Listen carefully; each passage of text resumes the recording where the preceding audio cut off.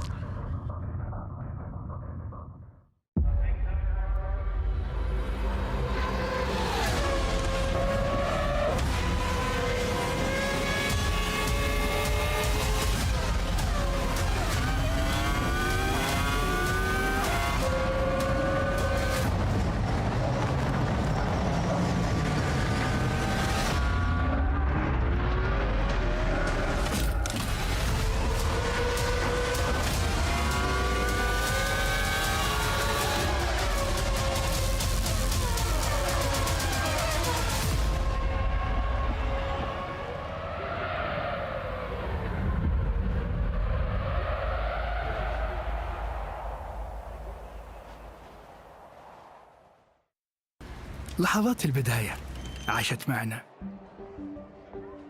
كنا نحسبها وقت للتسلية بس، نحسبها بس ذكريات.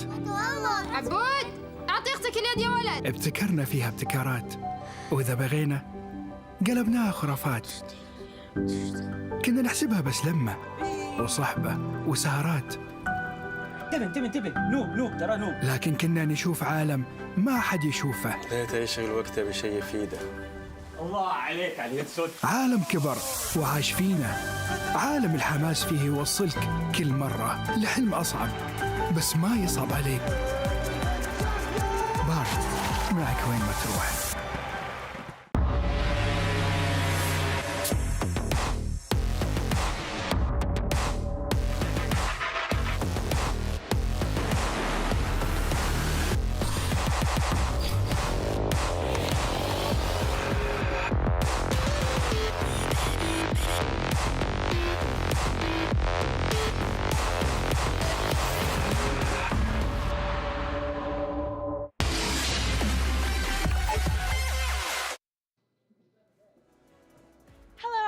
Assalamu alaikum from the beautiful city of Riyadh, Saudi Arabia, the host country for MSC 2024 at the Esports World Cup.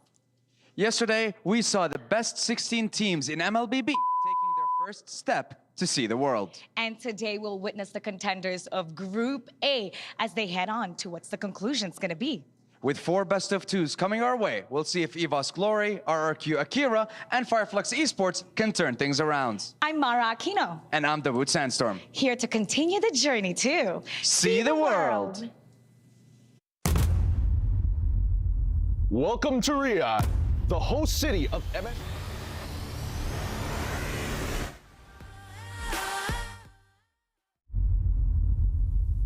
Geçen sene MSC'ye eksik olarak katılmıştık. Burada tam kadro ve koçlarımız da tam kadro olduğu için çok iyi şeyler yapmak istiyoruz bu sene. Nandito kami para patunayan at bawiin ang nararapat sa amin. Kami tak pernah merasa kekalahan lagi.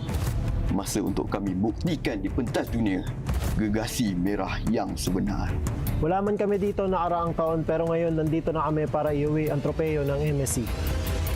Enggak. Itu nggak mungkin.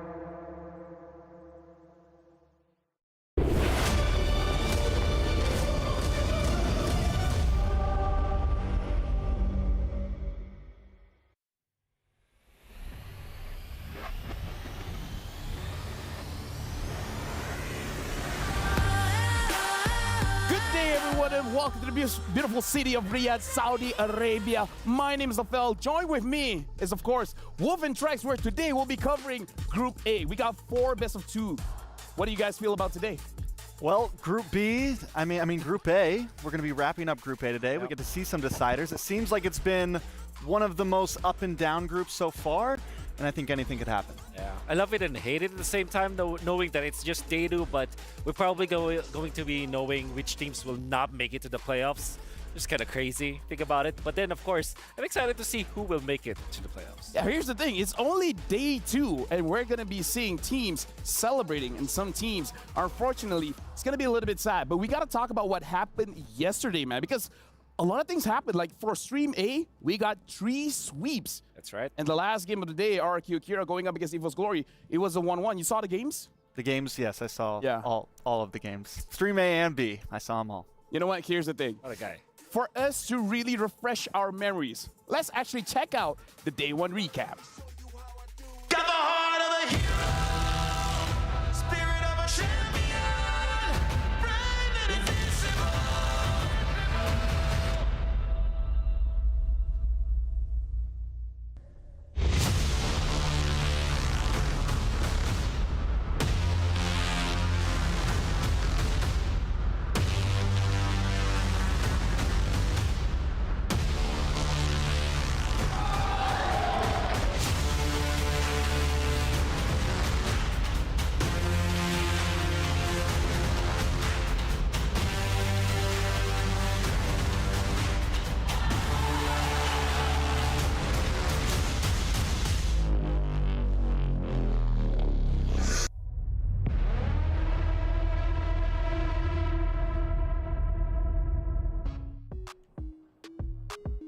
honestly, yesterday, even though it was sweeps, it was not close at all. Like, one of the games that really surprised me was Falcon maybe Brand going up against XYG, where even though it was a sweep, XYG almost had game number 2. What about you, Wolf? Yeah, I think before the tournament started, when I saw the schedule that we will be covering, actually, I thought it would be full sweeps, full-on sweeps, except the last series.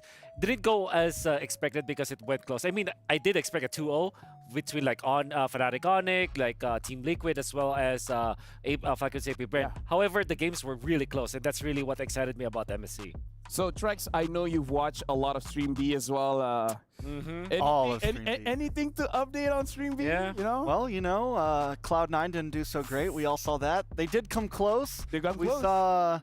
We saw SRG and Myanmar also, right? Yeah, 1-1 against 1-1. Close matches. Yeah. You know, I think all over there was some upsets throughout the day on Stream A and Stream B. I think I'm excited to see how Group A finishes today, honestly. That's where I'm really at. I mean, like, if we're going to talk about measurements of how amazing Group Day was, we had 1 million, over 1 million PCU on day number 1. Today, I hope we reach it again, and maybe even much more. Now, the thing is, yesterday, a lot of crazy plays happened. We got a lot of reactions coming in from the players, from the casters. It is one of those, I would say MSC is shaping up as one of those tournaments where we have a lot of highlight reels. In fact, with that, let's actually check out the Pepsi's top reactions.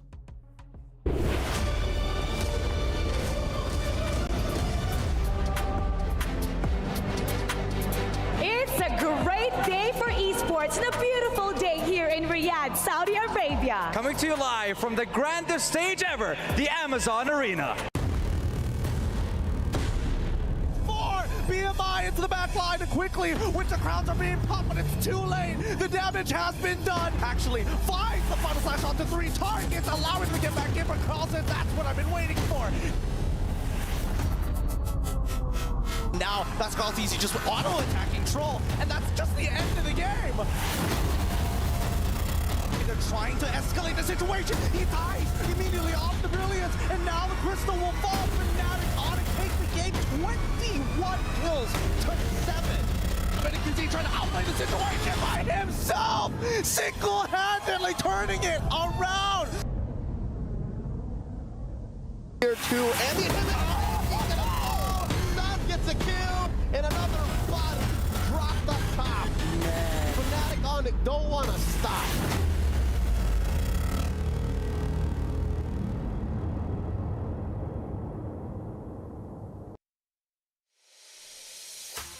Dude, I gotta say, the casters sound like they had a lot of fun, dude. Yeah. Like, especially watching the Moskov hitting the Spear of Destruction over to the likes of Fanny and then getting those kills. Like, dude, it's a good time to be a caster. Definitely a great time to be a caster. I mean, and not only that, Carl Teasy on Ling yesterday. Woo! You know how long it's been since we got to see him bust some moves like that? Bust some moves, yeah. Bust a move. Yeah, bust a move. Yeah, you know, and not only that, I think Benecute is also on fire. There's so many other standouts as well. Like, I think Annabelle was unleashed in one of the games. Unfortunately, we saw him like X-Borg in game number 2, which is kind of, yeah, you want to see him. He was great. Don't get me wrong, but I think we want to see him more in Assassins, you know. Here's the thing. The thing about Annabelle for me is that his fighters are hit or miss. Now, you know what? We've been talking about how great it is to be a caster. Now we got to talk about how great it is to be an analyst, because we're going to look at the Aramco top 5 plays. And we get to talk about it this time because we're going to look at top 5 plays that happened yesterday. Again, thank you very much to Aramco. So let's check it out.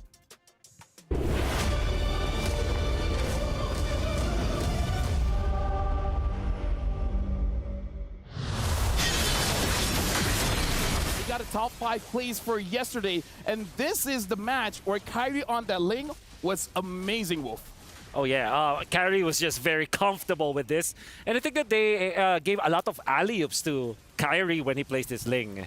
Yeah, and honestly, during the match as well, Lutfi really showing himself, even though he's technically a rookie, but he really showed up. And now we're looking at a game where Benecute on that Moskov, dude, highlights over highlights over highlights. Yeah.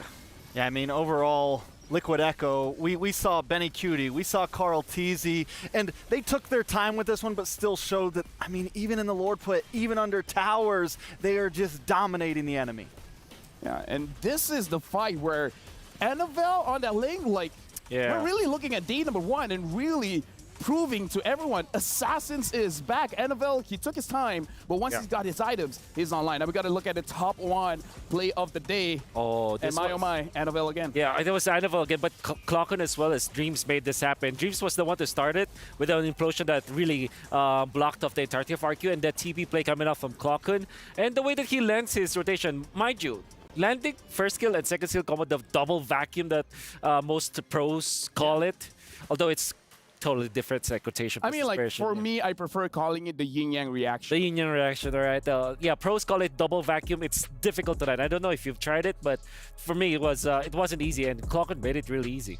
Yeah, Clocken definitely. I mean, here's the thing. It's like, it's one of those things where it's muscle memory, right? We have to get used to using it. But now, we have 4 amazing matches of today. We've got to look at the ALJ match of the day. So this is going to be the highlight for today. Let's check out the ALJ match of the day. And during this match of the day is the one that I'm personally interested in. Fireflux Esports going up against EVOS Glory. I got to say, Fireflux for today, they got to win everything.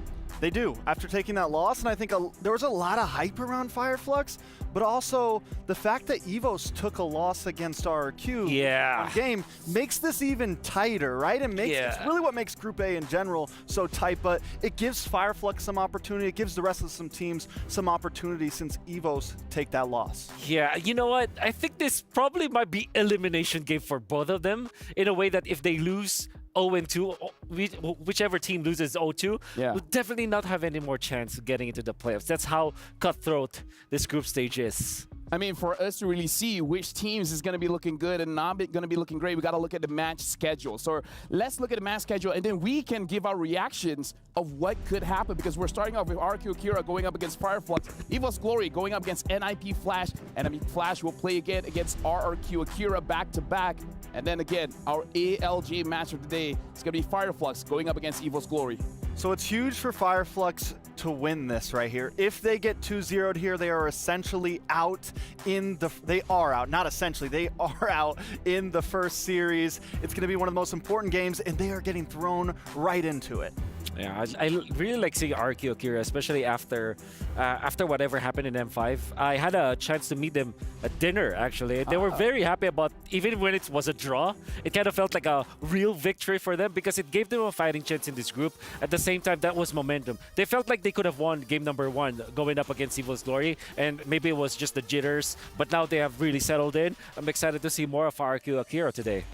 I mean, like, here's the thing. We heard that Takashi was like, you know, it's probably my fault. Maybe the CC pick wasn't as great, but again, it could be the jitters.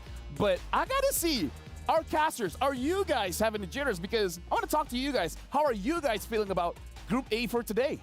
We're jittery, man. Hey, good to see you guys. Naisu and Mirko here. We're excited for it, though. I'll tell you that much, LaFell.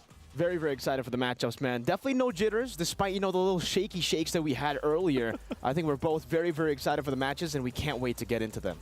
And there you go, guys. The casters for today is going to be Papa Naisu and Baby Mirko. Honestly, great combination. I feel like Mirko is one of those people that age backwards. Yeah. Hasn't aged at all.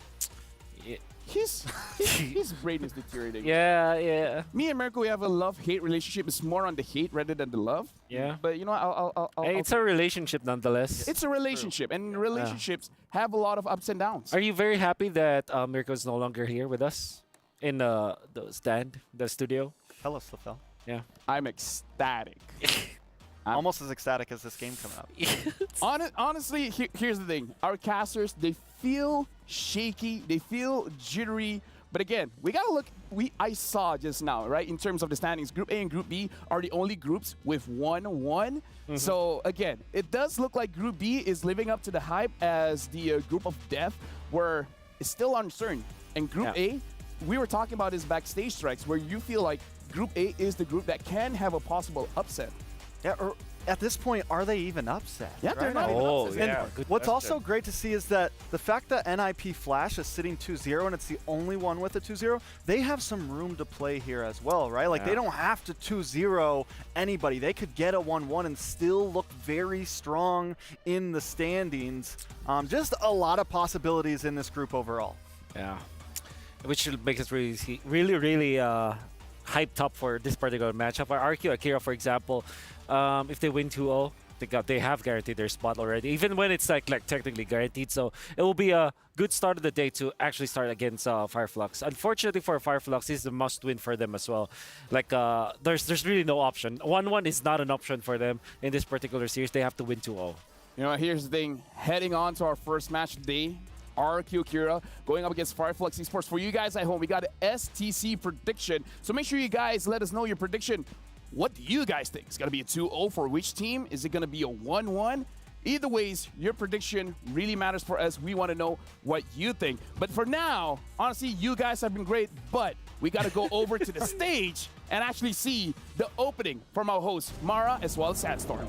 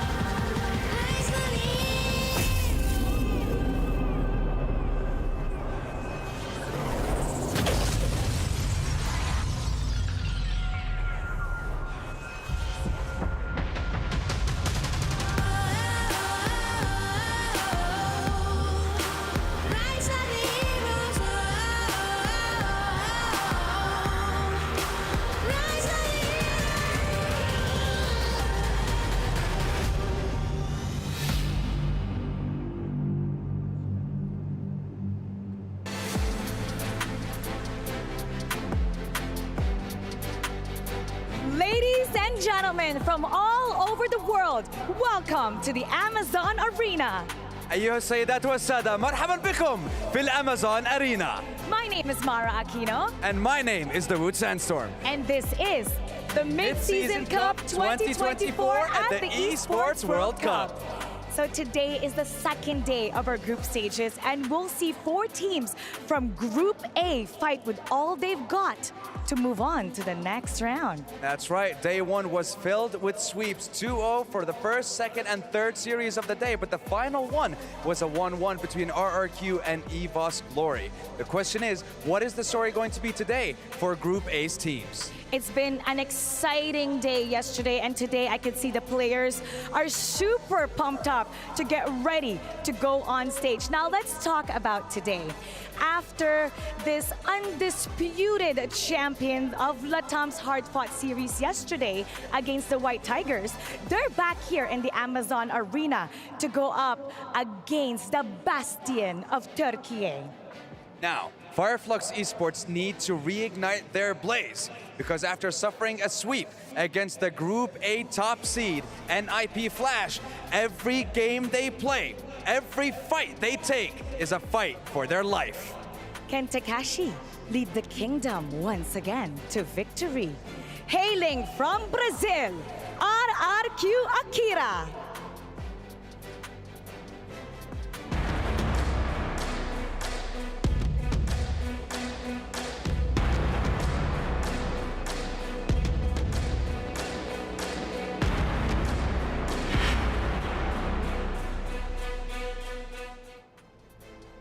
Now, RRQ Akira's series yesterday against EVOS Glory was a testament to their potential. They may have had it rough in their previous international stints, but things are looking good for them here at the MSC 2024 in Riyadh. But you know, their opponents are not strangers to the international stage.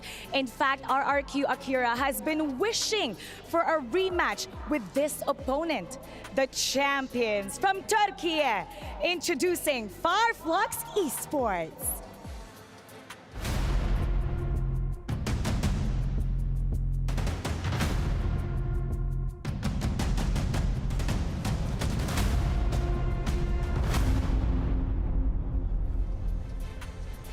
back in the M5 World Championship, Fireflux Esports came up against RRQ Akira, but unfortunately, they came up just a little bit short. And now, as they go up against them one more time, the question is, will the representatives of LATAM repeat history, or will we see Turkey's delegates fan their flames to level the playing field?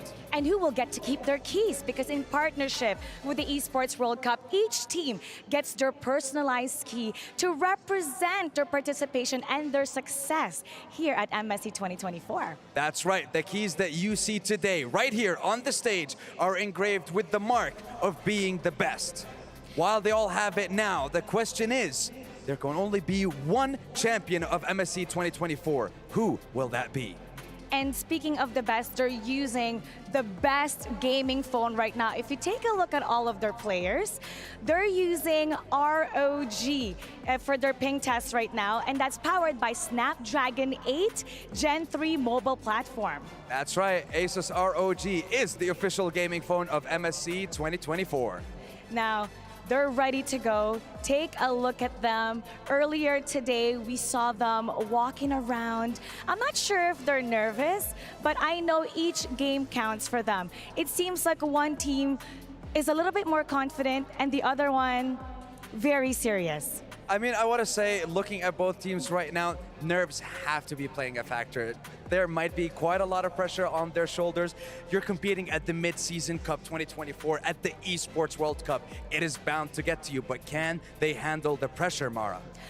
I know that I can handle more action today in the Land of Dawn, and I can't wait to get it going. So how about let's go to the studio for our panelists to hear more from them.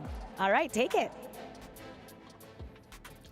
And we shall receive. Thank you very much, Mara, as well as Sandstorm. We got to talk about the relentless demonstration. RQ Akira and Fireflux, they meet again. In M5, RQ won 2-1. Now, this is just a best of two. So if we're following the previous tournament that they've met each other, it should be a 1-1. But Wolf, like you said, that's not the result that you want. Well, it doesn't matter what I want when it comes to the results. But what I do expect from this matchup is it should be close. However, when I look back at the Fireflux's performance yesterday, I was really surprised. I mean, I didn't catch it live. I saw it afterwards and was surprised how badly they performed compared to what I expected them to be. So this will be very difficult. Hopefully, Fireflux have woken up and hopefully that they will outperform themselves from yesterday. Yeah, it almost feels like a lot of teams are still kind of adapting, or they're just a little rusty if you haven't been playing the Assassin. Because Tianzi, it's true, he was playing the Ling yesterday, and it just, he didn't seem to perform like some other Ling players have been performing on the stage. It's definitely something to look at. And it's great to be able to see two non-SEA regions face off. It's not very often you get to see two Western regions kind of.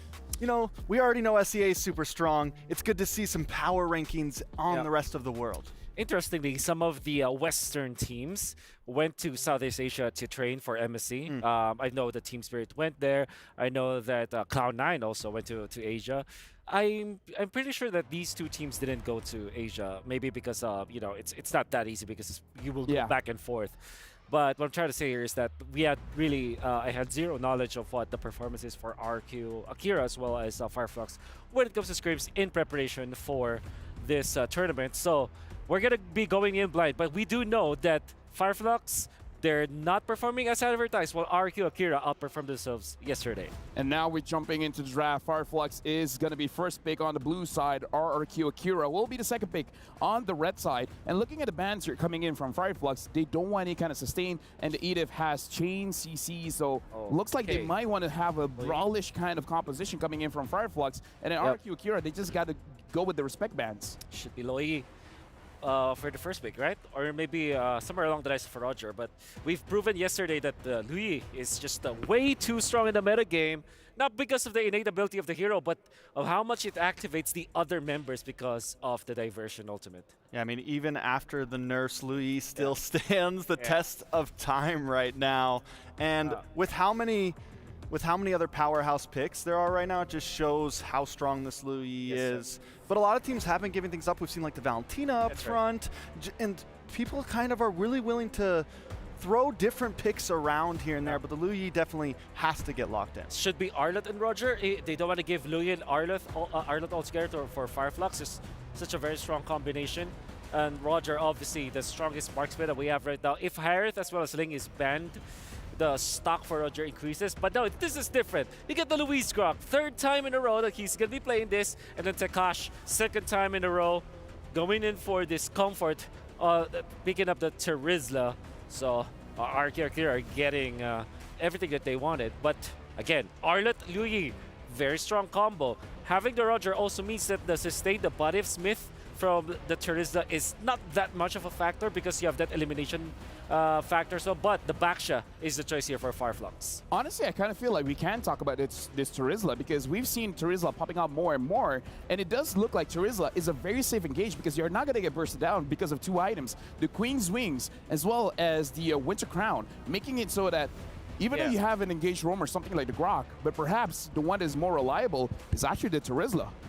I think one big thing with the Terizla and just EXP lane in general seems very tight right now, right? There's the Edith that you can flex around, there's the Arlott you can flex around, but other than that, it's kind of Terizla and Yuzong. And if you don't pick up an EXP lane early, then you're left with not many choices because we're seeing the Yuzong get banned out in 2nd phase, or we're seeing the Terizla get banned out in 2nd phase. So my question is, Wolf, is this Arlott roam right here? And if it's not, what do they have left if the Yuzong gets banned out? Yeah, that's the beauty of the Arlott, right? You pick it up in the 1st phase, then you have both roam and as well as your EXP kind of filled up because it's so flex that it's good at both both roles. So to answer your question, what else do you have in roam? Like Minotaur, for example, is one of the heroes that I think about, and Fireflux unfortunately will not have access to that. Another hero is the Tigreal. So if there will be an attack speed based marksman that will be revealed here by RQ, for example, a Claude in their 4th pick, Tigreal now looks really good for Fireflux.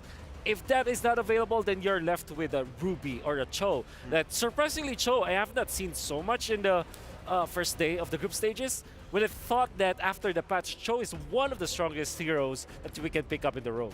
But now we got to look at RQ Akira's first 3 picks. It looks like it's going to be more or less the same draft that they used going up against EVO's Glory, where they had a very good early game, mid game, and they closed it off very, very convincingly. The marksman that they used was the Beatrix, but again, that was kind of a pick that you're forced on.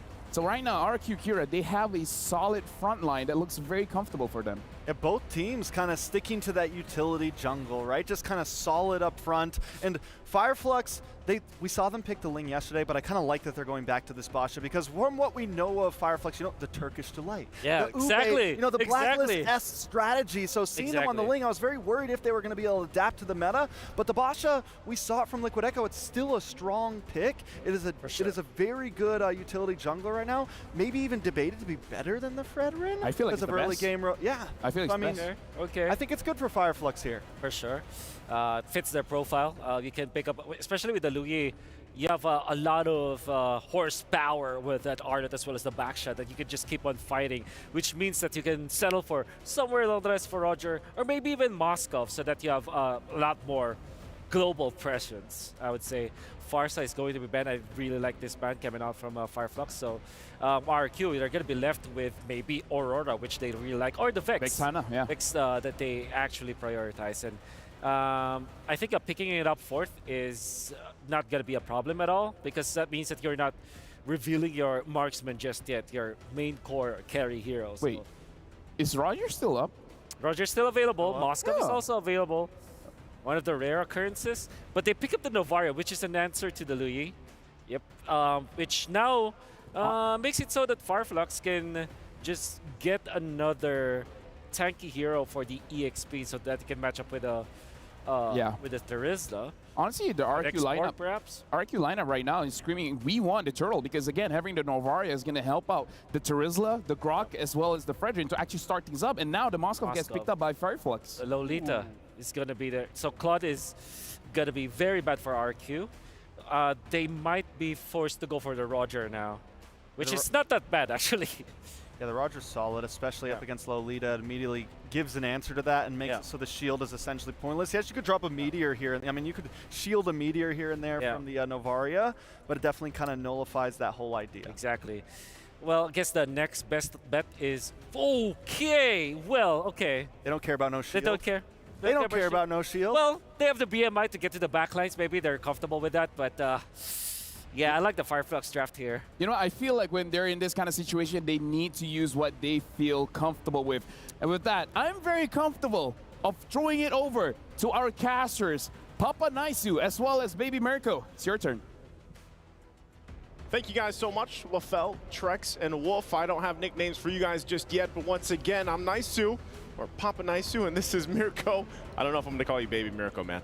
Yeah, that's more of a LaFell thing, you know. Yeah. I call him Baby LaFell, calls me Daddy Mirko, but I'm fine calling you Papa Naisu. All right, well, let's roll with it, because in just a second, we saw the drafts already from RQ Akira, and of course for Fireflux Esports, and how they're going to go about this. And once again, what a fantastic look of the stage here as we get ready to load into the Land of Dawn for this game number 1 in this best of 2.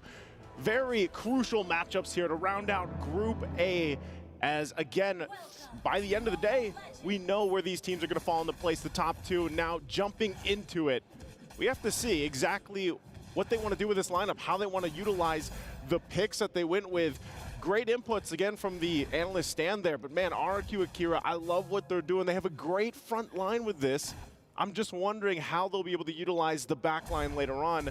But we know Gusta Lagusta, man, he loves this Claude pick, rolls with it. You can also see some of the emblems they're rolling with. Nothing too crazy just yet, like we've seen in the past. But so far, lane's kind of already falling into place here. Slowly but surely, I think in this matchup, it'll come down to the mid control. I think for the most part in day number 1, we saw that whoever got mid prio, they just have so much to play with in the game. They're actually able to dictate the game. And RQ Akira, hey, game number 2, that was exactly how they were able to pop off, beat Evo's Glory at their own game. But something I do want to talk a little bit about is this gold lane matchup for Gusta Lagusta. Sunshine's going to have a better time here on the Moskov compared to the Claude. And you can already see Gusta getting punished by that Spear of Misery. He's already used the regen too, so he's going to be forced to recall. As we do get a pause here, Naisu, so we do get some time to talk about the drafts again. I heard Wolf and LaFell, was it? They liked Fireflux's draft a bit better.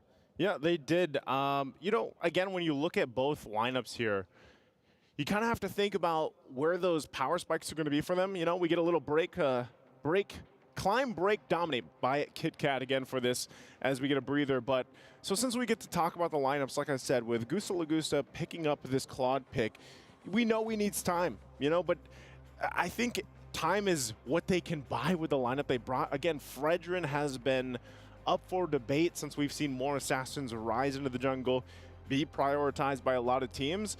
But I don't know, man. I'm still kind of 50-50 with Fredrin now, exactly where he kind of fits into this. Yeah. And you know, he's still that guy. He's just not on the top like he used to be. I'm talking about 99, 98 contention rate before. But going against with this lineup that they have, the fact that they have a very well-rounded front line that can peel for Gusta Lagusta later on is going to work great for them. And also, we've seen so much of Terizla, man. Terizla has been I almost feel like the top better tier XP laner, right? Maybe the top at this point so far from all the international tournaments that we've been watching leading into the mid-season cup. He's the guy that can make a lot of things work, and I don't know exactly what just bumped him up that far, but we know a lot of Yuzhong is popped up. It was banned out in this first game, and going against the Arlot here, same sentiments. You know, Arlot is still a playmaker, but I just feel like right now Terizla has been on point, and a lot of that just has to do with the penalty zone. Yeah, I think it's all about the instant initiation in this current meta, right? Because it really is all about committing. When previously, yeah, we still kind of saw the teamfight meta around the lore dances. It's just a bit different now. Back then, you still want to get, you know, the longer team fights with the Edith, the sustain from the Yuzhong, and from other picks like the CC as well. That's why it found so much value as well going up against the tanks, utility in the jungle. But now considering that the tanks have kind of fallen out of the jungle, it's funny I say that, and in this game we have Baksha versus Fredrin again. So it seems, you know, jungle is in a very, very healthy space. Yeah, definitely. I wouldn't say the same thing for XP though. Yeah, we've been seeing Terizla, Arlet, Yuzhong maybe. We saw the CC that was brought up by RQ Akira yesterday, but when we saw just anytime we see a flashy pick in the XP, it just doesn't work. Benedetta ding, and then CC for Takashi. Here's the question, man, because I heard you talk about this a little bit on the panel yesterday, Novaria isn't what everyone made it out to be. You know, like with especially with the Wishing Lantern, the added item here for mages. Obviously, she's still a threat. I mean, the biggest thing about Novaria, though, is really just the vision play that you get with it, because it pairs up really well with already having a Grok on your side who's kind of like this walking vision. You know, he just walks around, does his thing, but you pair it up with a Novaria. I just feel like it gives them a huge advantage in terms of vision that RQ Akira can play around with and then go from that. So for Fireflux, I feel like one of the parts that they have to deal with is the Lui Yi, the diversion plays we've been talking about since she went and changed and everything else. You know, one of the things that they can do, I feel like, with diversion is just trying to either use it as an escape from the initiations that are most likely going to come from RQ because of the lineup that they have, or, again, follow it through. If you think about it, Arlott and also just having a Baksha in the jungle is tanky enough, and then you have Lolita. And interestingly, we saw a very good, or I would say interesting build. I'm not sure how often that would pick up for the Lolita, where you just have this massive shield as well, playing into that. But the setup potential, I actually feel like from Fireflux Esports is actually really good. I would say for the Lolita build, that should be the normal build that you go to. Maybe if you're losing, you want to go for a little bit more defensive. You know, you want to go for maybe some stats, some raw stats from the physical defense or the magical defense. But for the most part, if you're leading especially, you want to go for that build. With the Flask of the Oasis and the Blood Wings, I think I was exposed to this very early in MPL Indonesia by a player who once won this competition as well, was Drian, who used it. Unfortunately, he didn't know about the new changes to the Lolita. He picked it up against a Franco. And I don't know if you guys know this. Tell us. Usually, the Guardian's Bulwark, you can't get through with the Iron Hook, right? You can't get through the Guardian's Bulwark with the Iron Hook. Now you can. Which is weird, because it's like, weird. it's a That's bulwark, why even he was like, what? When did this change happen? So he had to figure it out the hard way, which is getting hooked and then losing the game. Which is weird, because it's a bulwark. Yeah. Why does the hook, how does an Iron Hook go through that? Sometimes, you know, Karina does hook? magical damage, you know, and she's swinging swords. Sometimes it's just the game logic. It's okay, though, because, I mean, right now with the Lolita, you actually do get a lot of shielding, right? You can even proc the Flask of the Oasis with your own shield to the rest of the team. So it's really, really cool where the Lolita stands in the meta, especially when you're up against two picks like this from the side of RQ Akira. They got the Claude and also the Novaria. Yeah, you're going to get huge value, basically, out of this pick. And, again, part of it is both teams, I would say, honestly, have a ton of setup potential that they can use, ton of peel potential if they want to go that route as well. You know, but as the players kind of get us situated here, once again, as we go on to this, our Kit Kat break here, we want to make sure the players, of course, have the best environment to play on because of what's at stake here. Again, today, I know you guys were watching yesterday and you saw 2 streams going on, but that essentially helped us find placements all for the groups from Group A to Group D. And now that we're at this point, day 1 is all Group A, right? And then each preceding day from now concludes a group. So that's why this is very crucial. And even yesterday, man, they had to fall into place, because if you guys remember, Fireflux and RQ Akira met last year in M5, and I believe, if I remember correctly, RQ beat them 2-1 when they had their best of 3. Yep. And we heard them leading into this where they were like, yeah, we want to match up again. You know, this is fate that will have it, because this starting match here could actually decide things already for Group A. I think it's a very interesting matchup, right? When we're talking about, you know, the previous series, the previous World Championships as well, because it almost seems like it's a rock, paper, scissors kind of scenario. Fireflux will be able to beat Blacklist. Blacklist beats RQ. RQ beats Fireflux. So very interesting matchup. I think for Fireflux especially, though, they usually do struggle against compositions who want to take it from the early game. Compositions who want to push the pace, because for them, it's all about getting Rosa into a good point. It's all about also getting Sunshine to a point where you can actually go for damage in the team fight. So it's really mid to late game dependent. Looking at their composition, though, it already feels very different. It almost seems like it's kind of the opposite. For RQ Akira, it seems they want to be the ones to scale up with the Claude, with the Novaria, and for the side of Fireflux, with how many creative angles you can possibly look for here with diversion. I'm looking at, you know, a very fast-paced Fireflux, a very new version of Fireflux. Maybe after yesterday going up against NIP Flash, trying to play the same way mid to late, trying to scale up, didn't work out too well. Maybe it's time for them to transition into the early game, which has been working out for a lot of teams, most teams. Yeah. All the teams yesterday. I was going to say all the teams, you know, it's, in a way, I think we've been talking about this even throughout the wild cards, man. Like, it's a refreshing thing to see, this kind of meta that's setting into place already. And, you know, just yesterday alone, we saw some great picks come up. And I think one pick that is still doing a lot for teams that go ahead and pick it up in the draft is the Mozgov, man. You know, Mozgov, for some reason, even with some of the nerfs that he felt, he's still a monster in the gold lane. You know, he's still a monster when it gets to the late game. I mean, how much did we see even yesterday with the comeback potential? Yeah, with that Mozgov pick, you know? So even though Moonton still goes for these changes and everything for this hero, he still shines. And I think, so when you're looking at this comparison of the gold lane, the Mozgov with the Claude, you know that Claude takes some time to build up. Mozgov can actually start to pay a threat already, and I feel like having Lolita helps him have a little more confidence, because if you're really looking at it, you know, you're relying on that, being able to play behind that bulwark. You can play around that, and then, of course, you have a diversion to kind of help you get out of the sticky situations too. I think the main point here is also because of how tanky the lineup is across from them, you're going to be hoping that also your Spear of Destruction follow-throughs are going to be on point, because we saw yesterday how crucial games can fall apart if a Spear of Destruction does not land where you want it, or if you miss it completely. I know what you're talking about. You know what I know I'm what you're talking about, referencing, man? You know, the random Spear of Destruction that flew through mid lane, right? Down I think mid-lane, Trex knows man. it as well, you know? He's been really depressed about it. He's been talking about it, ranting about that I one was with shot. him, man. Why couldn't he land that, man? It was in the mid lane. They were fighting in the mid lane. Yeah. Well, I don't know. But it looks like we could possibly be jumping back into the game here, and it looks like we are. So, again, jumping into it, it's only under the 4-minute mark. The players got everything situated here and set up with that. So, still, it looks like, too, you know, for both teams, they want to go ahead and just wait for this first objective to come up. Not all these level 4s online just yet. So, as they go ahead and kind of wait for that, this is going to be crucial. Like I said, with this Terizla pick, you need that penalty zone available, but both junglers will go ahead and start this up for now. RQ going to hold this up in front. This is what we see Fredrins do all the time, and pair it up with Luis. Not sure. Up top, Takashi doing some damage. Alien, going in for the Suns and right into the first blood. Now, Appraiser's Wrath comboing together with the Retribution. Tienzi will be stunned up earlier by Louise, and he'll be able to walk up and flickers out as well. With the power of nature still there, RQ Akira, that's a turtle traded in for first blood. Yeah, first blood already, and look at this. Fireflux Esports actually want to put the pressure further on into the jungle, but I'm not sure if they're going to be able to accomplish much with this. RQ pushing them back out, so with that, RQ Akira gets the first objective, you know, great for them.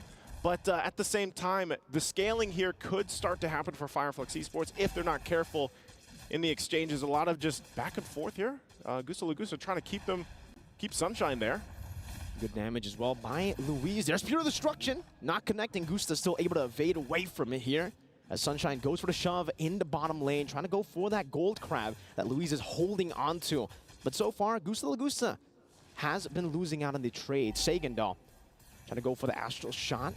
But will not be able to find it now, only just helping Gusta Lagusa to get the gold crab, and he will be able to secure it. I think it's what you do, man. You know, you just give that best experience to both gold laners if you can here. But Claude, I would say specifically, really needs that time to build up. Got to get those, you know, 3-4 items, the trinity, if you will, for the Claude to really shine in some of these team fights.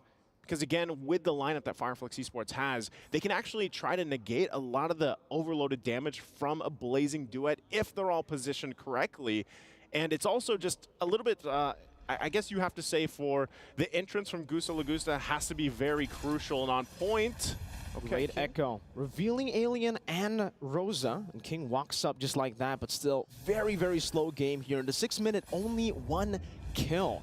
They're both still looking to go for these trades, and we do take a look. We do have a look here at the in-game equipment, where it's going to be a Corrosion Scythe rush for the side of Sunshine. It's a bit different for Gusta Lagusa. He wants to go for the Warrior Boots first, but both teams are already trying to go for the second turtle of this game. King first onto with Takashi right there. Numenam Blast going to be charged in by Apex. The Flicker as well, but he doesn't find it. Good stun over, but King is still able to get the Retribution down. Now with a wild charge, stunning 2 members by Louise.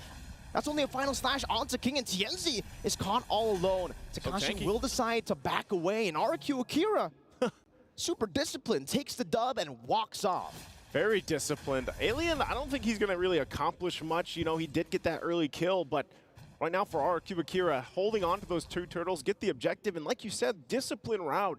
They know they don't have to fight. They don't need to get these kills right now because, again, when you're talking about power spikes for RQ Akira, they needed time for Gusa Lagusa to play off. And even Saigon, oh, mid lane, Rosa. Appraiser's Wrath, just a big bonk onto Rosa in the mid lane. Will be their first kill of the game, RQ Akira. All right, now they're on the board, right? They got the objectives, they got a kill. Look at the damage already coming out from Saigon, 1 shot. Wow. Able to take almost half the HP away here. So this could also just be in a way, hold on, get the flicker out. Good maneuvers as well. The penalty zone used up, and it was delayed quite a bit there by the Shield Unity clash, or crash rather. TNZ not able to really find the value there. Meanwhile, King in the bottom lane wants to go for a little bit of pressure down onto Sunshine. They will be able to do that just with the Astral Echo. And man, RQ Akira, they might be caught by the flanks here. Diversion plays to the back lane, and now it's going to be Gusto who's going to be caught even with the Purify. Apex 47 gets rid of him with the help of Rosa and TNZ. King won't be able to prolong this team fight. Alien has rotated from the XP lane, and it seems for both teams they will disengage once again. RQ Akira trying to defend in the bottom lane with the wave already shoving back to them. 4 members of Fireflux still here in the bottom side of the map, but King wants to walk with the Sunshine, goes in for the Retribution. Astral Sphere connects as well. TMZ trying to go for the backup as well. The Purified there will not work for him. It's a wild charge straight to the back to find Sunshine. And it's now a yin-yang reaction to be used up. King gonna go on for the Sax Appraiser's Wrath. Apex 47 able to displace himself. Takashi with a penalty zone. Locks them in the back line, and Takashi will be able to get that 1 kill on the board. Apex forced to run away up top. Vengeance forcing a blazing duet now. Alien seems like he's comfortable still going for that trade. Man, Takashi just taking a journey down to the bottom lane, and now they're going to take the journey up here to the top as the 3rd turtle of this game is up. They could possibly just go ahead and go 3 for 3 with the objectives. They're going to be forced back. TNZ stopped. Full neutral objective control for RQ Akira. And just like we saw in turtle number 1, turtle number 2, they're utilizing the turtles, taking it slow, and then going back. Alien still has a little bit of spice in it. Gets barrier down. Louise trying to go for an angle of the attack here. The Vengeance will be able to be used up, but the taunt catches him, and Alien still is able to get out. Gets that Vengeance, a cheeky little one, onto the green camp. And RQ Akira push the pace now up top. Trying to go for the turrets. 3 turtles, 1 big turret for RQ Akira in the first 9 minutes. Yep, you can already see that second item picked up here now for Gusta Lagusta. Has the DHS alongside the Golden Staff. Working on the next one. Meanwhile, Sunshine's still working, but look at this. Louise gets a 2-man wild charge straight into the blazing duet, but the final slash catches them all. Rosa, yin-yang reaction still in the back line, dealing so much damage as Sunshine joins in the fray. Takashi gonna be flanked by Sunshine. It'll only give Rosa some more time to go for a creative angle. Diversion into the back. King gets spotted out, brought back again by the yin-yang reaction into the spears of Sunshine. What a diversion. This is what we were talking about in the draft. As we take a look at the replay here, look at this initiation. RQ Akira wanted to fight here and talk about a Spear of Destruction from Sunshine also to join the fight. And watch as that diversion is going to be used. We don't get a look at it, but it was cut. It cut off the retreat from RQ Akira. Again, Fireflux Esports really utilizing this lineup that they have. And so this, I feel like, you know, they were kind of falling behind a little bit from RQ Akira, getting the lead, especially the objectives. But now they've been checked. They don't want to actually continue to make a wrong move like that. You know, they initiated again with the wild charge that they had available to them. And so with that, RQ Akira finds themselves kind of resetting a little bit. Again, this is a Lord that's coming up in less than 10 seconds. Fireflux Esports is in a position now because of that last exchange, that last fight. They're good to fight this off if they want to. And it looks like if they want to get a kill early on before they even commit to this first Lord fight, they could surely do that. They're waiting. Also, Alien is almost going to have that flicker available just a couple seconds. We've seen it time and time before. The R-Lot can start and win a fight just with initiation. But Lord's already going to be started up by King. And you can see that half health. This is what we see all the time with these Fredrin picks, but Fireflux Esports will get in position here. Keep an eye on as well where the Spear of Destruction ends up landing. Poisson straight into the Appraiser's Wrath. The final slash unable to displace him in time as Takashi will be isolated in the back line as Apex 47. His Numenon Blast will be cancelled out by that barrier on Louise. It'll be a trade once again, Takashi for the Lord. Diversion into the back, just sending TNZ for that flank. Gusta Lagusta trying to go for the clear right now, and you can see there the bounce of the Guardian's Bulwark, sending the Astral Sphere back towards RQ Akira, but still, for Fireflux, they'll be able to get a trade down in the bottom lane as well. Luis Sunshine with the conceal now. It's going to be the Abyss Walker by Sunshine. A Spear of Misery onto King, dealing a whole lot of damage on this Moscow pick. Apex 47 now coming in with a backup, and Sunshine should be able to find the space now to go for the clear on the First Lord. Alien win for that final slash. Not going to happen, so they're going to clear out that Lord there. But you could see that damage already coming out from Sunshine. Did just pick up the DHS, I believe it was, as well, to kind of round up his 3 core items that he needed. Let's take a look. Okay, Corrosion Scythe, he's got the DHS and the Golden Staff now. Pretty much even. So, you know, at that point, as they clear these minions out, they're going to deal with the Lord. Really, RQ Akira didn't get that much from this Lord pick. So for that, Fireflux Esports doing a great job at kind of keeping things under control. Even defensively, the items are already falling into place, and that's going to be crucial for TNZ to be some of that front line for this next fight that does break out in about a minute and a half here. So we'll see. Again, both teams holding on to the Tier 1 mid lane turrets are going to help them out a little bit as well. But you can see the damage being dealt across the board here. Just massive damage coming out from Rosa. Able to provide a lot of support. Oh, Luis. Still able. Oh, the Power of Nature not there just yet. The Wild Charge will be used defensively by Luis. Fireflux try to go for that pickoff. And now the Astral Echo does connect onto Rosa. And here it's actually the best possible target you could go for with that Astral Echo, at least at this point, because it does spot out of diversions. Sagan able to react to it in time. Takashi with the penalty zone locks 2 members down. Apex 47 still in that bush. The Astral Sphere doing a whole lot of damage as Alien is forced to flicker back out. The Poissons as well from TNZ. No Wild Charge from Luis. He already used it up earlier, so RQ Akira cannot force the issue on Fireflux. Man, it's too bad. I mean, both gold laners just were not there for that fight. Surely someone would have went down, even if that Spear of Destruction ended up landing and then the follow-up came through from Sunshine. But with that, ultimately what it's going to result to is just reset across the board. They prep up for this Lord 30 seconds away. Big items being picked up as well. Now the Wind of Nature available for Sunshine. Can play a little more defensively. Also for Gusta Lugusta, he's going to lock that in very soon too. Divine Glaive also picked up. Now available for Rosa. We were already talking about the damage that Rosa is doing on this Louis pick. It's insanity.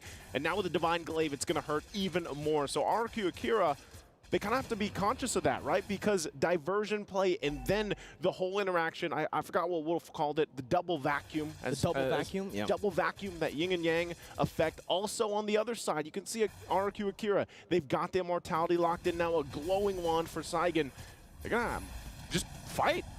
They're able to bait out now. The Wild Charge from Luis. Spear of Destruction does connect to the backline. Sunshine takes it. Sagan forced back instantly. The not last able to connect onto King, but it's just King now. It's a penalty zone. Locks 4 members down. So Gusta Lagusta doing for some more damage, but the Guardian's Bulwark turns all of the damage back towards them right as Rosa is still there to dish out the free damage with the yin yang reaction, the dispersions and the rotations. A bit too much for RQ Akira to handle. We have not mentioned Apex 47's name too much just yet, but man, that was a Neutron Blast setup with the flicker. We're gonna take a look at the replay here. Great response. This is already after it happened.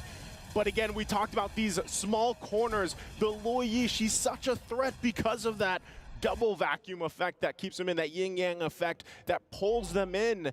And it's so hard for RQ Akira to play against that when they're in these tight areas. So as they kind of try to retreat, it's, you know, they're almost trying to retreat to their death. So at this point, Fireflux Esports now has the Lord on their side. This one definitely will be working it down on that bottom side, trying to get that tier 2 down. RQ Akira, on the other hand, things are falling into place, but it looks like every single time, item-wise, even with their nearly identical items, I mean, itemization is nothing too drastic of a gold lead for either team. They're having a hard time fighting. And if you look at just the lineup here, that's probably the big case of it. Gusta Lagusta has not had an opportunity yet to really use this Claude for an entry point with the Blazing Duet. And Fireflux Esports, on the other hand, even if Sunshine isn't there, they have good fighting potential because, like we talked about with Rosa, and now we get some Malefic Roar online. Diversion. The final slash too, but they're unable to find it. Wild charge by Luis. Straight onto Rosa, caught in the Appraiser's Wrath too, as Takashi swings the hammer down. Sunshine now joining the fight with the Spirit of Destruction as Alien deals with Takashi in the backline, but King gets a 3-man taunt straight into the barrier. Apex 47 gonna be trapped and isolated, but still has the Bulwark that's dishing the damage back towards RQ Akira. Now the Spear connecting onto Apex 47. Sunshine with the Spear of Misery catches them right in the wall, but is unable to finish them off.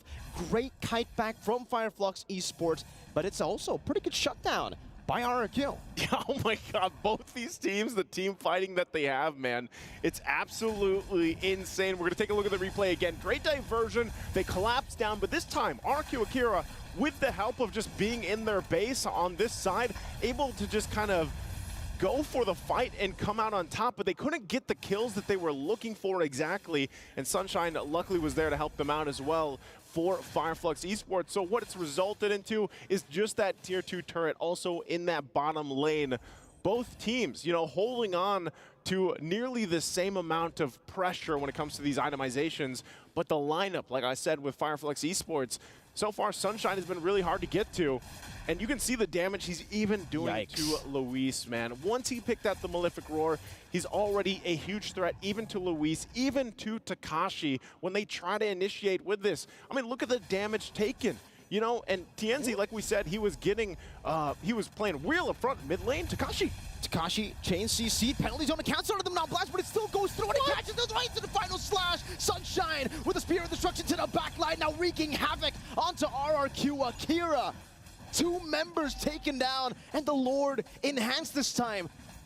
Will be spawning in the game. TNZ will be able to go in with the shield unity, zoning the back line away from the minion waves. That's going to be crashing down. The final slash of his place. King right now is that's going to be Rosa with the yin-yang reaction, taking Gusta Lagusta out of the fray, out of the play, and out of the land of Dawn. As King tries desperately to go for the 3-man taunt. He does, but he'll pay for it with his life. That's it. Sunshine and the Mistwalker to the front again to crack that base open, and it's game 1 over to Fireflux. And Fireflux Esports will take it game number 1 in this best of 2 against RRQ Akira. They've met time and time before, and this time they start on the right foot to hope to get to the top of the standings here for, of course, Group A. They're still fighting on. And man, it looks like, again, just the composition here that was brought to light. The Fireflux Esports really able to just get the team fighting down to a T. And Apex 47, that last Numenon blast was just on point. Let's hear what our analysts have to say as we throw it back to them to break down the game.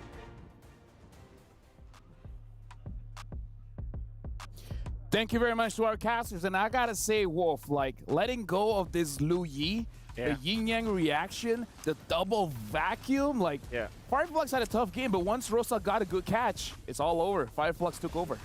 Luis just too strong. We can see this was the first team fight that really turned things around.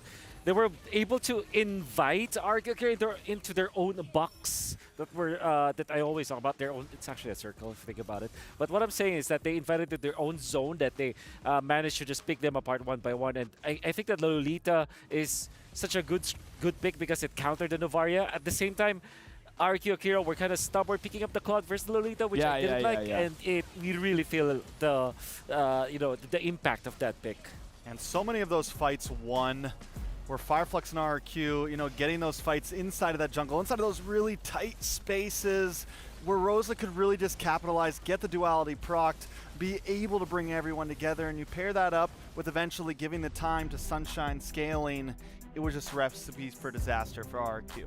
Looking at the itemization here, the one that I really want to talk about is actually Takashi, where we see a lot of Terizlas nowadays. They pick up the War Axe and then picking up the Queen's Wings, but it looks like he went for the traditional build of going full defense except for that Fury Hammer. What do you think, Wolf? Yeah, I guess he understood the situation where the damage output is going to come from the Cloud. So it's a 4 protect 1 strategy from RQ Akira. And he knows this because he needed a Dominance Ice, especially because he knows that Arlet plus Louis is eventually going to be online faster than most. Like, if you're looking at like Assassin plus the marksman kind of composition. The damage count would comes late into the game, but in this case, you want to pick up the dominant size first so that you can have a fighting chance in the turtle. And I feel like this is one of the reasons why Boxia is the best utility jungler now, because you don't have to rush for those items. Sure, you can. It's an option. But the thing is, with Boxia, you have options. If you want to delay and you want to go for something a little bit more tanky, then you can do that. But we've got to talk about RRQ Akira as well, where honestly it was a close game, right? I mean, they definitely held down in the early game, securing every single turtle. King played an amazing game in the early game, but then, I mean, Moskov goes butter. You know, Moskov just... he goes butter? He goes butter. No, man, you let the Moskov scale, and I feel like every time we've seen a Moskov picked, if it gets to the late game, it's GG's. Yeah, but again, we got to talk about Fireflux. We got to talk about Rosa, because I feel like Rosa is the MVP for this game, because again, once Rosa gets a lot of those yin-yang reactions, the duality, the double vacuum, whatever you guys want to call it, it's lights out for RRQ Akira. So let's look at our Sony MVP of the game. And we got to look at the highlights here to refresh ourselves. What really happened in that one? I have this rule of not picking up the Fredrin when there is Louis, just because Fredrin is always like almost front to back. It's like the bona fide front to back kind of hero, right? It's jungle. And Louis just completely counters that. It's almost always difficult to play the Fredrin in this situation because you're going to be attacking through the duality, which there's really no legitimate way for you to kind of dodge that. You kind of want to outplay it maybe with the Grok or something. But technically speaking, Rosa will definitely have a great time because there's always someone who can that he can utilize the bounce off of. You know, the dispersion, if I'm thinking. There's a bounce, right? So there's always an avenue for you to bank off your shots just because of the presence of the Fredrin. And we gotta say, KDA isn't everything, because only with 4 KDA, 100% kill participation, Rosa was everywhere during the fight. And again, Rosa is a top mid laner, not just in his region, but I would argue around the globe. Like, Rosa's amazing. Giving him a meta mid laner, it's gonna be a nightmare. Yeah, I mean, for a second I was a little worried with Rosa. We didn't see that many diversions coming in the very early game. I kind of want to see, but once Rosa got oiled up, started moving around, was able to really, capitalize on those. I think it took a little bit of time for Fireflux to kind of get in their zone, but once it was there, it felt like there was nothing RQ could do. Let's talk about Gusta Lagusta, because you were talking about how the Lolita was good going up against the Claude, and we saw a lot of rotations by both roamers actually going to the gold lane. Yeah. But again, Gusta Lagusta did not have a good game on the Claude. Yeah, for sure. I kind of thought about the draft, right? When we were predicting some of the picks, I thought it would have been a Roger, so that you're not that concerned about the shields, because you could just go wolf form and then your AOK could go to the backlines. You have the Grok to initiate with you as well as the Teresa. So overall, that would have made sense. I did say that the least hero that they should pick up was the Claude because it was completely nullified, but unfortunately they cannot hear me. And maybe they can. But yeah, Gusta Lagusta wasn't set up for success in this game. Maybe because you have the idea of going for BMI into the backlines. That didn't happen because the backlines went to them anyways because of the diversion. But yeah, I think we cannot judge Gusta Lagusta's performance just because of this game, because of the fact that he was given a bad hero to start with. I mean, here's the thing. You learn, you live, you lie. Either ways, I kind of feel like there will be some kind of adjustments coming in from RRQ Akira, but again, this is important for Fireflux, where if they want to stay in the competition, they really need to win the second game. But looking at how RRQ Akira played early as well as the mid game, it's only during the late game that Fireflux was able to really capitalize and use that draft very well, because like you said, Louis is pretty good going up against the Fredrin. I gotta ask, Rex, do you think that there's gonna be any kind of adjustment, doesn't matter coming in from RRQ Akira or Fireflux? I think that RRQ Akira bans Louis this time. Yeah. But again, do they switch sides here? Does RQ take blue side this time? So maybe they leave the Louis open and force Fireflux to ban it. Definitely a big chance of us seeing a different draft overall. Maybe some of the same picks. Maybe some trade-ups in that blue-red, but we'll see. And honestly, I gotta talk about Takashi, because King, I feel like, was very good. He was setting up the fight, he was going in front, he was taunting as many people as he can, but Takashi wasn't really being all that proactive. I don't know, Wolf. Basing on what we've seen Terizla has been doing in day number 1, I felt like Takashi could have done a little bit more. Yeah, maybe because of the supplements. Like when you look at the Turisla, sometimes you look at it in a box manner where you're setting up your front lining. Sometimes you look at it in an assassin base where you can jump in and there's someone else to go with you. I think in this particular case, because of the presence of the lead, that's the box type of strategy is difficult because you're always going to be the front line, and at the same time, you're kind of liability to your team because if you jump in, the Louis will just pop the dispersion, and everyone behind you will receive the damage. You're not gonna feel it, but the others will. So it's kind of like looking on the outside, it looks like everything is fine, but honestly, there's a battle within. Battle within. Speaking of battle within, we got Soul Vessel Series skins. Amon, a Vessel of the Seed, and Hanabi, Vessel of Rage, are slated for stunning reveals. So don't miss out. Make sure you guys grab those heroes. Now you're pronouncing it correctly. Amon. But you like how I transition into that? Yeah. Yeah, you like that same way. Is that beautiful? It was beautiful. Just like you. No, you're No, beautiful. you're beautiful. Wolf's beautiful. You're beautiful. Naisu is the most beautiful, man. Like that's Spider-Man meme. Right. Yeah. Right. How about Mirko? It's honestly Naisu. How about Mirko? No. It's Naisu because you know the thing about Naisu. You know one of his favorite words? What?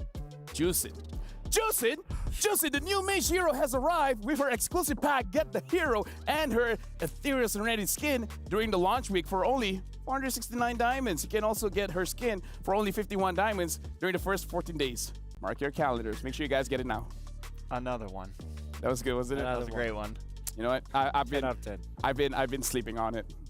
When I'm sleeping, this is the things that I dream about. It's like, oh, how am I going to transition for tomorrow? My dreams are weird. That 8 hours of sleep, it helped. Well, it helped. Speaking of dreams, it's Fireflux's dream to win this game. I'm wondering, will they actually be able to pull this off, right? RQ looked really great yesterday. And if Fireflux does win, what does it mean for like Group A here? Does it Fireflux over RQ? RQ game out of Evos. Fireflux lost to NIP Flash, though. It might depend on Evo's Glory's performance. I mean, especially in our ALJ match of the day, if they eventually win against Evo's Glory, that would be great. I think that Fireflux are in a very comfortable spot now, winning one game up against RQ. And if they do bring the momentum when they now go up against Evo's Glory, that will be even better for them. I mean, like, it really sets up our ALJ match of the day. So I feel like now being the situation that at worst for both teams going to be a 1-1, it's really setting up the entire day because we were talking about how if this is a 2-0 for RQ Kira, it's basically the end for Fireflux. So you know what? Yeah. In terms of drama, this is the best they can get. This is definitely the best they can get. And I love me some drama. I love drama, man. But also I love me some Fireflux. So, I want to see the group get tossed around a little bit. So you love everything, man. Except for you. You know what? It's okay. You know what? Like, it's okay for people to hate me because you can't hate someone without loving them first. That's true. That's true. But also, not loving someone doesn't mean you hate Yeah, it. it doesn't mean I hate like, you, LaFell. for example, now, you definitely hate Mirko, right? 110%. Yeah. Yeah, but you guys are like best friends. You're like We're best friends, yes. So how does that work? It's kind of like... It's like Louis. You know what? It's like Lolita and Fred and Claude. Shout out to Mirko's vlog. Watch his vlog and then you have a good understanding of what's going on. Yeah, Claude? Like Claude hates Lolita, but if Claude gets the items, it goes for BMI and Flicker. Granger's the shot, bounce back. Yeah. Like that hurts more. It has a critical damage on it. So who's the Granger? Dude, I'm definitely the Lolita. Okay. What's the most satisfying skill to bulwark back at somebody?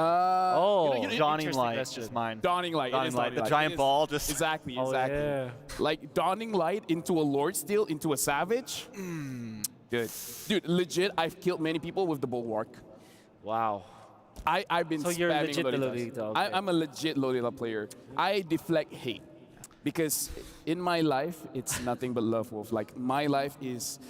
yeah, I can see that. It's very... I can see that. I can see that. You can see that? You can see that? I don't have to explain? Yeah. There's actually something called the LaFell Challenge where you just play Lolita, but the only skill you're allowed to use is the Bulwark. The LaFell Challenge? Yeah, you just have to deflect everything. Okay. Spread hate, not... Wait, what? Spread hate, not love? Spread love, not hate. Yeah. Hate is a player. Potato, potato. Tomato, tomato. Hate is a player. Oh yeah, that is right. That is right. Yeah. Spread hate and get beloy. Stay innocent. Stay innocent, exactly. Right. Yeah. Innocent until proven guilty. Yeah. Okay. Wait, we're talking about game number 2, right? Yeah. All right, let's jump to game number 2. Louis, guys, yay or nay ban? Definitely For either ban. side. Either Definitely side. ban. Definitely. Unless you're blue ban. side. Unless you're blue side. But then red side, you got to ban it out, right? So we're jumping straight into the pick of bans here. RQ Kira is going to be first pick. Firefly is going to be second pick. The Angela and Moskov has been banned out. The Chip has been banned as well. So Harif, Ling, as well as Louis. These are the three heroes that has to be banned, and Louis banned. Okay, yeah. Now we're pretty normal. I always say like ban Luyin, ban Chip. We're okay. We can play normal MLBB as we would love to see. Not playing Portal. Yep. That's true. RQ should be banned out. Probably the Terizla. Or they want to pick up the Terizla, perhaps. So they banned Ling. Or Yuzong. We've seen the Terizla, but we haven't seen the Yuzong. It's always banned or just not picked, right? Very difficult hero to deal with. And honestly, with the meta game that we have right now, where we like marksman most of the time, that's definitely one of the bans. So with the Lu Yi chip ban, let's say maybe we see a maybe we see the Ling ban, we see possibly Roger or Valentina or something, Harith as well.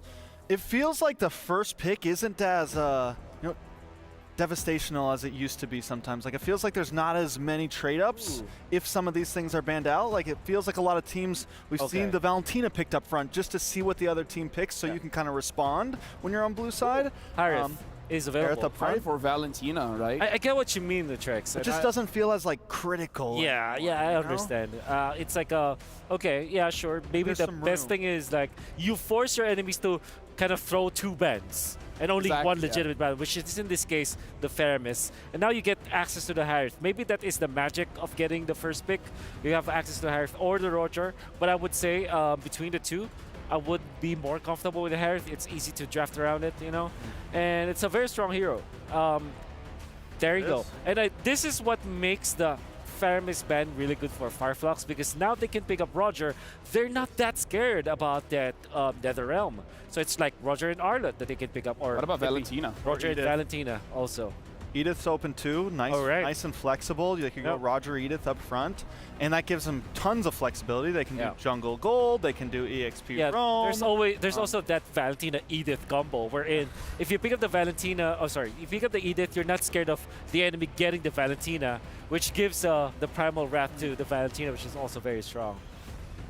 Honestly, looking at the lineup, there is a lot of good picks here where, again, the reason why we're talking about the Valentina is because it is still one of the S tier picks down in mid, and it really becomes between both teams what do they want to prioritize, and it looks like it is going to be the Roger Valentina, and even though RQ, they can pick up the Edith, but again, like you said, with the Primal Wrath, can be on the side of Fireflux. Yeah. So if you pick up the Harith, you're looking for physical damage. Maybe you secure your Terizla now if you're RQ. And Arlott as well, or interchangeably, just pick up the Arlott and reserve the Terizla for later. Or take both. Or Yuzong.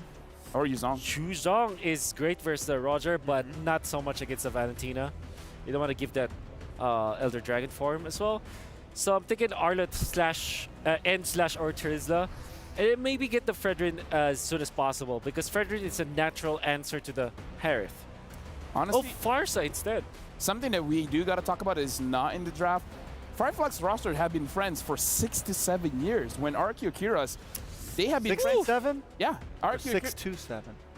6 until 7 years. And RQ Akiras, they've been around for 2 to 3 years. I'm not very happy of the opening for RQ. This is what we call the Harry Potter lineup, where it's all just magic. Yeah, it's all magic damage. So you don't have physical damage.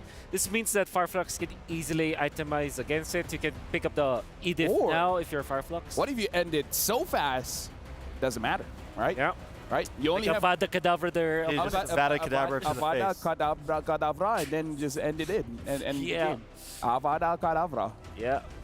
Yeah, Harith plus the Baksha is definitely not the best combination there is, but we'll see. Again, Edith is available, Fredrin is also available, Fireflux can easily just take it. Arlott is a good takeaway from RQ. I mean, I like the Arlott. I think the Riz or even the Yuzong, I feel like against the Farza's been kind of surprisingly very, very good. I agree. And the fact that it's not picked more than it is, like I feel like it could be a staple almost. But also, maybe it's been a while since teams have gone against the Farza, but like the Riz, the Lapu, the Yuzong are all amazing answers to the Farza, and it feels like a lot of teams have been having trouble closing the distance when that feathered airstrike comes down. Yeah. Also great versus the Valentina. I think teams have started to realize the value of the Farsa when the Valentina is picked up. So expect this kind of a duality in the coming matches that we have, like Fermis Valentina and Valentina Farsa. In this case, the CC is right. I don't know how do you actually pronounce CC? It's actually pronounced as CC. Yeah, CC. And it's funny that she doesn't have any CC.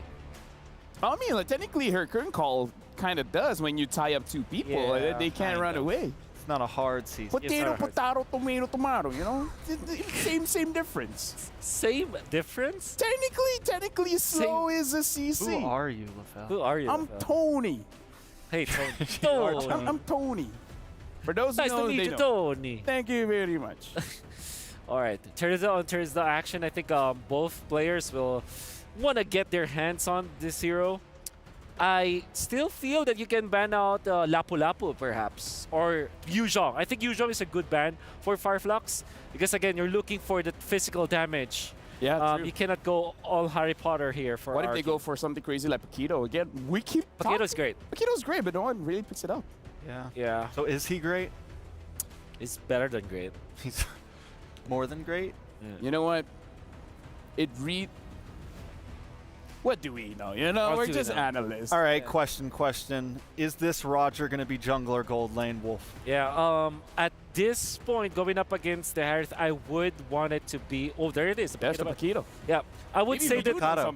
Maybe we do know something. I think the Roger is better off in the jungle if I were just to pick it up, to choose for Fireflux. However, Fireflux is a box kind of team. So I think that they're going to pick up the utility jungler. I think Fireflux are forced to get the Fredrin. Oh, there you go. The Grok is going to be picked up. So this is R.EXP for sure. RRQ can pick up the turtles this time. This makes a lot of sense. If they don't pick it up, I'm going to be so annoyed. But yeah, to counter the Roger... What if they pick up something like a Benedetta?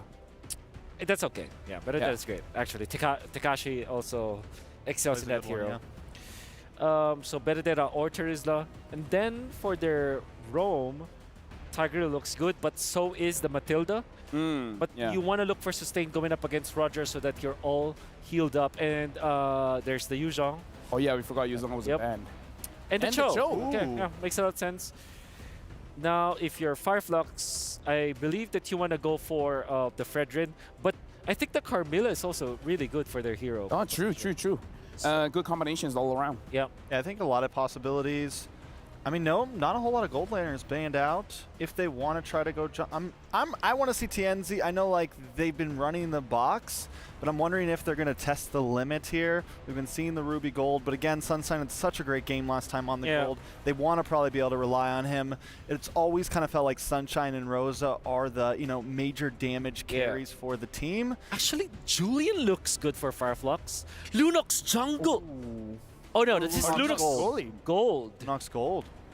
Or is it? I mean, you get the brilliance away from the Jundo and everything. You get the brilliance away from Dragon. Okay, I love it because Lunox is traditionally an answer to the Harith. You know what? To our casters, you guys heard it here.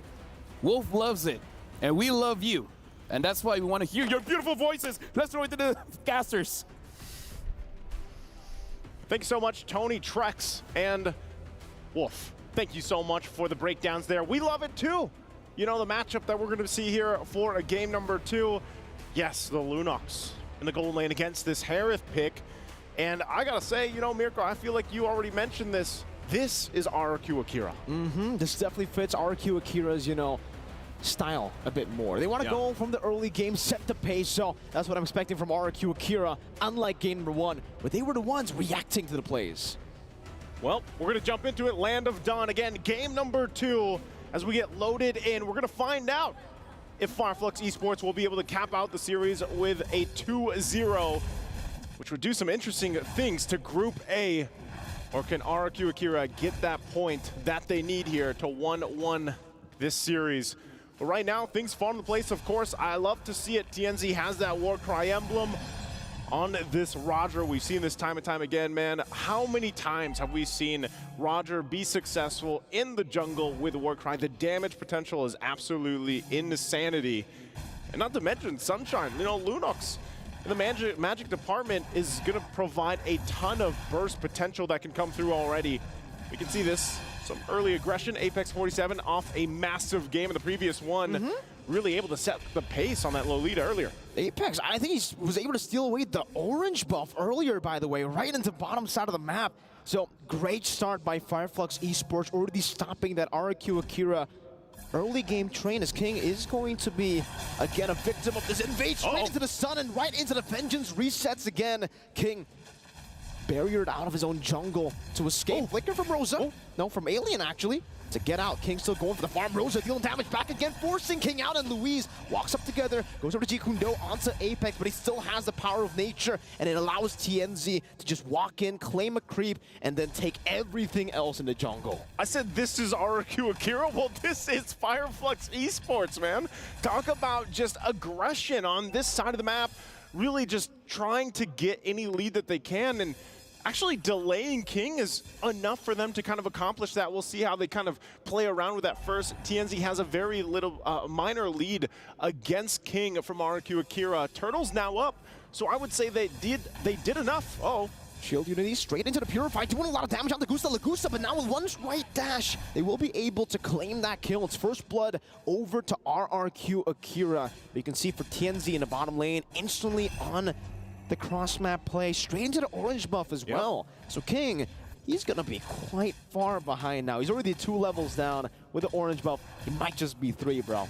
Yeah, this is not the experience you want to have here if you are a jungler. Of course, your buff's just being taken from you. Takashi trying to help, but man, this is going to make it. He's still level 3 at this point, and TNZ's level 6.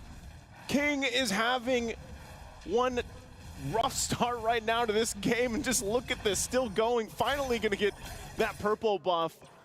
But man, talk about a delay, a successful maneuver from Fireflux Esports to deal with this.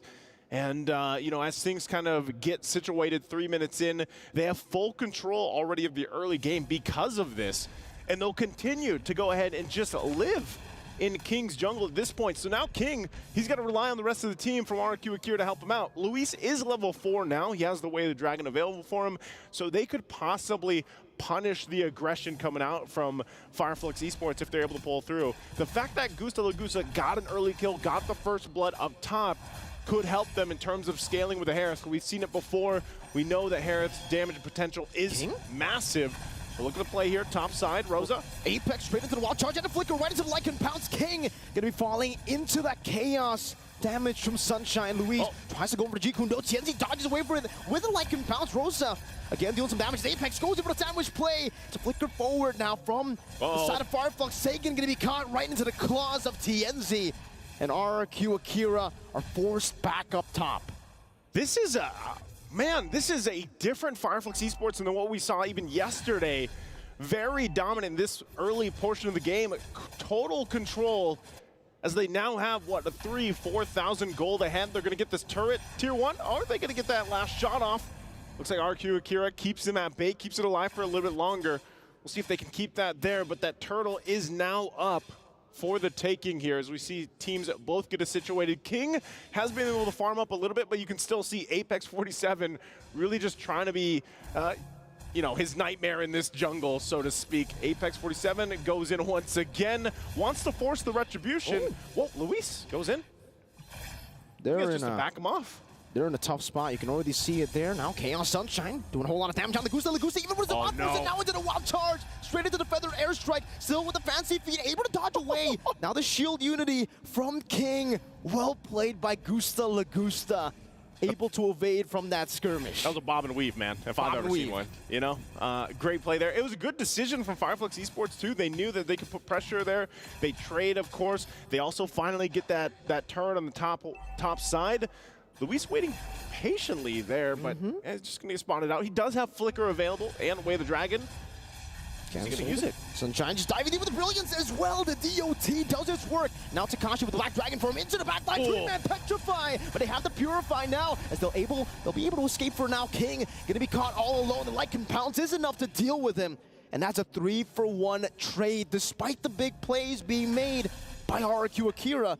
Alien still wants to push the pressure. Man, he's so annoying on this Arlet. Yeah, time and time again.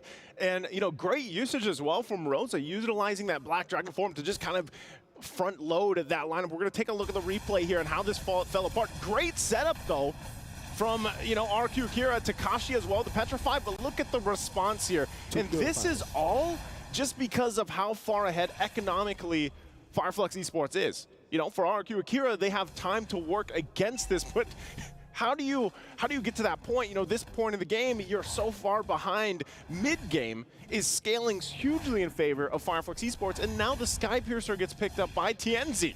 Boy, the Dragon with Jikundo there with Zaman Force as well. The Chain CC to lock Apex 47 out.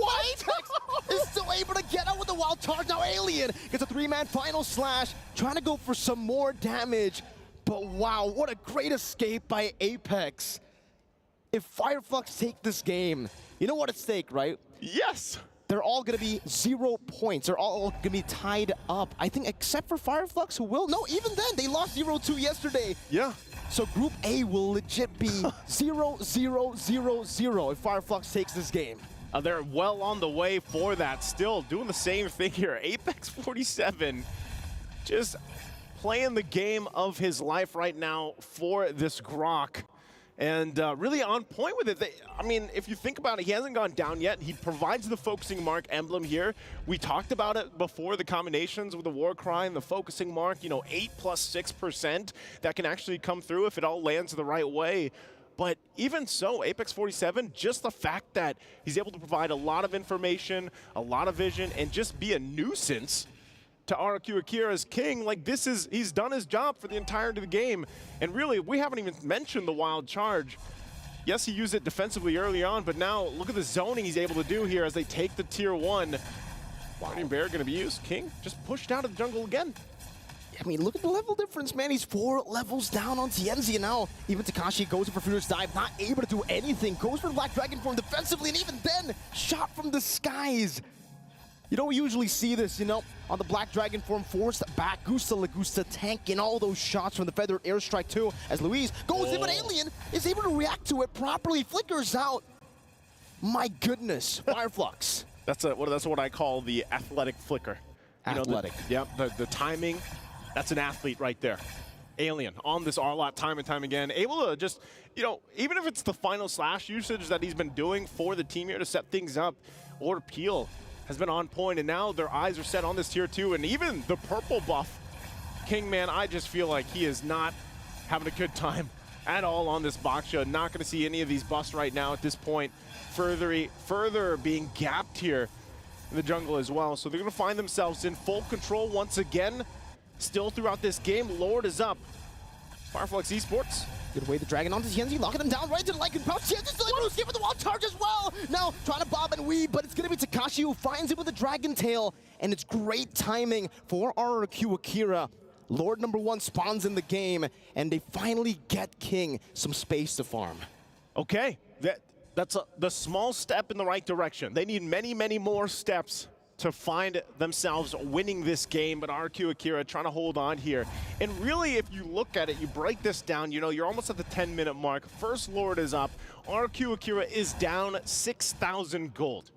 You know, they need someone to be able to front line. And that's what's the difficult part about this, because it's Takashi and Luis that has to do that because of how far behind King was. So even if they try to contest this Lord, you know, you don't really have that much frontline ability because your jungler can't even go towards it. Oh. Rosa gets the Purify down, baits on the way to Dragon. Out TNZ on him, cutting him down right into the wild charge of Apex 47 to lock him out. And just like that, with one final vengeance, Alien takes him down. RQ Akira, no Louise, and the Lord will be started up. I think it won't just be started, it'll be bursted down, melted to the ground by Sunshine and TNZ. What is the Lord health when you have this amount of firepower right now? And like I said, oh, final slash. Displacing King. No wild charge here to follow it up, so Does seem like for Fireflux, it's just a little bit of poke to try to distract them, and TNZ gets the purple buff as well. Still 5 levels ahead of King. 5 levels ahead. You know, unfortunately for King, he's just been dismantled in this game at this point for Fireflux Esports. And he looks like he actually wants to go for Sunshine. He's doing quite a bit of damage now. And Luis is going to try to time it properly to go for the Jeet Kune Do. He doesn't risk it though. Sunshine will pop the Purify too, just in case he does go for that. And for both teams now resetting again, Fireflux have the Lord in the bottom lane, so they can just go for a siege. But technically for RQ Akira, they have pretty good wave there, right? They got a Farsha. Yeah, they have, and I mean, even to the extent to the Harith, right? So they should be able to be okay for this first Lord pushing in. They might lose the tier 2s just because they can't go too far forward from their base, otherwise they're going to get collapsed down on. So they'll go ahead and give the orange buff to Gusta Lagusta. They get ready for this base defense, and we'll see, you know, 8,000 gold ahead right now for Fireflux Esports. They're going to push it in under the turrets. They want to fight. The shields are going to pop for now. Lord, though, has to be dealt with. Look at that, how Apex just walked in towards the base turret, and now with the first Lord, they're actually going to try their best to go for even more. One base turret down to the bottom lane, now looking for the top side of the map as RQ try to rotate over. King loses half of his HP bar just with a few splashes of damage from Fireflux. Now you definitely see how far ahead they are. 9,000 gold lead. Yeah. Gee. Oh man, it's at this point, you're trying to think here really what can RQ Kira do, and oh, Final Slash gonna be used again. It's on King, but he should be tanky enough. He's okay. And I think, again, going to the point, it's up to Luis to somehow find a pick. But they don't want it to happen. Look at this. Slowly but surely, just trying to go for the siege right now as Luis walks up, goes over the way to try it, but it's going to be not the right target to go for, not the right angle as well. He has to flicker out of his own engagement. And Fireflux, they pick up all the dubs. 2 base turrets with the first Lord. It's a whole lot that Fireflux Esports is getting. You know, base nearly fully exposed at this point. They only hold on to the 1 turret in the mid lane, and so for Fireflux Esports, that's why you see Rosa feeling really good about it. Just sitting there, TPing in front of the faces of RQ Akira, and with that, again, you're wondering, for all the people rooting for RQ Akira, really trying to find out where is that winning condition for them? How can they turn this around? We've seen great comebacks already from yesterday. And really, the answer is just time. You know, you're 13 minutes into the game. You're most likely not even going to contest the next Lord. Oh, look at this. Rosa. Don't Sagan try to respond to it with another feather airstrike. Now Rosa's just recalling in front of them, waiting Luis out with the Jeet Kune Do straight into the sun and the displacement. But there's no follow-up. Even though Sunshine used the chaos there, they try to go for the one shot to Luis. But that's enough. Yep. Already super low, can't go for the contest, and now Sunshine just rotates over to TNZ, who is already on the Lord. Wall charge Apex! Straight into the Vengeance now, and it seems like Gusta is going to be walled away. Alien still jumping back and forth with Vengeance, as now it's going to be Rosa and TNZ. Go for some damage, it's going to be Luis who gets gunned down completely by TNZ. And now they have an enhanced Lord, an advantage as well, 1 man. Man, you just got to feel the frustration that Luis is having here, really trying to make things happen, but can't.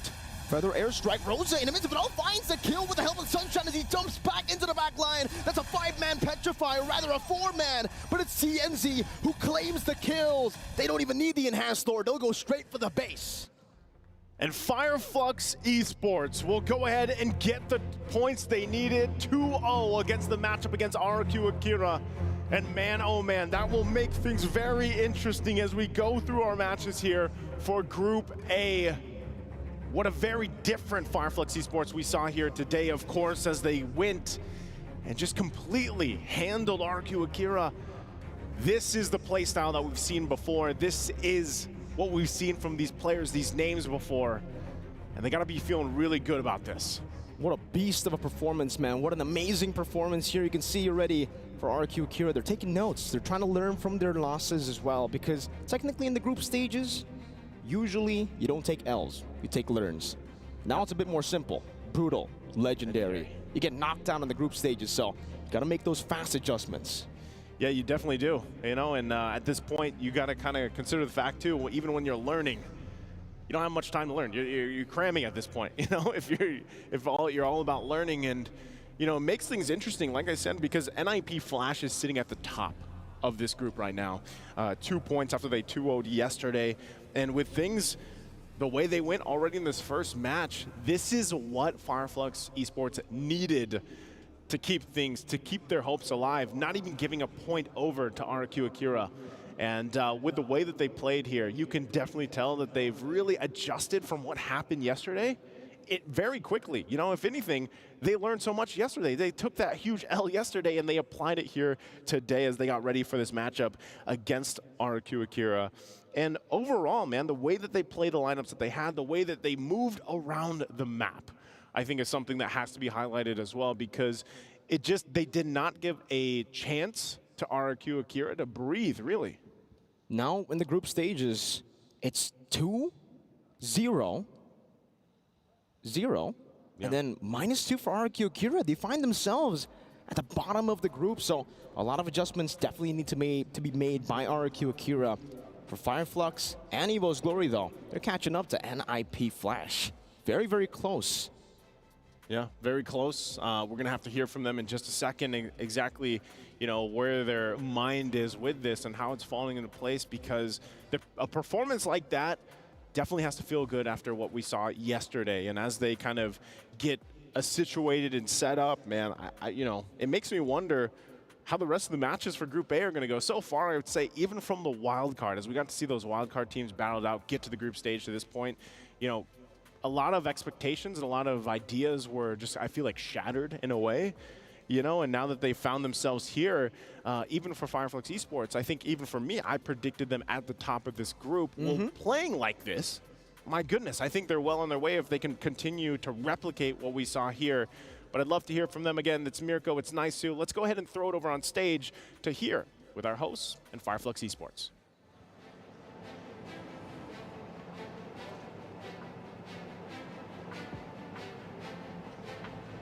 Here with us on stage, one of the most beloved players from Fireflux Esports, Rosa. Congratulations. It's always great to see you on the international stage. Now, before MSC 2024 started here at Esports World Cup, you made a wish to face RRQ Akira. Wish granted. How does it feel seeing the outcome that you were able to beat them 2-0? Yani açıkçası ilk günkü oyunumuzda bayağı kötü şeyler yaşandı bizim için. Bunu toparladık o günde ve çok daha iyi bir şekilde bu maça hazırlandık ve elimizden geleni yaparak 2-0 bir şekilde, rahat bir şekilde yendik. So on the first day we were in a bit of an unfortunate situation, but we managed to come back and we achieved a very good result as 0-2. And a lot of people are happy with that 0-2. Congratulations. Yeah. Especially after, you know, it was a difficult start for you guys yesterday, starting off with an 0-2, but today your win keeps your fire going, that's for sure. So can you tell us how you're feeling going into the next game later on today against EVO's Glory? How are you feeling going into that next series later on? Şöyle, EVOS yani çok daha zorlu bir rakip ama onlar için de aynı şekilde hazırlandık. Onlarla da aynı şekilde aynı performans göstererek onları da 2-0 bir şekilde mağlup etmeye çalışacağız. EVOS is a very good team as well. We also consider them being a great challenger for us. We will also do our best to make the best preparation and to be able to achieve the same result, 0-2 also in the next game with them. And we're looking forward to you replicating what exactly you did today. You have one more matchup coming up later on. Good luck. We'll see you later. And that was Rosa from Fireflux Esports. Now we're going to break it down for you, so we're going to go back to our panel. It's all yours.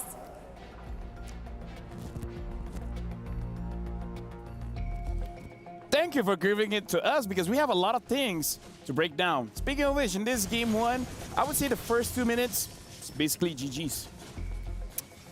Yeah, I understand why you feel that way, because this is the Lunox as well as the Roger getting everything that they needed to have, right? We can see Chienzi getting the second item, Sky Piercer, around the 7-minute mark, which is very, very fast. And they have reached the critical mass for the jungle Roger very early, and they were playing it so well. And by the way, Apex as well as Alien were just out of this world. Yeah, I think the best thing about this game and the past 2 games overall is we finally get to see Fireflux kind of find their rhythm here.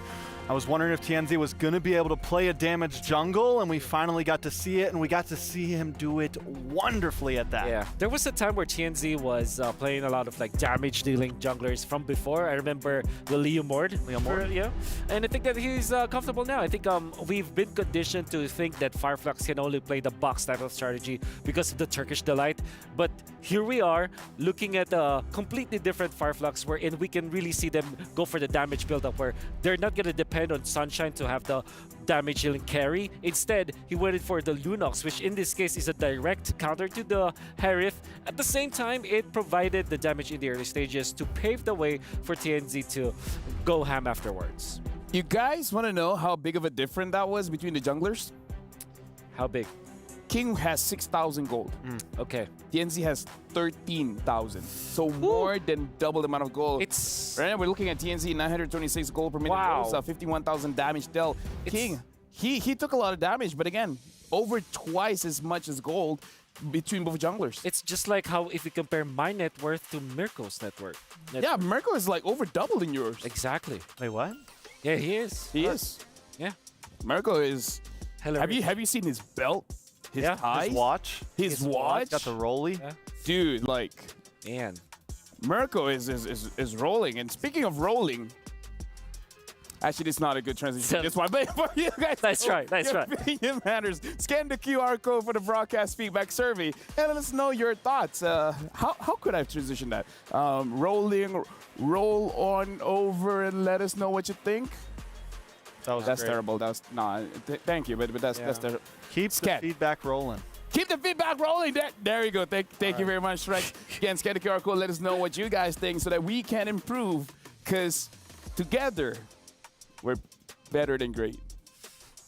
Yeah, we're very together. We're very together. We're a singularity. Yes. Singularity.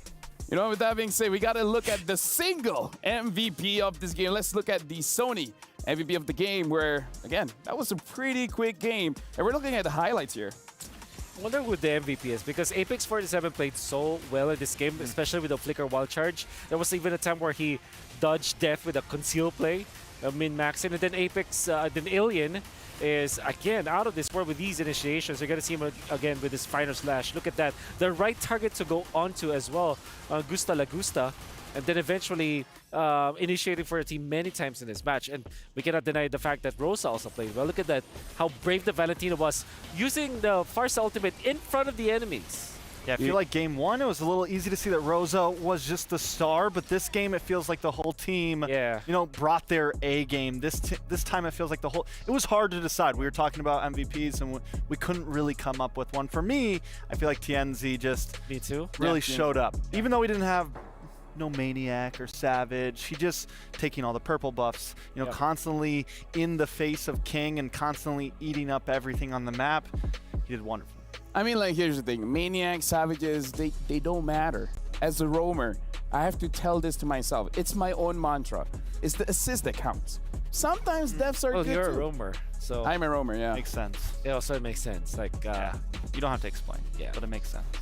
But when it was Grok Execute, though, now that's a different story, right? Grok Execute during that I love it. Oh, we love it. As roamers, that's our meta, isn't that right? Yeah, that is. I mean, like, don't try this at home, but yeah, Grok Execute. Blame LaFell. Chef's kiss, Tony. You know what? Here's the thing. It has been amazing, but Fireflux, they were able to get 2-0, so they look pretty strong, right?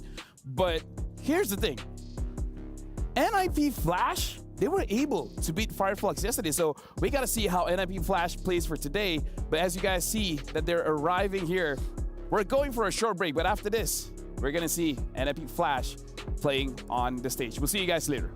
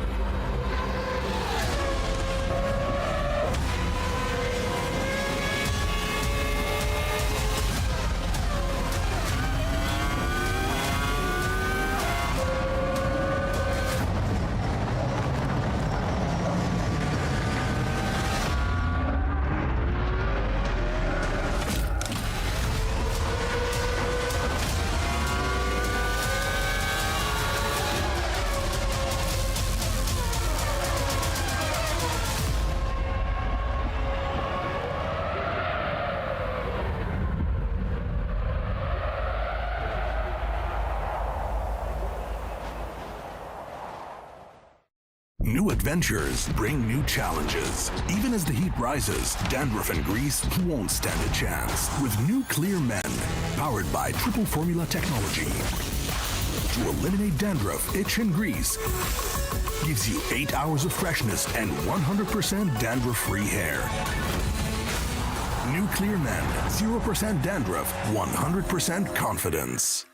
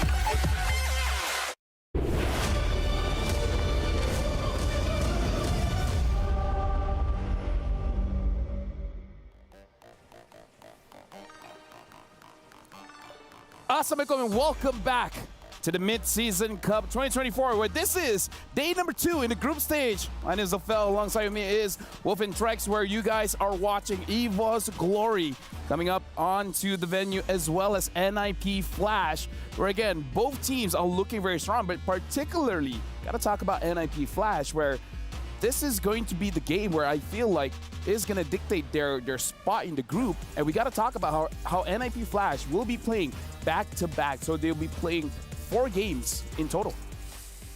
That's actually true. And for NIP Flash, I think what we witnessed when they faced up against Fireflux was totally different from what we saw from the start of this roster from NIP Flash. And remember, back in February or early March this year, we were kind of disappointed of whatever happened with NIP Flash and their composition, especially because of the players and the caliber that they have. But right now, after MPLSG that you saw, and now in the group stages of MSC, it's totally different. So I think I'm excited for them.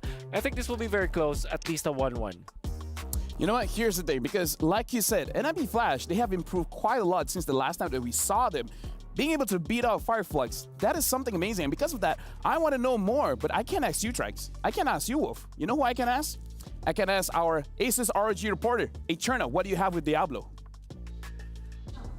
Hey everyone, it's Eterna here, and we are now at the Player Lounge, and today we are going to be with Diablo from NIP Flash. Diablo, you have 2 upcoming matches ahead of you right now. How are you feeling so far? I'm feeling pretty hyped about today because yesterday I was playing on not the main stage, so today I want to feel like what it's like to be on the main stage. Yeah. Are you nervous to be on the main stage? No, I just feel very excited, and also facing against EVOS again just brings the hype. Yeah. Okay, so they're feeling hype. So one of the questions that a lot of people are asking and maybe wondering about Diablo, you know, the famous Diablo from Singapore, is what's your routine in the morning? What do you do to prepare for a game? Usually I will just skip breakfast and just head on straight to the match, so I don't get a food coma and like get sleepiness from that. Yeah. Do you not feel hungry in your games? I usually eat a lot the night before, so I won't feel that hungry when I wake up. Yeah. Okay.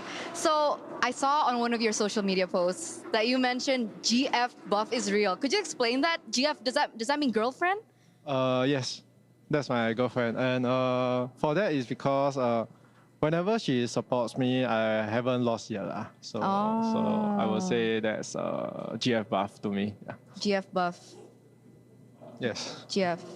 So you do have a girlfriend? Yes, I have a girlfriend. Back to the studio.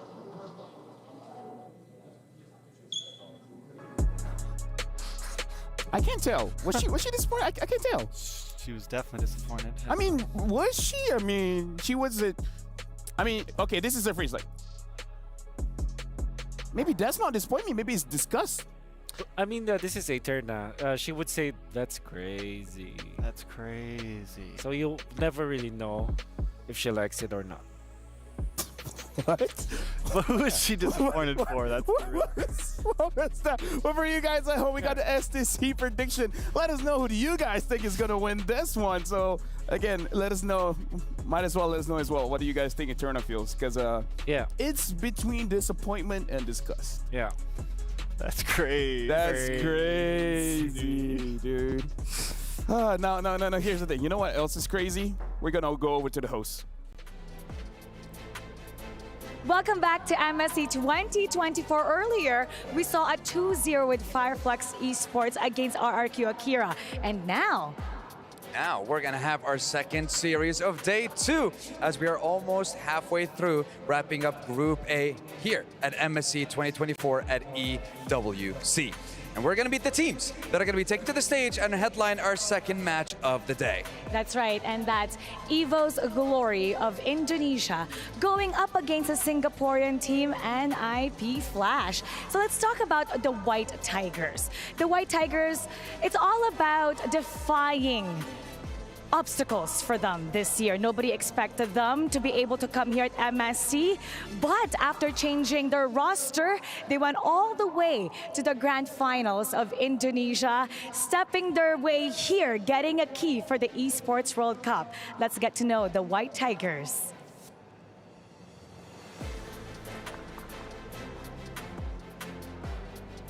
So the thing is, with EVO's Glory, you know, we've seen them before. We've seen them yesterday. I think we know what they can offer in terms of performance-wise, I want to say, on the stage here at MSC. And personally, I also want to look at the opposing side. I want to look at their competition coming into this second game. Going up against them, dubbed as the Singapore's all-star lineup, all-star team coming up here to represent their country. They kicked off their group stage with a banger of a first series. Now the question is, are they going to be able to do it again in a flash? Ladies and gentlemen, please welcome NIP Flash.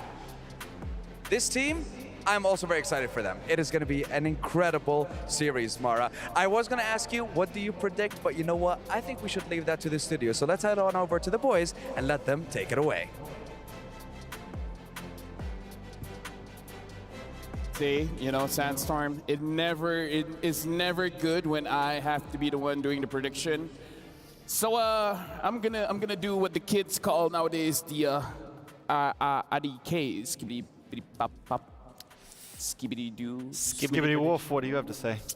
I skibbity predict that this will be a 1-1. We haven't seen the 1-1 in a while, huh? Oh, that's also true. Yeah. Saw it yesterday. No, the hero. Oh, the 1-1. Got it. Let's go with the program. Get with the program. Yeah. Skibbity 1-1. Right over my skibbity head. Yeah. We really need Mirko to translate this one for us. Like I feel like me and Wolf it's a few generations behind us. That's very true. And, yeah, I don't know, man. Yeah. Let's talk about let's talk about this topic offline, I think, because I don't want to say the words that I wanted to say live on broadcast. No, the thing is, we don't even know what it means, man. We don't know. Okay, you know what I know. You know what I know. I know about what we'll like. So let's talk about this. Let's go. NIP Flash. Have they figured out EVO's playstyle? Because we've seen NFL using the assassins won't be involved until he gets his full items, right? So I don't know. Like, what do you think, Wolf? Do you think EVO's Glory style is easy to read for NIP Flash? Definitely not. I believe that for EVO's Glory, their playstyle, their draft may be easy to kind of predict because they probably will just settle for their comfort picks. I mean, you are going to see them behind. Yeah, look at my behind. Yeah. Not like that, but you know what I mean. Yeah, I definitely know what you mean. But yeah, I think to answer your question, it is easy to read the draft. The playstyle, maybe not so much. I think we know for sure that there is a pattern that works for EVO's Glory, but even I cannot know exactly what they wanted to do sometimes because it kind of feels like they're always just relying on their mechanics or the way that they are designing the game. It's so very self-centric when it comes to EVO's Glory. The way that they wanted to play Mobile Legends is their own style of play. So it's equally difficult and easy for us to kind of know what they wanted to do. So what about you, Trix? Do you read? I do read occasionally. on a rare occasion. Ah, got it. I think, but what I read out of this situation is I'm wondering, all right, so we saw NIP Flash kind of pull Fireflux apart, essentially. And they really gave him the works. But Fireflux is a much more passive play style. And they even tried to bring the aggression, but I'm wondering, I feel like when I think of EVOS, Annabelle, a little bit more chaos. A little bit more, hyper aggressive in a sense. So I really kind of feel like this game is a toss-up. And whoever gets the jump immediately is probably going to come out on top.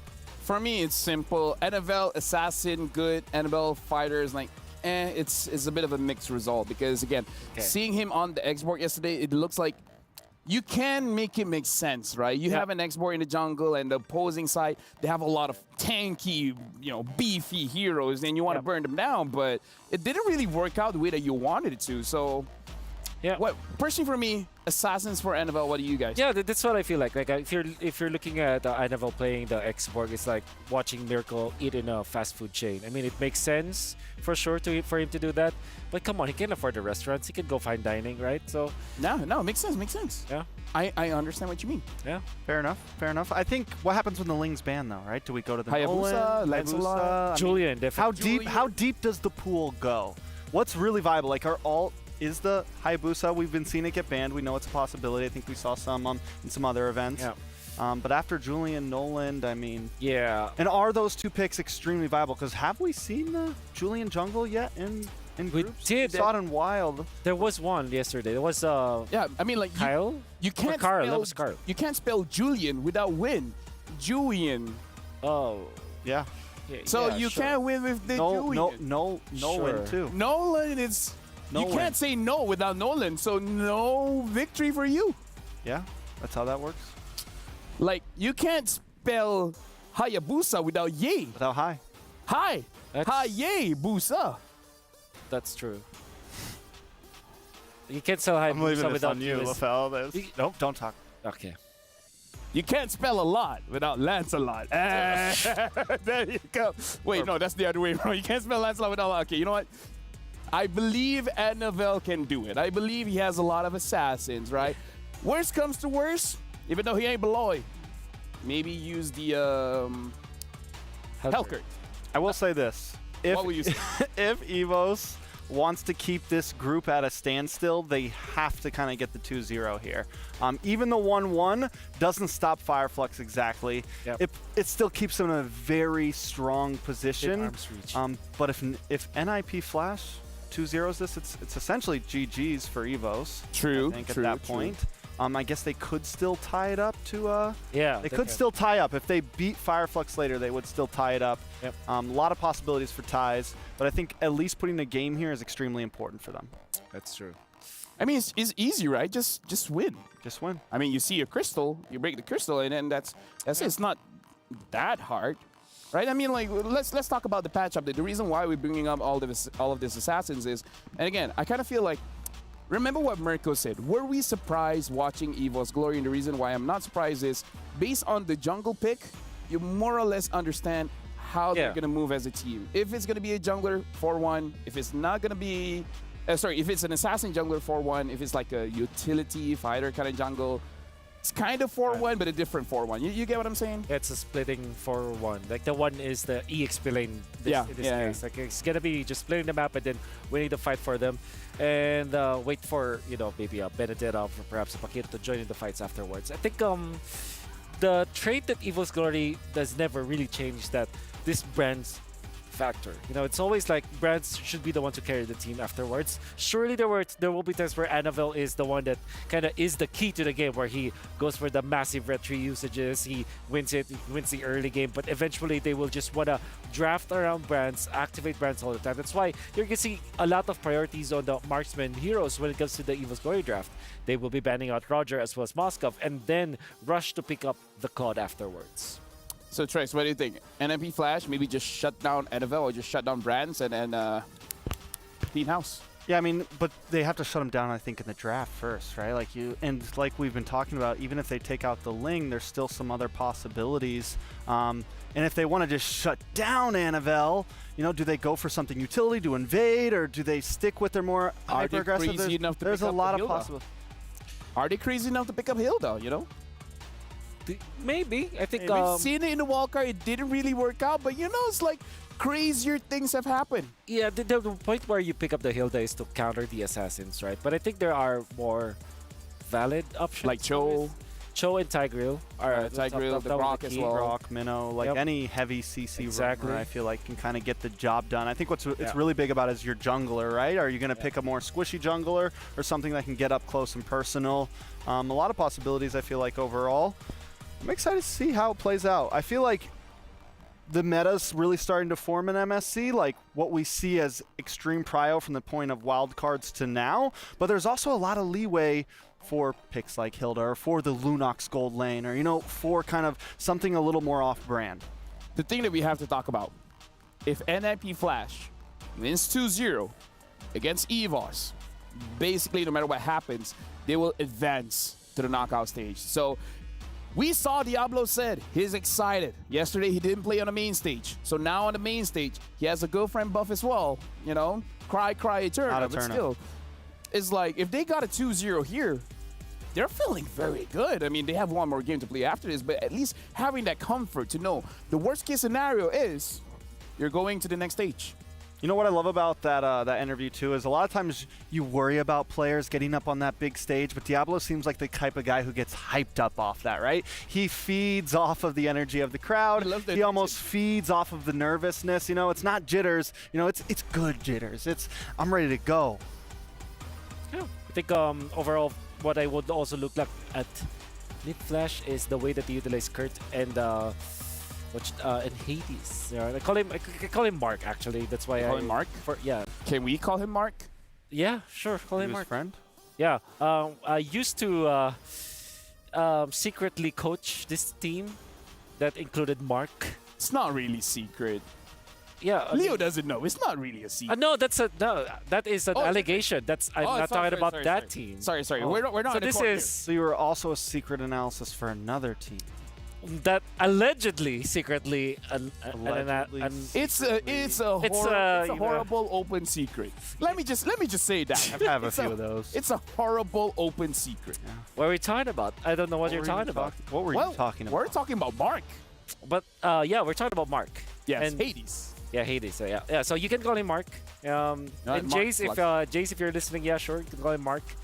Mark is one of those veterans that you kind of sleep on all the time. Like you never really put some highlights on him. Yeah. And people are not really identifying how good he is as a player. Very happy that he's always now competing internationally. You saw him in M5 back for Flash. Yep. And then you saw him like in EPL Ice or international teams, but you never really put some spotlight on him. And now, after playing against Fireflux that way and being successful, and now leading the squad of this Singaporean team, now with Kurt, I think this is a player that you also have to put some attention on. Yeah, surely we're hyping up iNevel, but when it comes to like utility junglers that are very reliable on objectives like retributions, you can rely on Hades / Mark.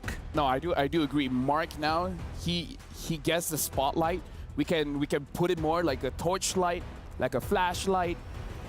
A flashlight. A flash. Hey! And then he's flashlight. He's the flashlight. Well done. Mark, that's your new name. You're the flashlight. It's good, right? I mean, the light's on you. You shine the light for the team to go through and then get the W. Like, you're the flashlight. Yeah. That's the best one I got today. I don't think we're gonna get any more bangers. I mean, you've been banging them out. Dude, I'm the tosses, the ad libs, the flashes. You know what? Coffee today is good. Coffee is good. I like the coffee today. Snack. Can we have more coffee today? Oh, you know what? We should. But either ways, going back to this game, I feel like we've got a team here. We gotta look at the junglers here. Mark, Hades, going up against Anvel, not Mark. Who's got more experience? Who's been around in the scene a bit longer? Hades. Definitely Hades. Hades. He's part of EPL PH since season 6, actually. Season 6. Yeah, so it's been quite a while. Always it's slept the season on before 7. And is it at the season after 5? After 5. It was after season 5 and before season 7. Oh, really? Yeah. So it was that season, the one in between 5 and 7. Yeah. I didn't realize that season 6 was before season 7.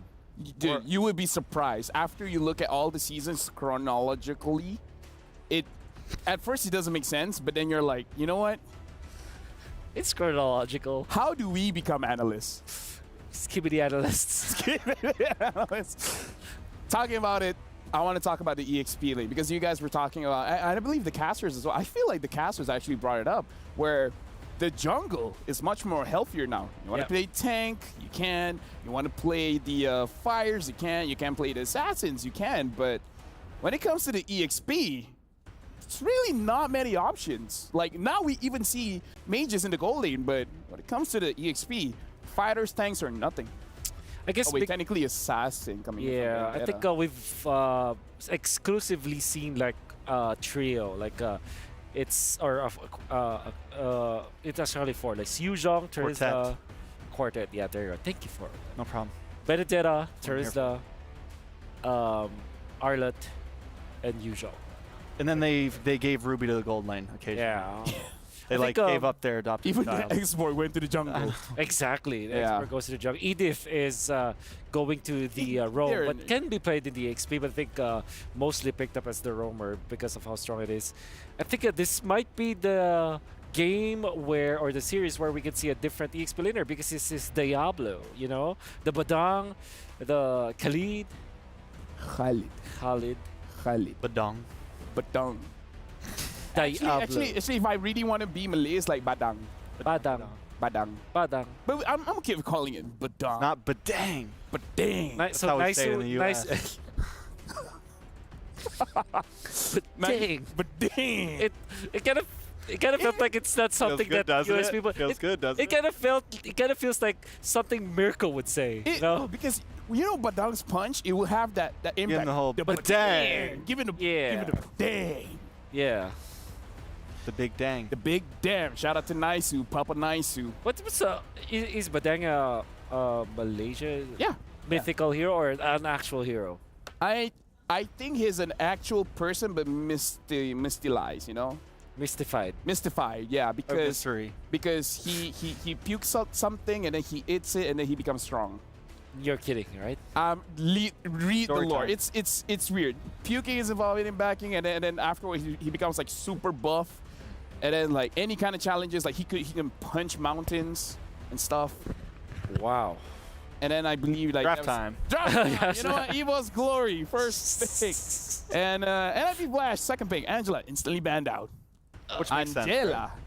The Angeling, nobody wants to go up against her right now. Terizla finally on the ban list, which is pretty huge, I feel like. And a priority ban as well. However, this will close out the fact that you banned Chip and Louis as well, so that might be the last true ban for NIP Flash, I would say. Do we get the Chip Louis trade here? We haven't seen that in a while. Oh, right. What if they leave it open? That's interesting because I don't know what you would take if that is open. I would take the Chip over the Louis. Really? Yeah. I kind of like the Louis. Okay. I think I'm on the side of the Louis, but again, I haven't seen the Chip since the Louis exactly. nerf and compared. No. Like, no, here's the thing. I would compare Chip to a Fanny, where I would say it's very difficult to do, but you know the big difference is? Fanny, if you die alone. Chip, when you make a mistake, you die as a team. Yeah, you always pull up with the homies. Yep. Yeah. No, I agree. The reason why I would pick up the Chip is that there's a lot of good mid laners out there. Like Navaria would be the counter to the Louis if that. In that case, like a Faramis would be great with the Chip as well. That would be a very interesting interaction. But yeah, but this time doesn't matter. Louis banned, and so will be the Chip. I couldn't imagine NIP Flash giving that up. Harif has been not winning a lot, huh? What was it? Harif, because it was basically a permanent ban for quite a while, but now teams are letting it go, and then teams are actually getting those Ws. So in this scenario, you pick up the Ling first, right? Because if this will be Harith, it will immediately be countered by a Ling from NIP Flash. And I'm pretty sure that Mark, aka Hades, played that hero quite a while. But instead, you can pick up something like Valentina if you want to just become very open about it, because Valentina is an answer to both Ling as well as the Harith. So now Evos wants NIP Flash to choose Ling or Harith, or maybe even both, you know? Yeah. I mean, go crazy. Right now, you know, you brought up the Harith Lofel, and I feel like for the first time, Gold Lane even though Moskov and Harith are kind of the two mains, it doesn't feel like they're the only choices. It feels like gold lane is very open right now. And right here, I like the Roger pick because, like what we've seen, the flexibility from it. They have the Cho to go along with it. And right now, NipFlash just leaving themselves very open. Yep. With this Cho as well as this Roger, you're now incentivized to pick up the Roger for the side of Evos. The Harith, because Evos really likes that. Brands also plays that a lot. But I think Ling is just so good to just pass up on, and they pick up the Ruby, which is a direct answer to the Cho. And the Roger. And the Roger. Obviously, Ruby counters the Wave the Dragon. You kind of cancel it, the animation. And Roger doesn't want to run around with the Ruby out there. So it will be the Farsa as the answer as of Valentina. Yeah, looking good for Evo's Glory so far. It's they're getting all of their heroes that they're comfortable with. Which is crazy because lore-wise, I would say Roger. Roger wants to go for the Ruby, right? Oh, yeah. Right. But you know, in game, it's like Ruby's the big muscular, gal is looking at Roger. It's like wolf, run away. But either way, we got to talk about the opening here because it does look like NMP Flash kind of wanted Evos to pick up the Ling anyway. Yeah. So this is a situation where you're prepared to fight against this. Now it's all about the execution. Yeah, but the Farsa pick is a little scary into a Ling. I feel like there's just a lot of possibilities to get bombed down on, especially knowing the way that we've been seeing Anavel play. Anavel's I come in about halfway through the fight, or I'm out, I'm in, I'm out, I'm in. So Anavel's main target right now, wait for Feathered Airstrike to come down and then jump. Exactly. That means that if you're Evos, you're going to be looking for EXP lane bans here, or there you go, the usual. Maybe force Diablo to play an unorthodox hero. I think NIP Flash are still comfortable picking up the Julian as their last pick. Maybe they pick up the EXP lane in their fourth pick. Franco has been banned, maybe a Tigreal ban as well, as it is one of those heroes that Dreams really likes to play and is very adept with it as well. Since the recent buff to the Cho, have we seen it all in the EXP lane as well as roam, or has it just solely been used as a roamer? Yeah. Is there some flexibility to it? Definitely. Not even, not seen in the wild card so far as well as for the group stages, but I think it can be played in the EXP definitely, but you'll be surprised how it can be played in the jungle as well. Ooh. Yeah. Jungle Cho. Paquito against Cho, who do you think would win? Paquito against Cho, like just EXP. In a straight up fight? Before level 4, say level 1, level 2, like that. Oh wait, in a fight like, we're not talking about real life. No. Before level 4, I think the Cho right now with the recent buff because of what he gets like the stun, all the crazy stuff. No, honestly, he did win. Yeah, he does win. Like but maybe slight mechanical, right? No, watching the streamers, Cho is that guy, man. Like the damage coming in from this guy, even as a roam, is spectacular. Now we've seen the bans. Over Franco as well as Grog getting banned. Now Evo's Glory banning out the Yuzong as well as the Masha. So now NIP Flash. Julian looks good as well as Arlet. Arlet looks also good for. What if we see them both go for Ruby Gold or double fighter offlanes for both of them? Double fighter off. That is highly likely to. Yeah, I like that you brought that up because it's the benefit of getting these support. But of course denied. Hades special going to be the Fredrin. Evos. I mean, you see values in him. Yeah, you should. He should. Got a 50% win rate right now. The Fredrin, we've been wondering if the Fred's dead. If the Fred is out, but it seems like he's still hanging on for dear life. Game fact, though. Louis boasts a 100% win rate across 7 games since the wild card stage. Yeah. How is she let through been this much? Yeah. 7 games. Again, Louis, it's criminal to let go of the Louis without an answer. Look, Evos going to be looking for probably their EXP this time. Arlet looks really good on their composition. So is the Barretts that you actually pair up with the Ling. When the Ling, there he is, the Barretts. Maybe you know what? Let's go with the Matilda, but they did go for the carry this time. Roger versus carry. And if you're looking for a Barrett Scouter, X-Borg looks really good for NIP Flash. Or maybe a Benedetta so that they can at least force the carry. Apart from that, there's really not much. Or a CC. What if NIP Flash goes for CC? It'd be a good answer to the Brats, right? Yeah, Brats, the Ling in a way. be able to dance around. I think I would like to see them with a little more maybe crowd control overall, but there's not a lot of answers for them. I mean, they do have the pick off, right? They have the Cho, but other than that, the Khalid. Yeah. Actually be. And it's a good, like, if. Oh! There it is! King's calling. Mincitar's calling. That's a spicy pick. I love it. To go up against the Ling. Ling Ruby. Ruby. Yeah. Like. Carry as well. Dude. It's great. Casters. Love it. We talk about Diablo. Diablo said he's excited. So, Casters, are you excited? We are excited for this matchup again. Thank you guys so much on the analyst stand. Breaking down the lineups we have here, of course, from NIP Flash and EVOS Glory as they approach this first matchup for them today. Could be a crucial one. We'll find out. No guts, no glory. Both these teams going after getting to the knockout stage here. Once again, I'm Naisu, joined here with Mirko, and we're loading into the Land of Dawn in this best-of-2 second match for Group A. Can NIP Flash further their dominance, the lead that they got yesterday, or can EVOS Glory settle the score here? Starting here, bringing some shake-up to Group A as we jump in. We look at the emblems falling in place. Of course, you still have Anavel, like we saw yesterday, the great performance from this Ling pick. Warcry emblem here. And over on the flip side, I know you guys have to keep your eye on Diablo. This Mincitar pickup could work wonders for the lineup here for NIP.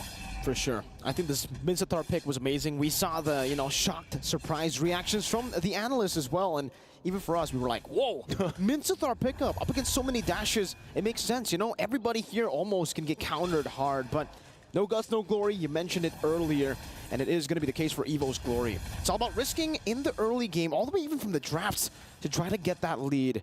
And they won't be able to take the dub without making those risks happen early on, though. How do you expect this matchup to go? It seems Clockin's doing a good job now with the help of Dreams too. Kurtizi's going to be zoned away from that mid lane. But the Mincithar up against the Barats, it's more of a passive lane until he gets the King's Calling. Yeah, definitely. That's something you want to be able to utilize and play around with. King's Calling is such a game-changing ultimate. It can be, especially if you're able to follow through with the rest of the utility that's offered here from NIP Flash's lineup. I mean, time and time again, we still talk about how Fredrin isn't the pick that still teams can rely on. And you're going Fredrin versus a Ling. So the tempo is going to be a little bit different here. Good poke, obviously, from Diablo, working actually pretty well against the Barretts. I mean, the last time we also saw Barretts work in the side lane, it's been a long time, man. It's been a minute and a half in my time. And Barretts just is better in the jungle, but so far he's kind of had to find a new place to really play into this meta. So with that, first turtle of the game is going to go ahead and start up, and Fluffy will be the one to kind of give the information why Anavel works on that orange buff. So they buy enough time. It doesn't look like NIP Flash wants to just overly commit because they could get punished. You're looking at it as well as they just kind of stall this out. They're going to go ahead and grab it, the purple buff for now.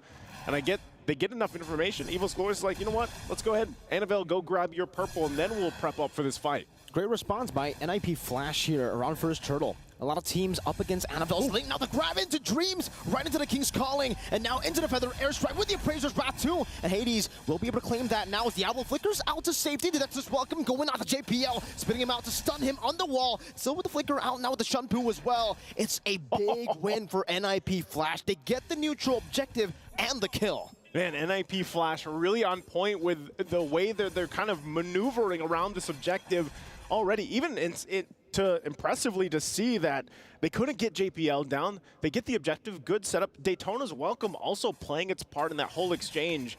So, with that EVOS Glory, not, the start they wanted to the first objective, but nothing too crazy, because if you look at the macro play, economically, they're just holding it together. First items not falling into place just yet across the board, but some should be picked up here shortly, especially with the build path that we might see Anavel go here. Hold on. Boy, the Dragon, JPL finding it for the airstrike right into the combo, and Hades is there to follow it up as well. Now the top of the Blaze on the JPL, trying to go for the trade right now as he picks up one Defiant Blade, but the Hades is able to knock him up.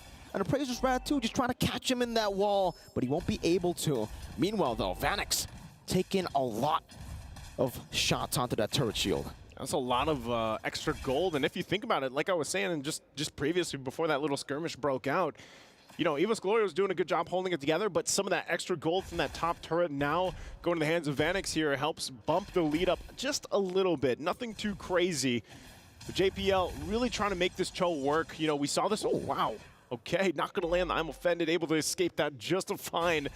Once again, the power of this Cho pick. And so back to it. And NIP Flash, it really just looks like they're trying to make plays with JPL for now. If they can start a fight, if they can get a pick off, great. If they can't, that's fine too, because the lineup that they have provides good chances to scale up into the mid-game even. And so Clockhoon even holding on to this feathered airstrike, just holding down the mid lane. It's going to come down to this. Every single time, oh, hold on. The hook into the King's Calling, locking him down now with the stun as well as JPL walks up to get the passive down. With the physical defense shred, Diablo gets rid of him. No dreams to play with. JPL with the way the Dragon brings Fluffy back right into the hook as well, but JPL will lose his life as Tempest Blades finds him. Now that's welcome, but he will be taken out before he can even go for the spit out. Vanix still now with the team. It's 2 for 1 as of right now with the trade, but Dreams has respawned back in. Hook not connecting. Clockhoon still looking for an angle as Brandon Annabelle hovers over, postures up. Dreams now with the flicker forward. Don't run Wolf King straight into the I'm offended as Annabelle steals away the turtle. Now Hades trying to go for the peel, but Diablo gets stabbed in the back. The Appraiser's Rod not connecting. Great sidestep from Annabelle. NIP Flash forced back. Talk about the discipline from EWC Glory. Annabelle as well to just wait for that whole exchange to happen from NIP Flash and then swoop on in and get the turtle, and then they even get a kill on top of it. So that is a great pull through for EWC Glory. I mean, looking at how things are falling into place, they're also going to be able to get this tier 1 turret in the bot lane. You saw the gold difference between the lanes. And really, for Annabelle, even if sometimes he can't find his entry point, he can't get the kills he's looking for, the fact that he's 2-0 and he's really difficult to catch here for NIP Flash. I mean, look at this. Great setup, once again, utilizing Diablo here on the Mincetar, JPL, but then he commits and he gets taken out right away. Now, they do accomplish probably what they were after, but they didn't want to lose the turtle. Eventually, they end up losing the turtle because of that whole exchange, and they find themselves at that situation that I just mentioned. Annabelle goes in, grabs it, and then they pick up some kills on top of it. Diablo to fall to Annabelle. And so now at this point, he's got the Berserker's Fury locked in. He's working on the next item here. And with the Warcry emblem, you know, you might be thinking, man, it's only 8%. But with a Ling, and so far from what we've seen just yesterday, that's enough to just be that big of a threat. Meanwhile, what you're doing here for EWC Glory is just letting Brands farm up. He just picked up the Golden Staff. He has, you know, a couple items locked in at this point, but he's essentially just having a good time and the gold lane farming up. And at this point, I feel like for Diablo, hold up, JPL again with the G Dome, not able to find anyone. Right into the I'm offended and not right into the shredded Brands. The fadeaway is Fluffy gets taken down by the light and pounce of Vanix to trade 1 for 1 XP for Rome. Still in favor of NIP Flash as Hades walks up. Back to the point. Feels like for Diablo at least. Now Feather Airstrike catching Clockhoon, forcing him to use the Purify as Hades continues the chase for a bit. With Clockhoon so low, with him using the Purify, they're going to go straight for the turtle. But take a look at Annabelle. Already with Finch Poise, rotating over, has the Divine Blade, gets shut up as well. On the wall, the Retribution not there. Vanix picks it up as Annabelle is forced to retreat. Dreams as well, forced to flicker across the wall, right into Brands, as he now tries to escape as well. Vanix will be able to go for the chase. Just a bit of a flicker from Diablo to bring Dreams all the way back for Vanix to get rid of him. Annabelle securing the endless battle. NIP Flash taking it slow. Spear of Glory, more like the Spear of Diablo. So far, he's been able to be on the mark with this Mincetar. And it's something that EWC Glory always has to be aware of. They have to be careful of. It's not just the King's Calling. It's just the Spear of Glory to be pulled in. We're going to take a look at the replay brought to us by STC. You look at this. He tried to go in. Annabelle tried to get the turtle. He was too late. Ooh. So Vanix ends up cleaning it up, and then they follow through, once again finding a kill on the bottom side, and then you see it. But hold on, also on the live. I'm offended on the JPL, not able to escape this time. Fluffy stomps on him. Diablo getting the King's Calling onto 2 members, straight into the hook as well. But the Purify from Brands gets him out to safety. Purple buff secured by Annabelle as he's able to find some blades there. NIP Flash, again, just trying to reset, but trying still to utilize that fast tempo. Yeah, they... That was all just to get the purple buff too, you know, like NIP Flash wants to fight. Actually, at this point, Miracle, I think it's safe to say every team just wants to fight. We're in this like new era where You just fight, you're duking out, whether it's for resources, whether it's for the turtles, the lords, you just fight and try to get this snowball in your favor. No Tempest ablaze, now with the Finch poise, Annabelle! Finch poise, now with the retreat finds the kill. Hades able to take him down with the help of the turret shot as well. No Tempest of Blades. It was still on cooldown for Annabelle. He gets it right as he dies, which is unfortunate timing, but NIP Flash know their window. Now with the conceal, they're able to get Fluffy into an angle to go for the death as welcome right to the name. I'm offended with JPL. Gets away the dragon onto Branch. Who doesn't have the Purify this time round. Will be chopped down on the Brazer's Wrath. Won't be able to connect just yet. Vanix now with Lycan Pounce. Going for another kill. Fluffy gets gunned down in the turret. And the King's Calling gets placed down for Vanix to find a triple. NIP Flash. The team fighting is on point. Layer after layer of abilities. And they'll get the turret and now make their way to reset Vanix. Oh, gonna be caught earlier. They're still able to escape. Annabelle won't be able to find the assassination despite him being so low. Forced to go to his own purple buff, and even then Cortese says no. No, I mean, we're taking a look at the replay there. You know, you see that kind of unfold. It's a triple for Vanix, but it looked like, too, they just went for the reset. Now they're for this Lord. NIP Flash, again, team fighting is just on point. JPL with the conceal. Again, this time going to Fluffy, has it at his welcome, cancels out the way there's Dragons. Hades goes in for the Brazer's Wrath, but Fluffy gets brought back all the way with the hook. The Lord? Vanix is godlike. The Lord is low. Both teams still have the retribution. Hades, he's taking a whole lot of that damage. Now Diablo is looking forward at the King's Calling, but he's unable to find anyone. Very, very low. Diablo's still able to escape. Hades needs to find his 50-50, but it's Annabelle who steals it away from Hades to claim the Lord. Now with the chase down Dreams, unable to find anyone. Vanix still staying in the jungle. Evo's Glory finding a way to come back again. You saw the hesitation. NIP Flash was not sure if they should continue the Lord or not. They decided to go with it, and then that gives the opportunity for Annabelle to just come in and cap it out. So now NIP Flash, despite them having great team fighting potential, they find themselves on the defense. They should be able to deal with the Lord decently well and quickly, but they're going to lose multiple turrets here now by Evo's Glory just marching towards the base. The shields might not pop just yet. NIP Flash with this lineup should be able to clear things out. But Annabelle will also take some resources from them. Also, real quick at the items fall into place. You have multiple here for Diablo. He's got 3 locked in, working on his next. And like I said, it needed time. You needed time here to build up for Brands. Well, he's got that time. He's got the 3 items locked in, and you're going to see this carry really start to shred the Fredrin even from NIP Flash. So you're looking at a lot of this initiation being said. Oh, Malefic Roar also popped up here for Annabelle. And so, you know, at this point, for Vanix, he's having a heck of a game already on this Roger, and you got to stay alive. The problem that we're seeing is when he tries to entry with the Lycan Pounce, go into a fight, this is where Dreams really pays off with the Ruby pick. And also, Daytona's welcome. There's so many tools here that Evo's Glory can use to deal with if NIP Flash decides to initiate or follow up. So that makes it even more difficult for Vanix, despite him, you know, topping the damage board. No, Diablo try to go for the hook. He gets pulled back instead. Right into the death is welcome with the flicker as well, but JPL finds the way to drag it into the back line. Diablo flickers forward, but gets shredded instead. JPL, Immortality pop, Annabelle waiting for the moment to go in, and Vanix gets completely assassinated by Annabelle. As Fluffy picks up the double kill, Cortese will have to go on the wings by wings as he gets chased down by Clockwood, who has stolen the Lycan Pounce. This can't be the end, though. NIP Flash will be able to defend despite losing 3 members in the exchange.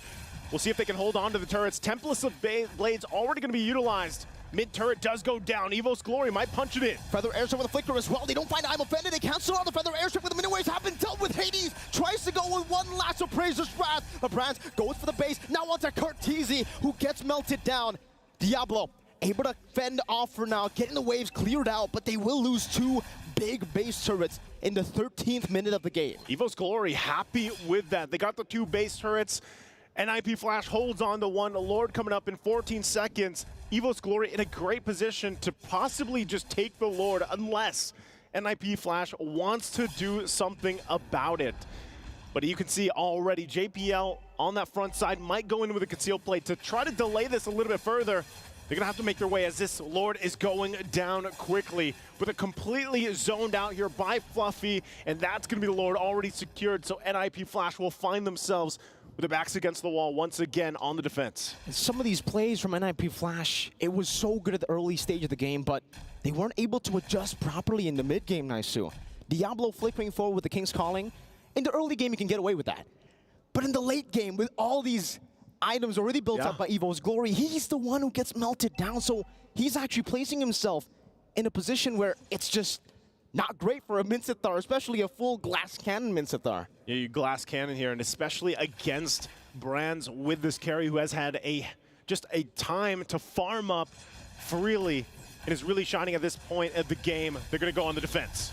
Fluffy's still in the midst of it all right now, taking a lot of damage as JPA goes to the back but gets shredded down by Brands. Again, as the King's Calling plays down, but Diablo gets melted down again. It's Brands against the world, and Hades gets slashed down by the swords of Annabelle. 4-0, 4-1 as Evo's Glory take game one. And Evo's Glory will come out swinging in this series against NIP Flash, the top of Group A after yesterday, and now it looks like they're going to be put to the test here from the teams. And so far, Group A is still just up in the air with this result already. And Evo's Glory looking so good here with the way that they responded to the interesting lineup. Like we talked about, no guts, no glory.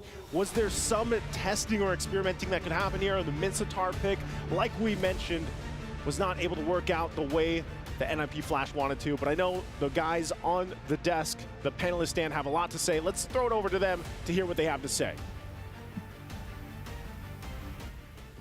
We definitely have a lot to say because Evo's Glory was able to win this match and deny NIP Flash from advancing to the knockout stage. They can still advance, but a clean 2-0 is not going to be in the books here. But what do you guys feel about the game?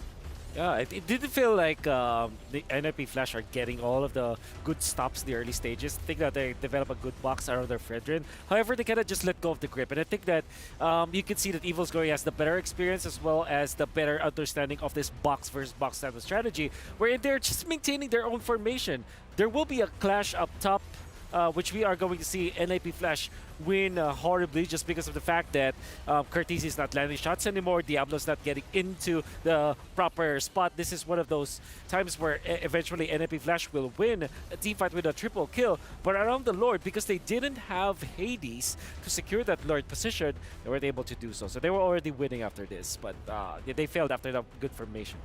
I mean, even with the good formation, though, I have to point out that Evos almost consistently held a gold lead there. Or even when they were behind a few kills, they were barely, NIP Flash was never really escaping with it. And I don't know if it's because they weren't transitioning those kills into objectives or what the exact goal was. Maybe it was because the Ling was able to really move around the map and stay farmed up. To whereas when NIP Flash wanted to, go for those kills, you have Hades essentially giving up jungle, right? Or not farming his own jungle. And this is mainly, yeah, you're very true. You nailed it right in the head there. It's Annabelle just getting the farm when everything is just going awry for Evos. Like, there will be a lot of team fights that NIP Flash will eventually win, but because of the split pushing tactics coming out from Annabelle and his Ling, now we can see that it is very effective when it comes to like just making sure that the farm is always up. You know what? That was an amazing performance coming in from Evo's Glory because from my perspective, Evos is one of the pride of Indonesia where out of all the M series, the very first one, the franchise Evos was able to win that one for Indonesia. And I feel like now they're representing a lot because if they win this MSC, it's really going to bring back the brand to its prominent form, especially looking at Annabelle. He did this, okay? Annabelle is really bringing it to his team because whenever something goes wrong, everyone is willing to throw their own body just so that Annabelle can succeed. And if Annabelle succeeds, the team wins, strikes. I mean, Annabelle's just been, I feel like even from playoffs to MSC and everything, Annabelle has just been a star player, has kind of grown overall. And at this point, for me, feels like he's part of the brand of not only Evos, but like Indonesia in general, right? A lot of people like to kind of put the assassins in Indonesia together, the aggressive play style, the in-your-face play style, and that's what Annabelle brings to the stage right now, and I'm all for it.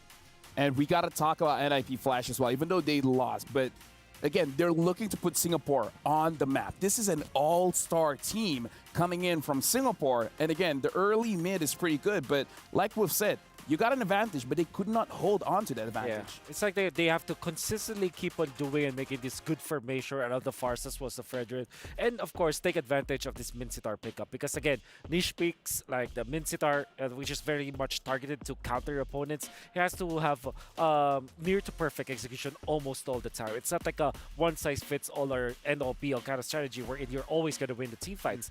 Like we saw in one of the fights that happened north of the Lord pit up top, around the Kramer area, where the Farsa ultimate was they were able to protect the Farsa, but Courtesy cannot reach the backliners of EVOS, which then nullifies big amount of damage. I mean, even if Diablo initiates and keeps everyone in check with the King's Calling, you're not having the damage anyways because Farsa is your main damage dealer. And when you invite the Roger into that spot, Roger should be the one to just clean up because that's the idea of Roger, right? The Farsa will be dealing damage, but wasn't enough in the end.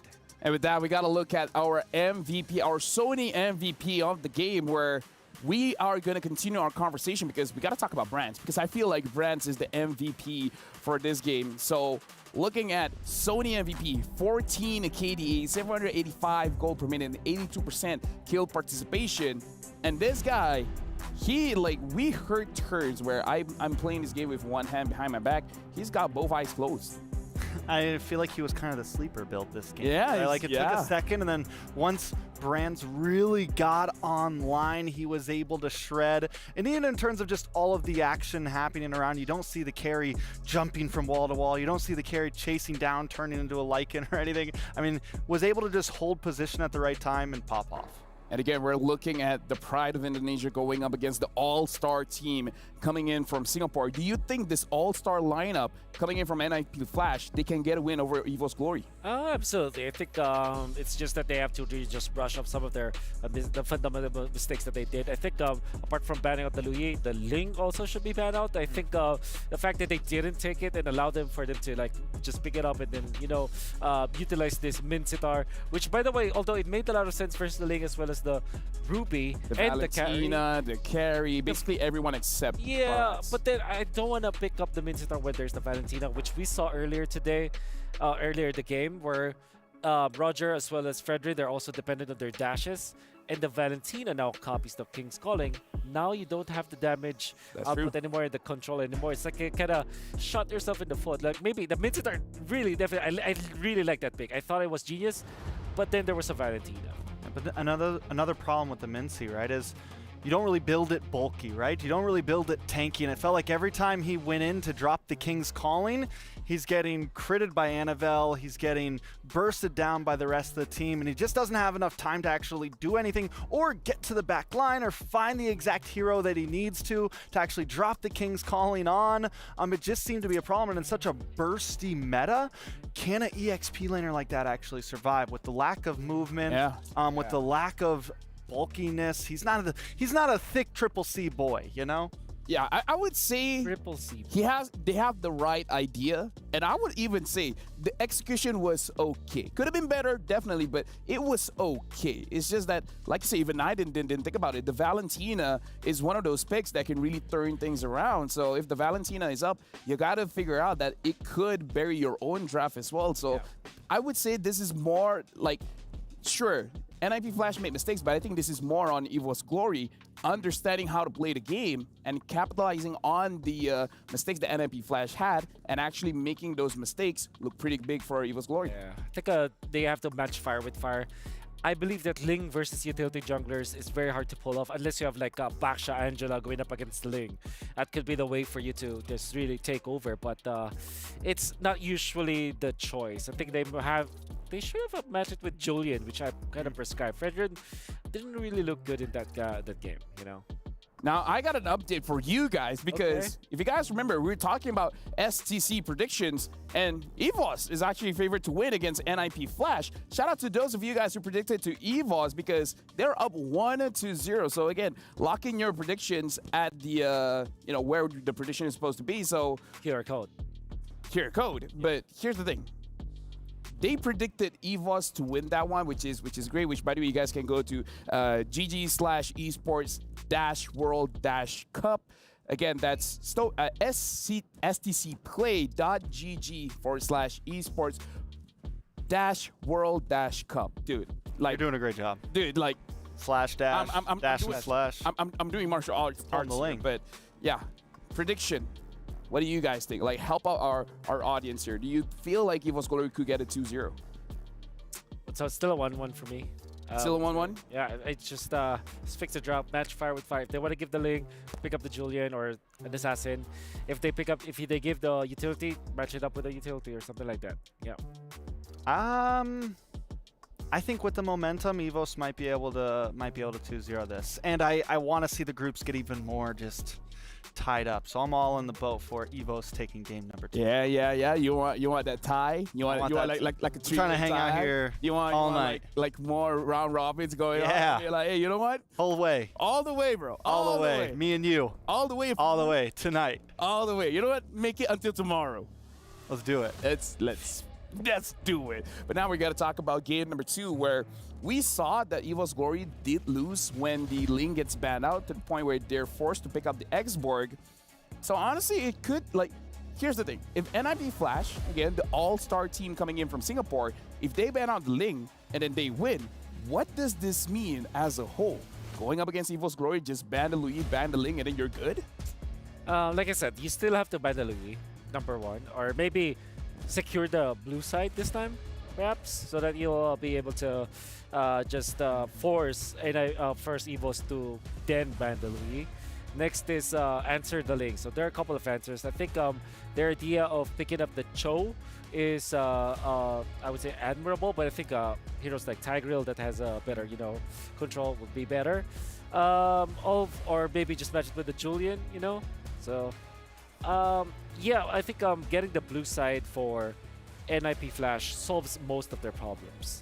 Most definitely, and the draft is going to be starting, but here's my big question. Dude, this is so cool. I want to we have the replay screen at our feet you guys right now. You guys don't know what's really going amazing. on, but this is so cool. This is very, very cool, actually. You mentioned the Louis and the chip. I'm still thinking, what if you ban out the Ling? And again, you go for and you ban out the Roger or something, and you go for the trade on the chip Lu Yi. Yeah. Man, I think I'm waiting to see where the draft really evolves to, because I have a feeling bans might start evolving. And even though Vanix didn't have the greatest game last night, his Roger win like 7-0, 8-0 for a while of the game. So we know that Roger's still a super dangerous pick. This time, NIP Flash will be on blue side, so it's actually going to be EVOS who are forced to ban out this chip and most likely Lu Yi. Well, they ban Ling with the chip, with Louis, maybe a Fairness ban eventually afterwards. I think a Moscow. Okay. In this case, I think if you're NIP Flash, you ban Valentina. Because EVOS will not hesitate picking up that Valentina afterwards. So even if you pick up the Lu Yi, at least you force EVOS to be creative, like get the Lu Yi, get the Varia, for example, or maybe a Fairness. We said NIP bans out the Valentina? Yep. NIP. Well, then it becomes something like a Fairness. has to ban out the Lu Yi, right? Yes. Like ban out the ban out Valentina, ban out Louis, and it becomes something like a Fairness or Roger? Yeah. Roger, I feel like is your best bet up front, right? That's right. Yeah, Harith, obviously. Harith too, yeah. I mean, Harith is, it's been shaky. It's been shaky. It's sussy. Like, there's answers for it now. A Roger. Ooh. Okay. So they want to contest the Valentina. They want to contest the Valentina. Yeah. So it seems. Are you forced to ban the Lu Yi? Or do you leave it open and trade for Val? I guess you have to ban. You have to ban. If you're going by coaching Wolf lead analysis of the desk, you ban the Lu Yi no matter what. Yes. I mean, 100% win rate, man. You can't argue with numbers. It's true. Yep. Especially in the group stages where a 1-1 is totally different from a 0. Wow. Okay. That's there you go. Okay, so can I change my vote? 1-1. Sure. What are you going for? You feel like it's NIP Flash going to be winning this one? If they take the Lu Yi. Oh, imagine if they don't, right? I know. Then I'll be like, can I switch my vote again? If they don't pick up the Lu Yi, that's again criminal. Criminal, as Wolf would say. Yeah. You belong in hold the your breath. cell. There it is. There's your Lu Yi. All right. Okay, so do you pick up Harith now for brands? I believe so. And another answer is Arlet, actually. So Arlet Harith for Evos, I believe. Arlet Harith? Yeah. Definitely solid, and again, you give yourself some flexibility with the Arlot. Yeah, definitely not against it. Roger's gone, so yeah, I think you definitely pick up the Harith here, right? Because no Moskov, no Roger. Yeah. And what if they have this idea they want brands on the Claude?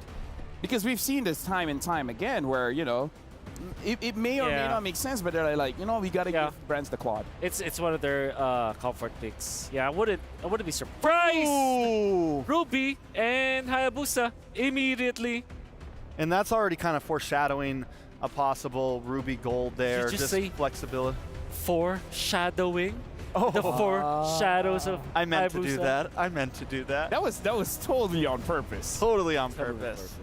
But yeah, we talked about this pick, right? Because we were talking, okay, if Lane gets banned out, what other assassins? And Hayabusa is definitely on the table where the farming speed now is just as fast as Nolan. So as good as Nolan is, having the Hayabusa where you can also contest those neutral objectives when you're using your Ogi Shadow Q, you can still use your retreat. That's a big pickup for Evo's Glory. That's right.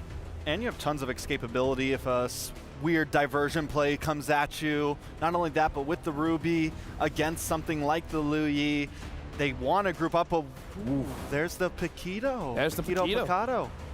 Paquito. And NIP Flash is going to be reserving their cores afterwards, which is kind of smart because Ruby is also a flex pick. In this scenario, you pick up Barretts if you're Evos, or maybe a Terizla. Obviously, Terizla is really, really good in this composition.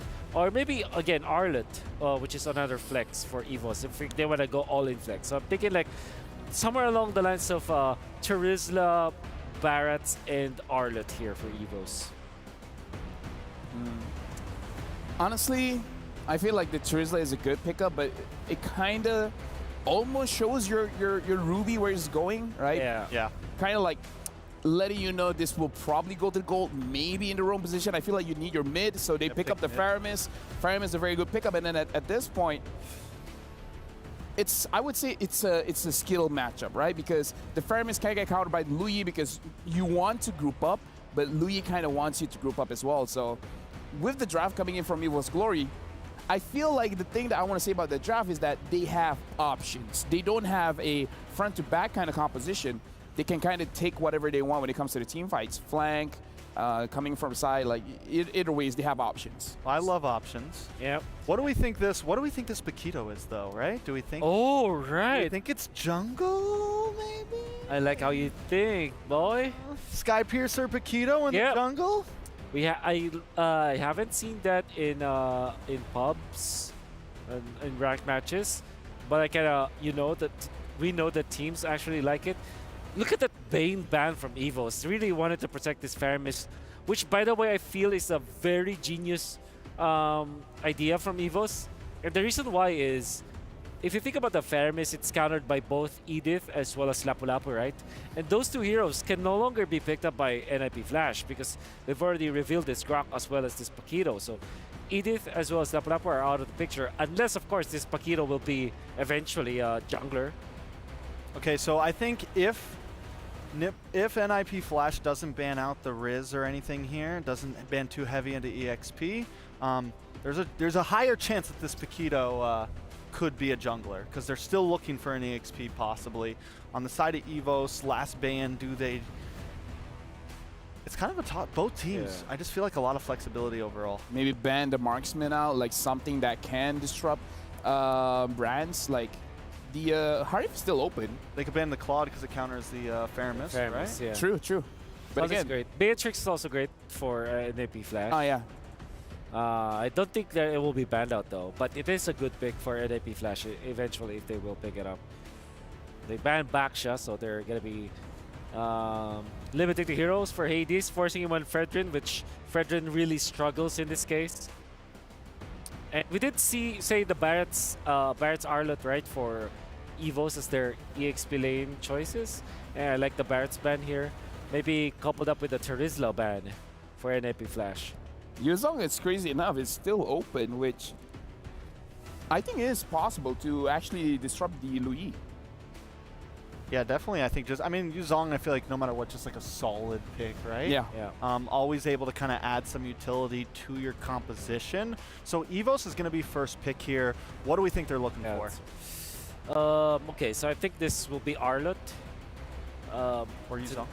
Or Yuzong, like I said. I mean, no matter what, they're going to reveal, right, where this Ruby is going. If they pick up a roam, then probably the Ruby is going to the EXP. Yeah. Or gold. Or gold. Or Actually, they just go, yeah. At that point, maybe pick up the... They can still pick up a roam or like a Minotaur. Benedetta is typically picked up against the Paquito, so this could also be a... Or maybe, how about an Esmeralda, actually? EVOS. Oh, this... Look, Esmeralda's great versus Paquito versus Louis. Shields in there. And also Grok. We're theory crafting at this point. We are... Yeah. This is what the meta is right now. It's like... I mean, it's healthy, a tough right? draft. Yeah, it's no, healthy. it's super healthy. And it prevents a Harith pickup eventually. Oh, you but they go for Yuzong. Look, sometimes the boring one is the right one. We talked about it. The Yuzong can actually do something against this Louis. And again, great, the Louis has a 100% win rate. You got to respect it. Yeah, it's still great, possibility though, man. They could still pick up like a roam here and shove Ruby into the gold. The damage Ruby has been pretty vicious, and with the Hayabusa, I mean, Evo still has a lot of options, and I like the draft right now. They really haven't completely showed their cards just yet. Carmilla Claude looks like a good closer here for NIP Flash. Harith is also open, but against Hayabusa, you might reconsider that. Claude's still open. Yep. Yeah, Claude's still open. Yeah, Carmilla Claude. Honestly, Beatrix might not be that crazy. We've been it's a bit difficult against the Yuzong, but we've seen crazier things. Or Alpha. Oh, Alpha carries. Don't say that hero's name. Yeah. No, I have a thing about Alpha as well. It's hit or miss for me. Like, if it looks amazing, it looks amazing. But yeah, until it falls off halfway through the game.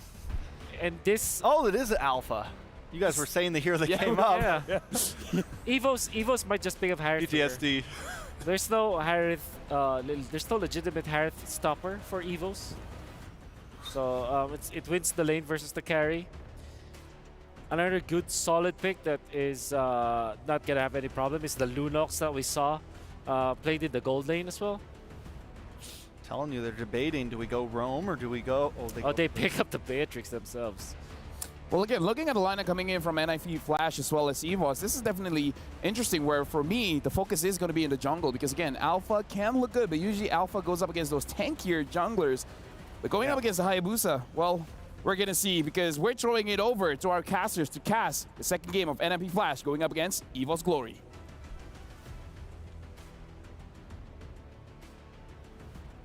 Thank you so much, guys on the panel desk, of course, to walk us through this draft.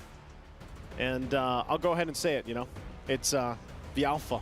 Trex doesn't want to hear the name. Yeah, it's the Alpha. I mean, it definitely gave him PTSD, after yesterday's game. If you know, you know. But speaking of, right, this Beatrix pick, an interesting one. Brand's known to go for the Beatrix, but recently, every single time you see something like a Grok, he always goes for Claude. So very interested to see how he's actually going to pull off this Beatrix. We'll find out if it's going to be enough to get them the 2-0 in this best of 2. Or can NIP Flash go ahead and even out the series, getting another point in Group A?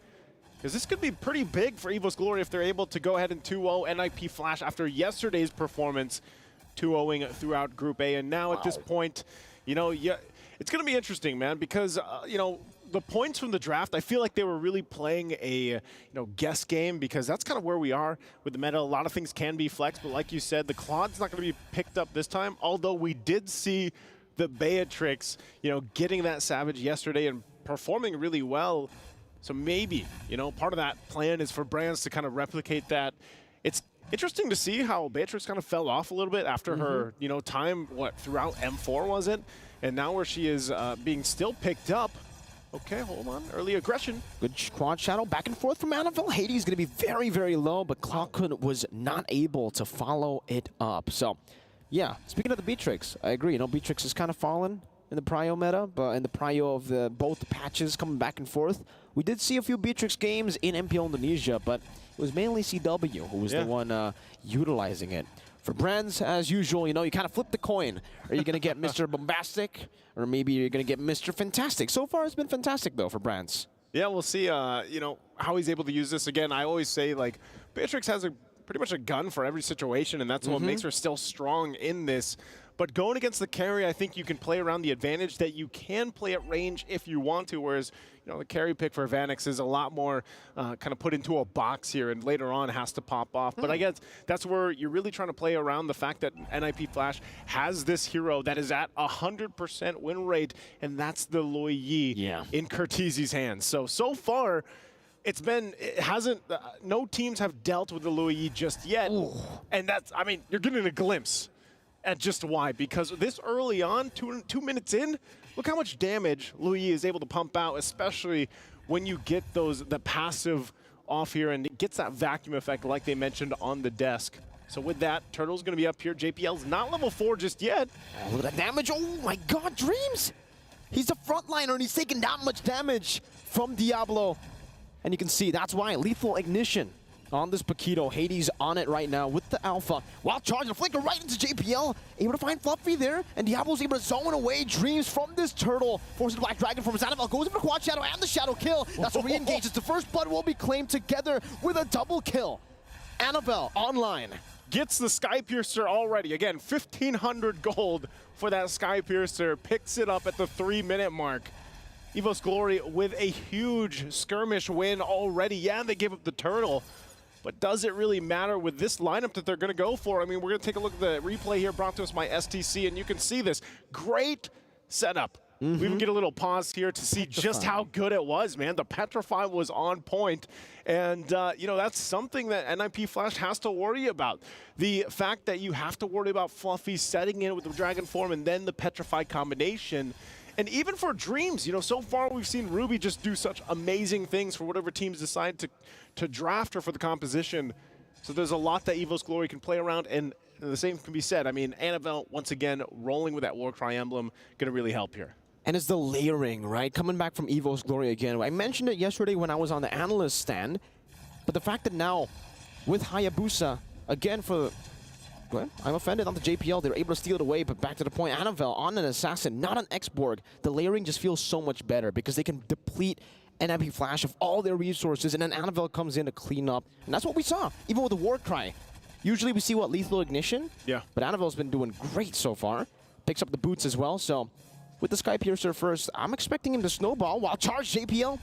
Knocking Dreams up straight into the damage of Hades, right into the Spear of Alpha as well. But another realm comes down by Clockgun. No wild charge to play with Dreams, able to escape, and Vanix gets the fadeaway kill as Clockgun now is forced back from the Ghostbusters coming down in his way. Look at Annabelle again with the Skypiercer, getting rid of 2, finding a double, and the executes from that passive.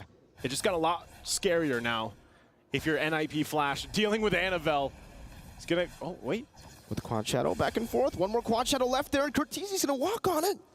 But Annabelle's not going to take it. He knows Vanix is there. Diversion from Curtizi. Where is it going to go? They don't decide to take it now, but... It'll fake out. 4-0 on the Hayabusa. Annabelle is an absolute beast. And maybe that's the answer, you know, to this 100% win rate, Loi Yi. Get this Hayabusa online, 4-0. Start snowballing and hope that you're able to go ahead and cap out and proc that Skypiercer. But look at this Turtle. I'm offended, not able to connect. Hades still able to secure the Turtle right now as the Shadow kill again deals with everyone. JPL forced to flicker back as Fluffy goes in with the Black Dragon form, unable to get the range, still dives in. The passive ticks down and JPL gets taken out under his own tier 1. The Ghostbursters back and forth bouncing on the NIP Flash members. And Evo's Glory, is that a win? Yeah, I would say so. You know, with that, it seems like they don't care too much about the objectives as another Turtle goes through. Diversion? Do they know? Yeah, they knew. Fluffy was able to spot it out earlier. No Petrify to be used up. Dreams, no Flicker too, so we can't go for that I'm offended pick. But Brands has been scaling very well too, just farming up. JPL's here now though too. We'll see if they can just kind of keep this at a dead... Oh, Curtizi. Both teams getting kind of checked there. So I think they're just going to back off real quick at the items. We're going to take a look here. Enchanted Talisman already locked in for Curtizi. You have also the Harness Strike available for Diablo.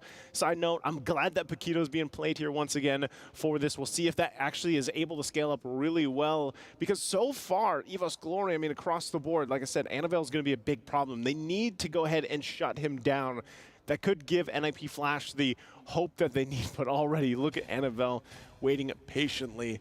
Brands is going to go ahead and push this in because at this point, they want to start focusing on these turrets. They need to start getting a space. Diversion? Oh, Annabelle leaves the bush just in time for the diversion to come through. Hades will go for Brands, forcing to flicker out, chasing him down, and will be able to take him down with the help of Curtizi. As Dreams walks up a bit too late, will get chunked as well. Now in his own jungle, Annabelle will be screened by JPL. They know how to try to manage this in the mid game. Even JPL now with the conceal up top. Dreams able to flicker out from that wild charge. Well played, but still for NIP Flash, it's a big win as they pick up a turret and a pick on Brands. Yeah, good trades happening here. NIP Flash able to also get that first turret. They might rotate fast enough to go ahead and contest this turtle unless they stall it out. NFL not able to do too much damage to it just yet. Diversion comes in. Hades is the package. Ooh. They fight it out. Spear of Alpha straight into Fluffy, forcing a Petrify defensively with a Furious Dive as well.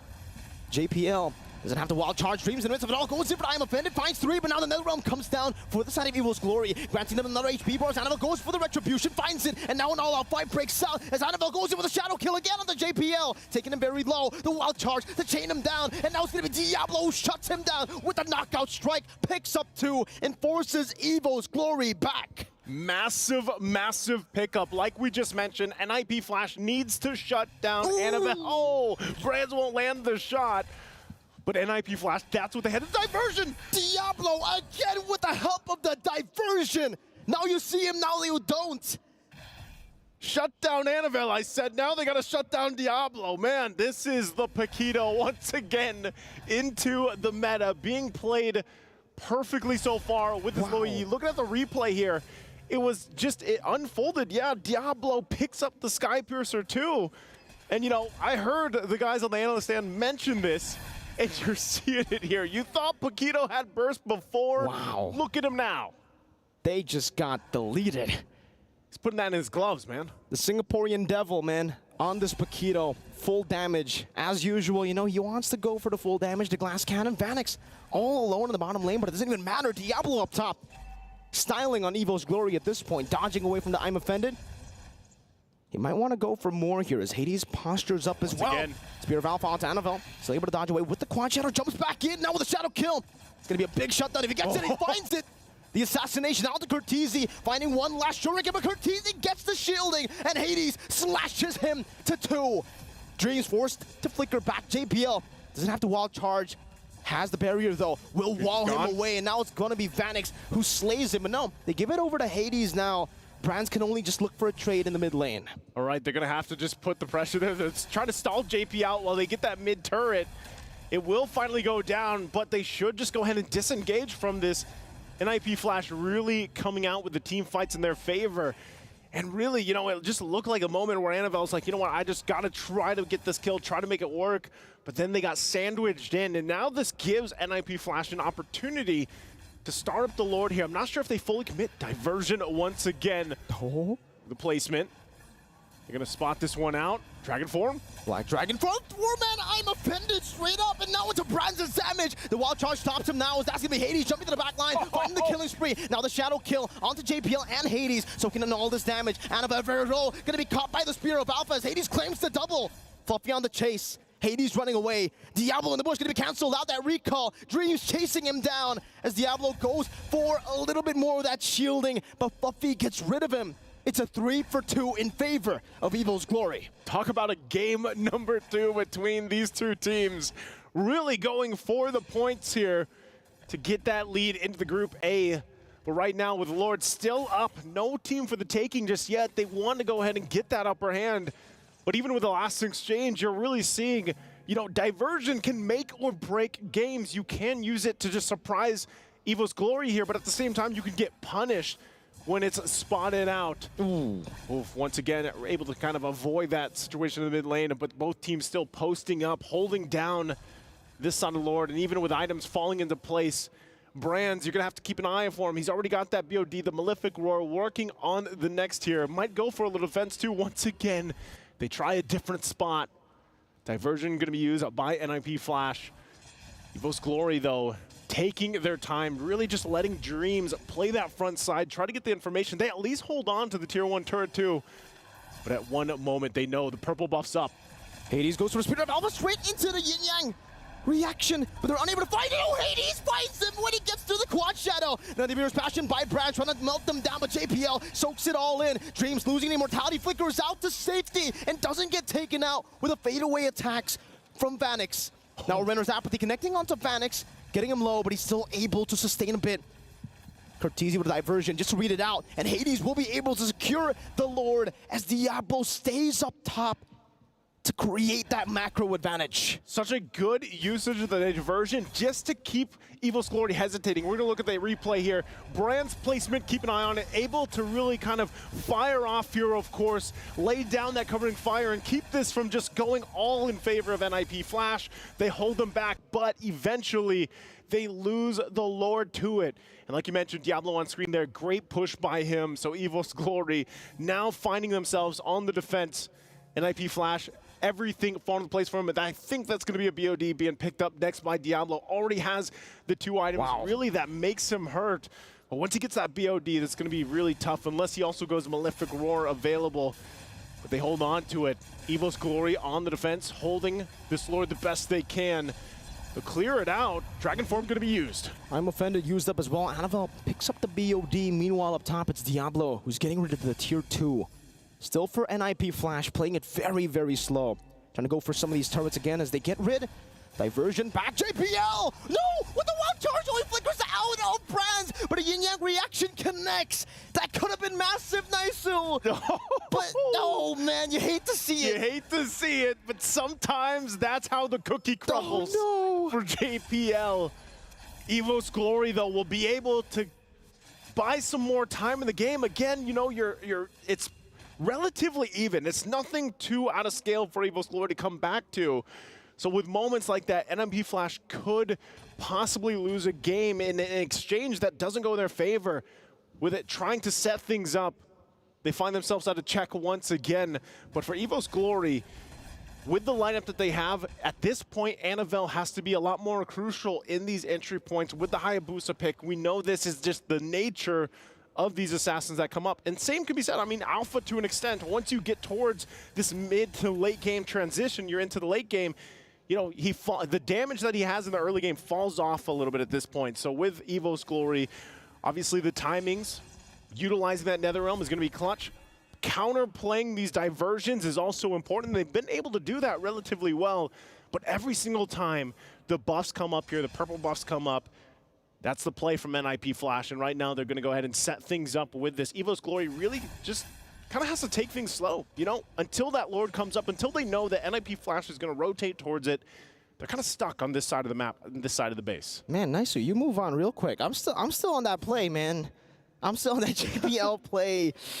It looked so good with the diversion too, and now JPL might be pulled back. Still has the power of nature though. But you're right, you know, for both these teams, they're going to reset once again. They're going to play with the Lord. And unfortunately for NIP Flash, they weren't able to get the maximum value out of that first Lord. You would want to go for all the tier 2s at this point of the game, but they still have enough prio, enough control over the map to go for the Lord uncontested, it seems. Evo's Glory, they don't have a chance at contesting this. Even with the Black Dragon form, perhaps they might be looking for a fight, but Fluffy just gets chunked. And NIP Flash just say hello to that Flying Dragon. It was questionable. I mean, Evo's Glory, I guess they wanted the information from them, but they're way too late. So once again, diversion going to be used on this side of the map. Evo's Glory trying to hold down as long as they can, but they will eventually lose this tier 2 in the mid lane. Real quick, we look to see if their items are falling into place for a successful defense. Like we said, Brands could pop off here a little bit. He's got the Blade of Heptases now available to him, plus the Malefic Roar. Got a little bit of defense with the Wind of Nature available. But interesting, look at all the Winter's Crowns. Wow, 3 for NIP Flash. They are looking for the play, because once they go in, use that active, that can buy them enough time, especially when it comes to the base siege here against Evo's Glory, and even help in dealing with Annabelle. It could possibly just negate that shadow kill damage coming through and getting those procs off. So this makes it even more difficult now for Annabelle to play into this. Once this siege starts up, Lord is nearly there. That base turret holds on to just a little bit of health. It's going to lose it once that charge comes through. You can already see NIP Flash getting ready Oh, knock here, diversion. Really good waves right now. Annabelle going to be spotted out and read the diversion. They assassinate the assassin.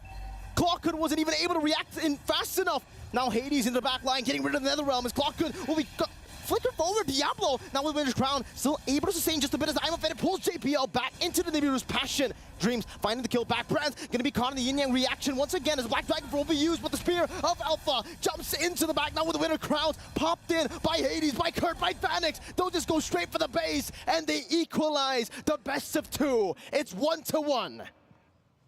An NIP Flash will get the win that they need to stay alive even further here through Group A. 2 matches down already for the day. Still 2 left to go. Where will the fates fall for these teams?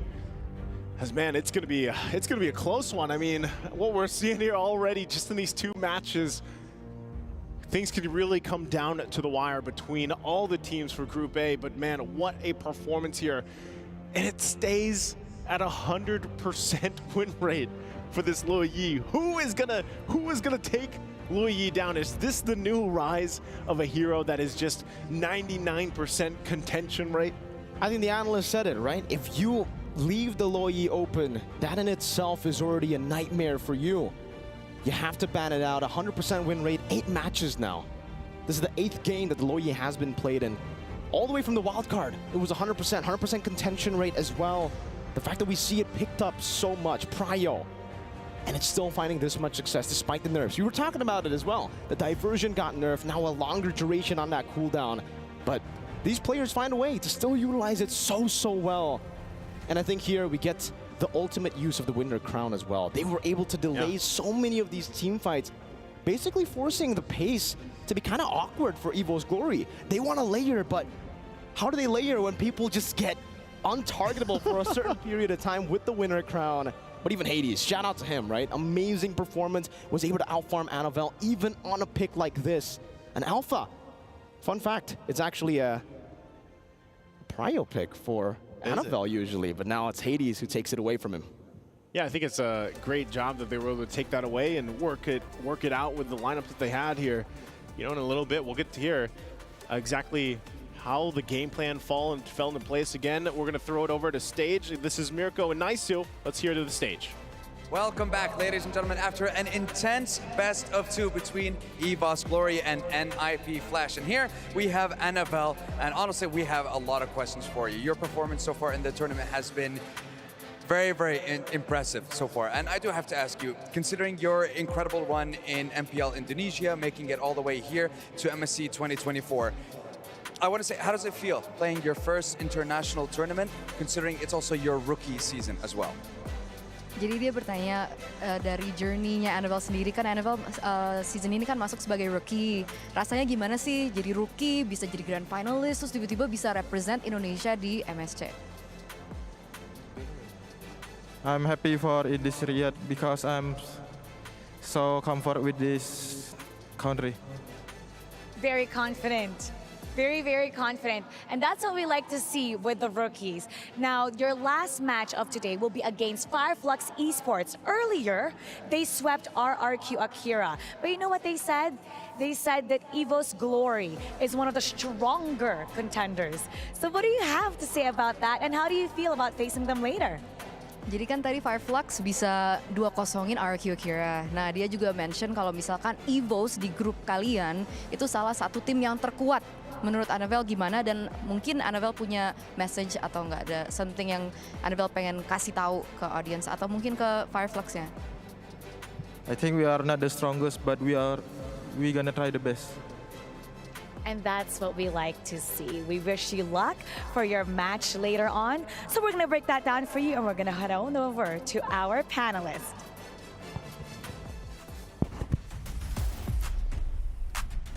Not fully sure how to talk about that, but again, yeah.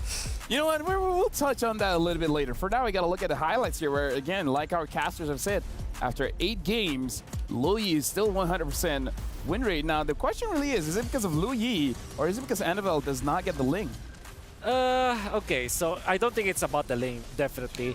Was it about the Hayabusa? I feel like it's a very early pick coming out from EVOS. And I still feel that I will stick to my word that I said early yesterday. It's criminal to give up the Lui at this point, right? So there's no probable trade, and I think that in this scenario where you have this Alpha in that play with a Paquito, you're basically like airdropping a bomb, basically. You're airdropping a Diablo. A Diablo, exactly. Yeah, that's essentially it, and there's really no way to stop this Lui. You also got to give it up to Vanix towards the end there.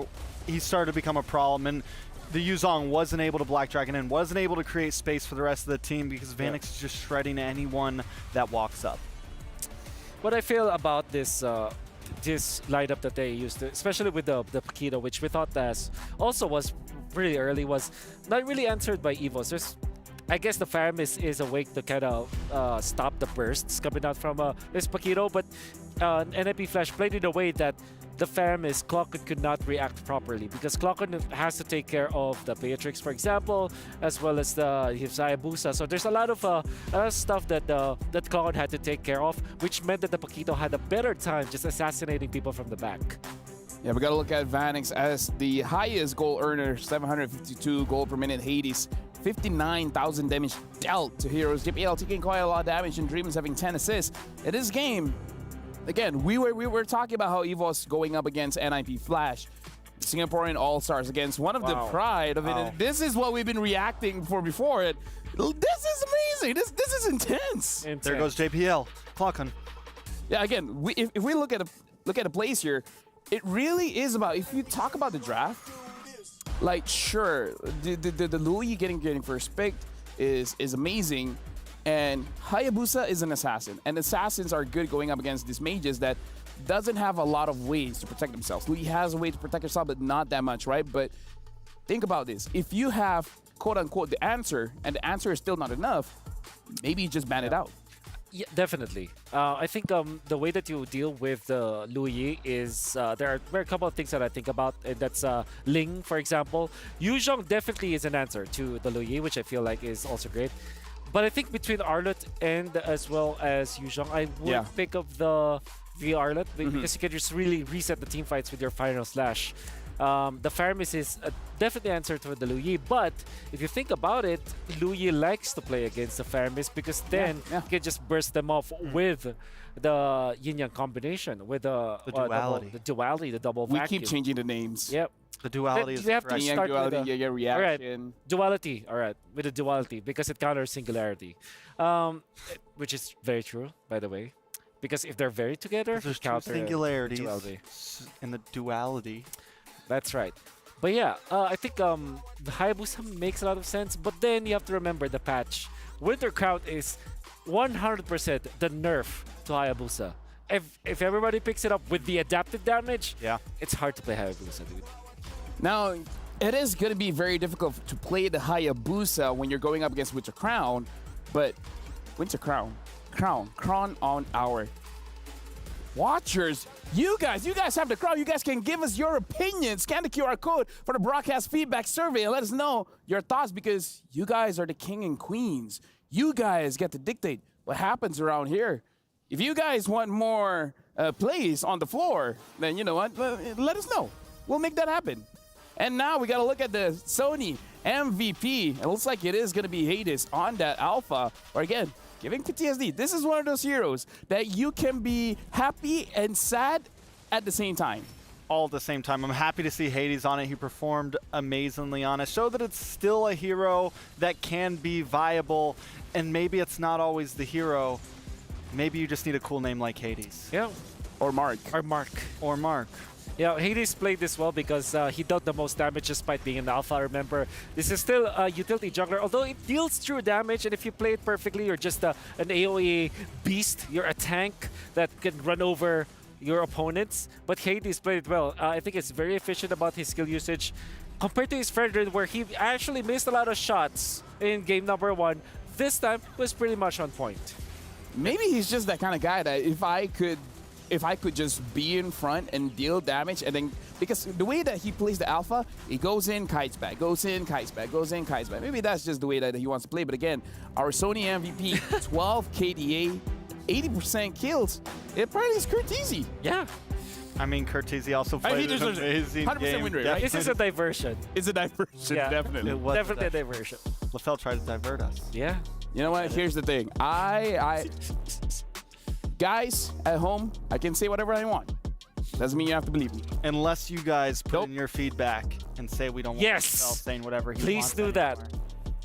Don't believe everything you see on the internet. You know what? Things happen. Like, Wolf may not be a Wolf. Yeah. I mean, look at him. By day, he's like this. By night, he could be a Roger.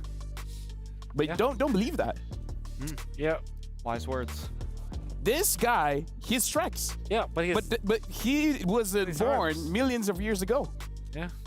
You guys want to see a Wolf and a Trex go at it? Okay, you know what? I think that's a good time to actually go to a break while they duke it out. We're going for a short break because after this, we're going for match number 3. We'll see you guys then.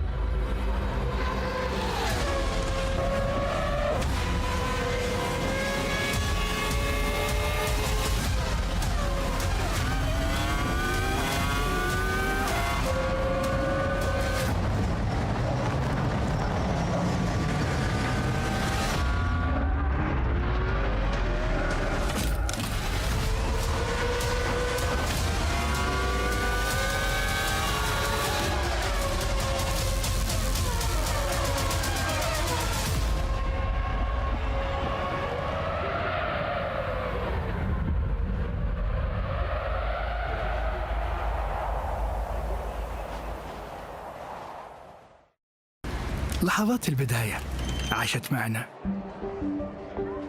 كنا نحسبها وقت للتسلية بس. نحسبها بس ذكريات. عبود أعطي أختك اليد يا ولد. ابتكرنا فيها ابتكارات، وإذا بغينا قلبناها خرافات. كنا نحسبها بس لمة وصحبة وسهرات. انتبه نوب ترى نوب. لكن كنا نشوف عالم ما حد يشوفه. ليت يشغل وقته بشيء يفيده. الله عليك على اليد سود. عالم كبر وعاش فينا. عالم الحماس فيه يوصلك كل مرة لحلم أصعب، بس ما يصعب عليك. بارد معك وين ما تروح.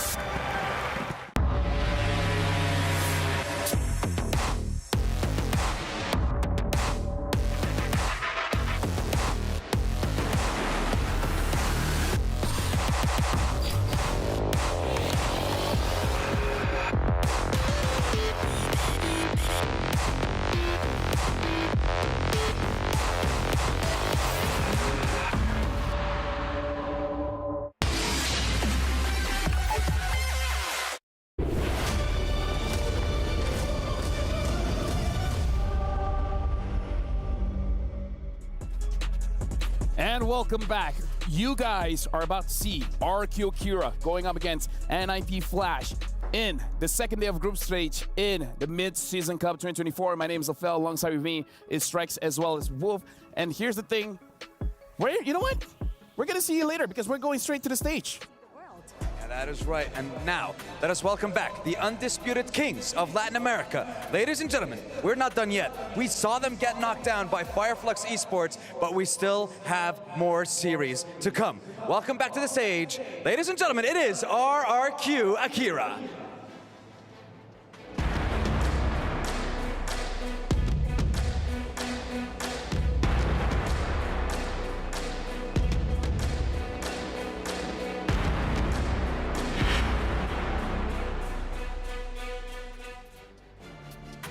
Now, regardless what happened earlier, this team is not to be underestimated because RRQ Akira has actually won 7 titles from A-tier tournaments in Latam. That's one heck of a record. I'll give them that. And I want to see if they can keep that streak going and build on that momentum in the coming games as well. Now, they're in danger of getting eliminated should the result be a 0-2 in their next match. And in their next match, they'll be going up against a Singaporean all-star team. We'll welcome back NIP Flash.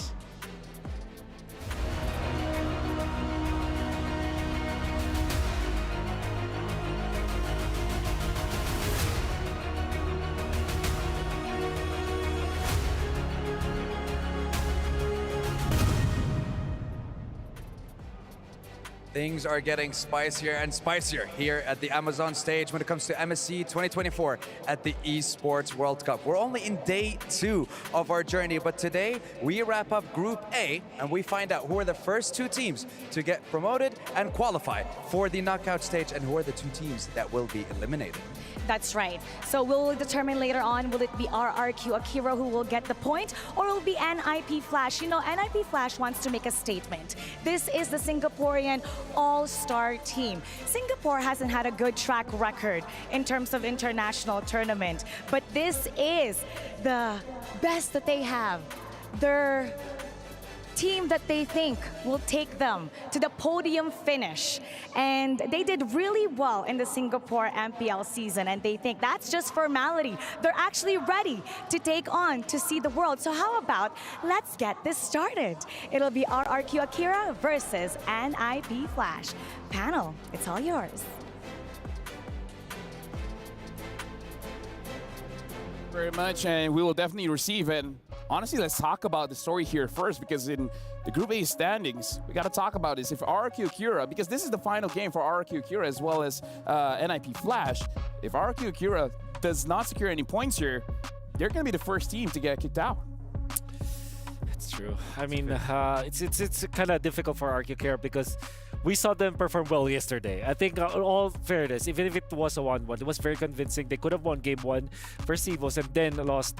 But in this, today, Fireflux just really stepped up. RRQ Akira didn't. And you saw some glaring problems with their gameplay. And now they're up against a team that just won a game against Evos Glory. Their momentum is really high. So this is a very difficult spot to be in for RRQ Akira. I feel like step 1, either of the teams ban out Louis. You know what? This is the notice here. You guys are watching MSC. If you guys can take anything from today, ban Louis. You can confirm? Can confirm, 100%. Can confirm? I think there's also some important things to say here that RQ isn't completely out of this just yet, right? Like, if they can 2-0 this, that's right. There's a 3-way tie at the end. That's right.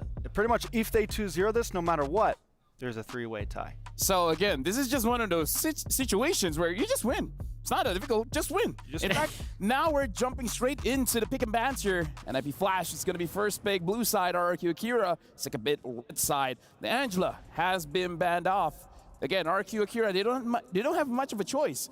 It's set in stone. Chip and Louis should be banned, and they're banning out the Harry first. Yeah, I mean, the Harith ban up front, I think, is solid because it maybe gives the opportunity for NIP Flash to waste one of their bans on a Chip or a Louis. I don't think they're going to do that. I think they're going to leave it up to RRQ. But still, instead of immediately going for the chip, it does give some options. Okay. Well, what we learned from RRQ as well as NIP Flash is that they really like your utility junglers. I believe that that's also the thing for RRQ. But then again, the shift of like stars will now be different because RRQ definitely looks at Tekashi, which is in the XP lane, and for NIP Flash, they're looking at Hades as well as Kurt.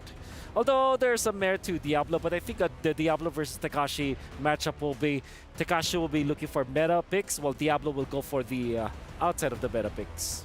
Even though we're looking at the pick and ban, but we got an update here where if RQ loses 0-2, they get eliminated. If NIP Flash sweeps RQ, they advance to the knockout stage. And if it's a 1-1, technically RQ is still eliminated, but there's a chance for a tiebreaker. So they want to win 2-0, but if they get at least one win, there's still hope.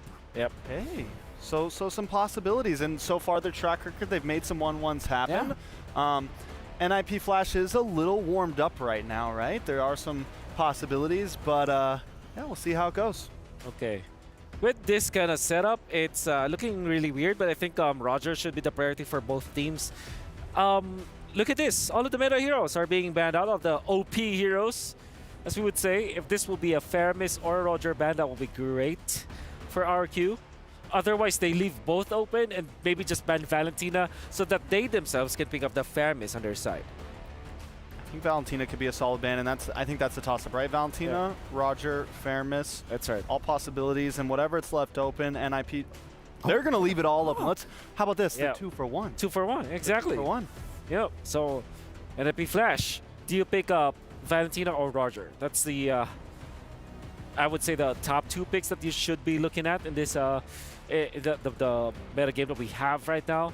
I would almost prefer the Valentina, more flexibility, because you pick up the Roger and the opposing side picks up the Faramis, and then you're kind of in trouble. They pick up Moskov instead, so it's totally different. Oh, Moskov, completely forgot about Hero, man. He's not looking too bad, 57% win rate. Yeah. We know there's some late game possibilities. RQ decides to take the Valentina and the Roger, the 2 major meta picks. So usually what happens with NIP Flash is that they pick up Farsa, which, you know, works really well versus Valentina. But at the same time, you might just settle for a Vexana if you're NIP Flash. And with the presence of this Roger, you're kind of tempted to get the Faramis. But then there's a Valentina, so yeah, they just pick up the Farsa to go with the Benedetta, which they take away from Tekashi. You always got to look at Diablo, man. Like, you have a lot of this quote-unquote meta picks, and he always goes for the different route. Even though Benedetta is technically still part of the meta, but we haven't seen a lot of Benedetta. It does look like for NIP Flash, Diablo is a reliable source of damage where they're like, you know what, you don't have to technically engage for us. We'll set things up. You can finish things off. I like the Edith now for RQ, but at the same time, you can just settle for something like a Yu Zhang, which perfectly answers both Farsa as well as Moskov. What about Terizla? Terizla's also great. It's a pretty standard pick. Of course, Tekashi plays that well. Yeah, but I like some dragons, you know? I like some explosions. I could agree. They decided to go for the Basha instead, so no dragons, no explosions. Yep. Most likely, both of those things will get banned out from NIP here. Whereas RQ going to kind of focus in onto this jungle. Yep. You ban Fredrin, you eventually ban Alpha if you're RQ. Natural, so that you cannot limit the heroes for Mr. Hades. NIP Flash could be looking to ban the Yu Zhang, as we've mentioned earlier. Even when it's it's almost a hero that's kind of difficult to pull off, I think it just makes a lot of sense versus Moskov and Farsa altogether. Can I say, is it a crazy idea for RQ here, now that they have the Boxia? They just pick up something like a Florin to make sure that they get very, very, very tanky. And just, like, you know. Florin Roger works so well. Yeah. We haven't seen a whole lot of support, though, at least in groups so far. Like, a lot of the support. At least not for today. We've seen one Florin yesterday, if I yeah, that was Echo. Yeah. Liquid Echo. Liquid Echo. Pakiro, Yu Zhang, Teresa also is a good ban for NIP Flash. I would say the safer one is probably bang out the Yu Zhang. Yeah. Like, Teresa is annoying, but... Oh, Arlet. Arlet, of course. So you could still see a dragon. It's very possible. Give me a dragon, please. So everybody transforms now for RQ. Like, it's a Baksha transforms into a turtle. It's a Roger. Turns into a wolf. Yeah, Valentina, if he copies the Farsa, turns into a bird. All the transformations on the floor right now. NIP, well, NIP still need Roamer here. Yeah. Okay. So Minotaur's open still. Could be a possibility. Yeah, or it's like a you guys good said, they pickup. could go for something like support. They also need the jungle here. I'm thinking Edith actually for Edith. NIP Flash. Yeah, it looks good. And they also pick up the Lolita, so it's a Lapu instead. You guys remember when Lapu, like the Farza Lapu, was always just, no matter what, if Farza got picked, the opposing team good old would pick days. up the Lapu. Good old days, you know? Good old days. Well, they're back. Yep. So, what do you pick up for Hades? Guinevere. Interesting. Lolita, I think still you pick up the Lolita for NIP Flash or the Tigreal. And yeah, Minotaur looks good. Oh, Matilda. That's a fast-moving composition right there. It is. It is. That Not is a easy. very mobile composition right there. I mean, even without the Matilda, it's a pretty mobile composition. But now you have a Matilda added in the mix, and they are going to be everywhere. Florin and Diggy looks really good for RQ in this case. Apart from that, yeah, they themselves can pick up the Lolita. I think it's decent versus Matilda as well as Guinevere. What is the last pick, though? Lolita is great, I think, for RQ. But then if they want to be funky, it's Diggy or Florin. I do kind of like the funky pick, but I don't feel they will go for it. That's the crazy thing, because now, again, reminder for everyone watching, this is a crucial match. Whoever wins the first game is going to have a lot of momentum because the Cobra gets picked up, which could be good, but it's really depending on the setup. So It's again, great. Before I pass it over to our casters, just remember, RQ needs 2-0 to survive. NIP Flash needs 2-0 to advance to the knockout stage. And with the stakes being set, we're done here on the panel stand. We're tossing it over to our casters. And we're catching. Thanks, Lafel, Trex, and Kaisam.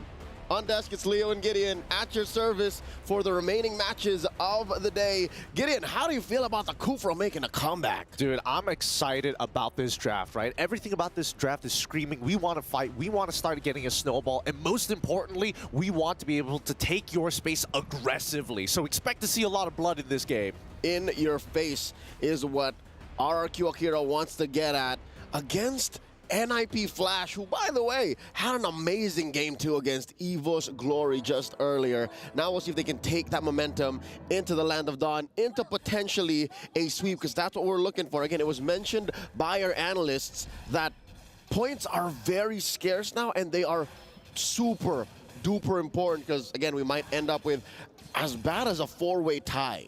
I remember we were talking to Zipper earlier, right? And he was mentioning, hey, there's so many different possibilities that could happen, but all of which will lead into a tiebreaker. And I think for RRQ Akira, oh no, this could be first blood if Diablo finds the opportunity. Doesn't use the Petrify, luckily.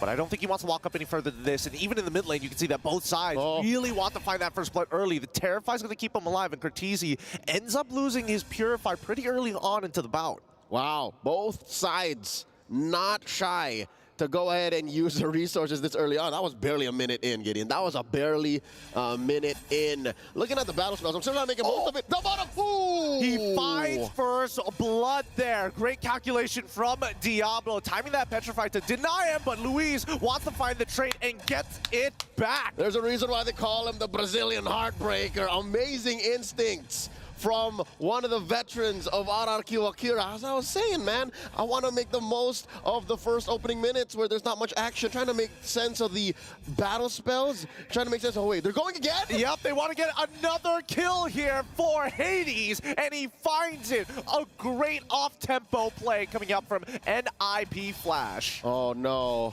If there's anything I can read from Takasha's face, man, he's not liking that. I wonder, though, is there a way to make it out of that way, Luis? He wants more. I think he's just going to go down here. Diablo tries to dive an eye for an eye out of there. Less than an HP. Hades should live this, while Vanix on the opposite side already getting chunked out. JPL now getting involved in the matter. Diablo wants to go back in, but he's on level 4. Hades does get the initial knockup and bounces out with a spatial migration. Sagan still alive for the airstrike coming in for Cortese. Not taking aggressive angles. He still doesn't have his Purify yet. Just like what Sirio Forel told Arya Stark to the god of death, what do we say? Not today. No one fell despite the amazing amount of mechanics and skills put out down there. That was an ult 2 from Cortese. Now back to the action.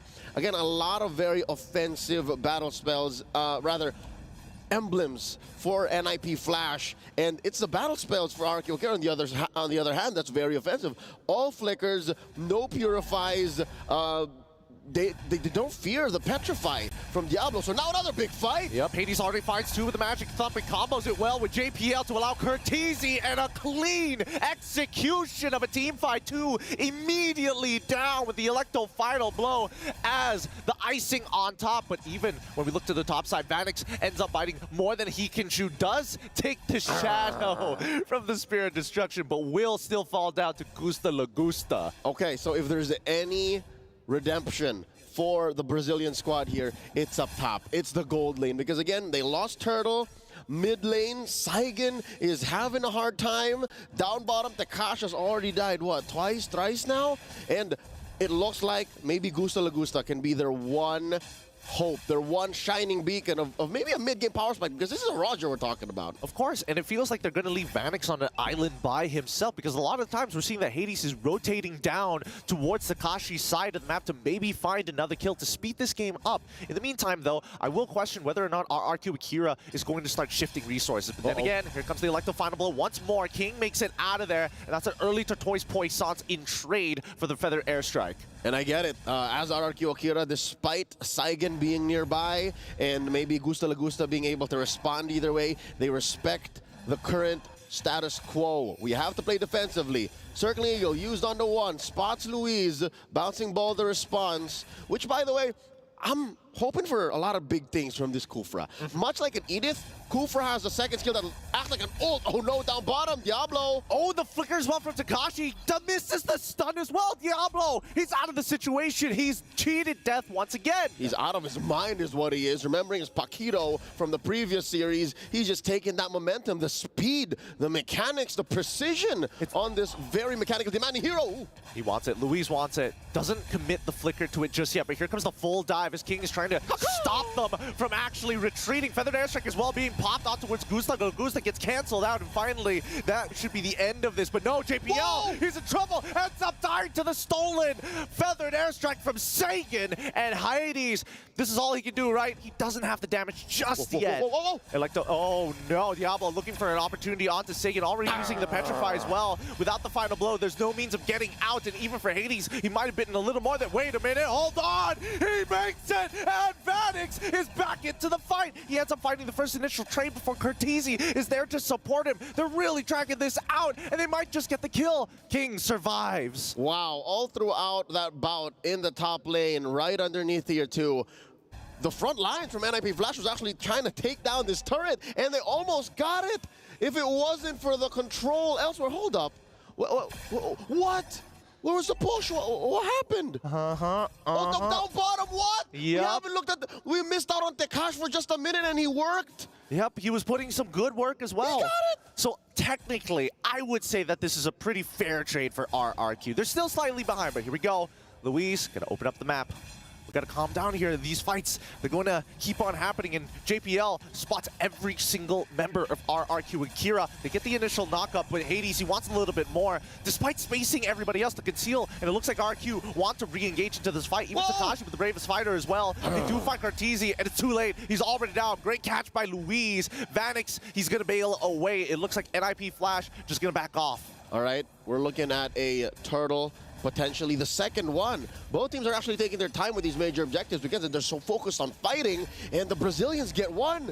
Getting his out, can we say that now we're at equilibrium? Looking at the gold, looking at the map, RQ Akira have survived the early game. Yeah, considering everything that happened down on the bottom side, like, this is great recovery. It shows maturity from this Latam squad. All right, looking at the gold diff again, Gusta La Gusta, right where he needs to be against Vanix. Luis, well, again, as the Kufra, when you're up against Matilda, you're really giving up more to your teammates, and you're allowing for these assists more aggressively. Check this out. King against 2.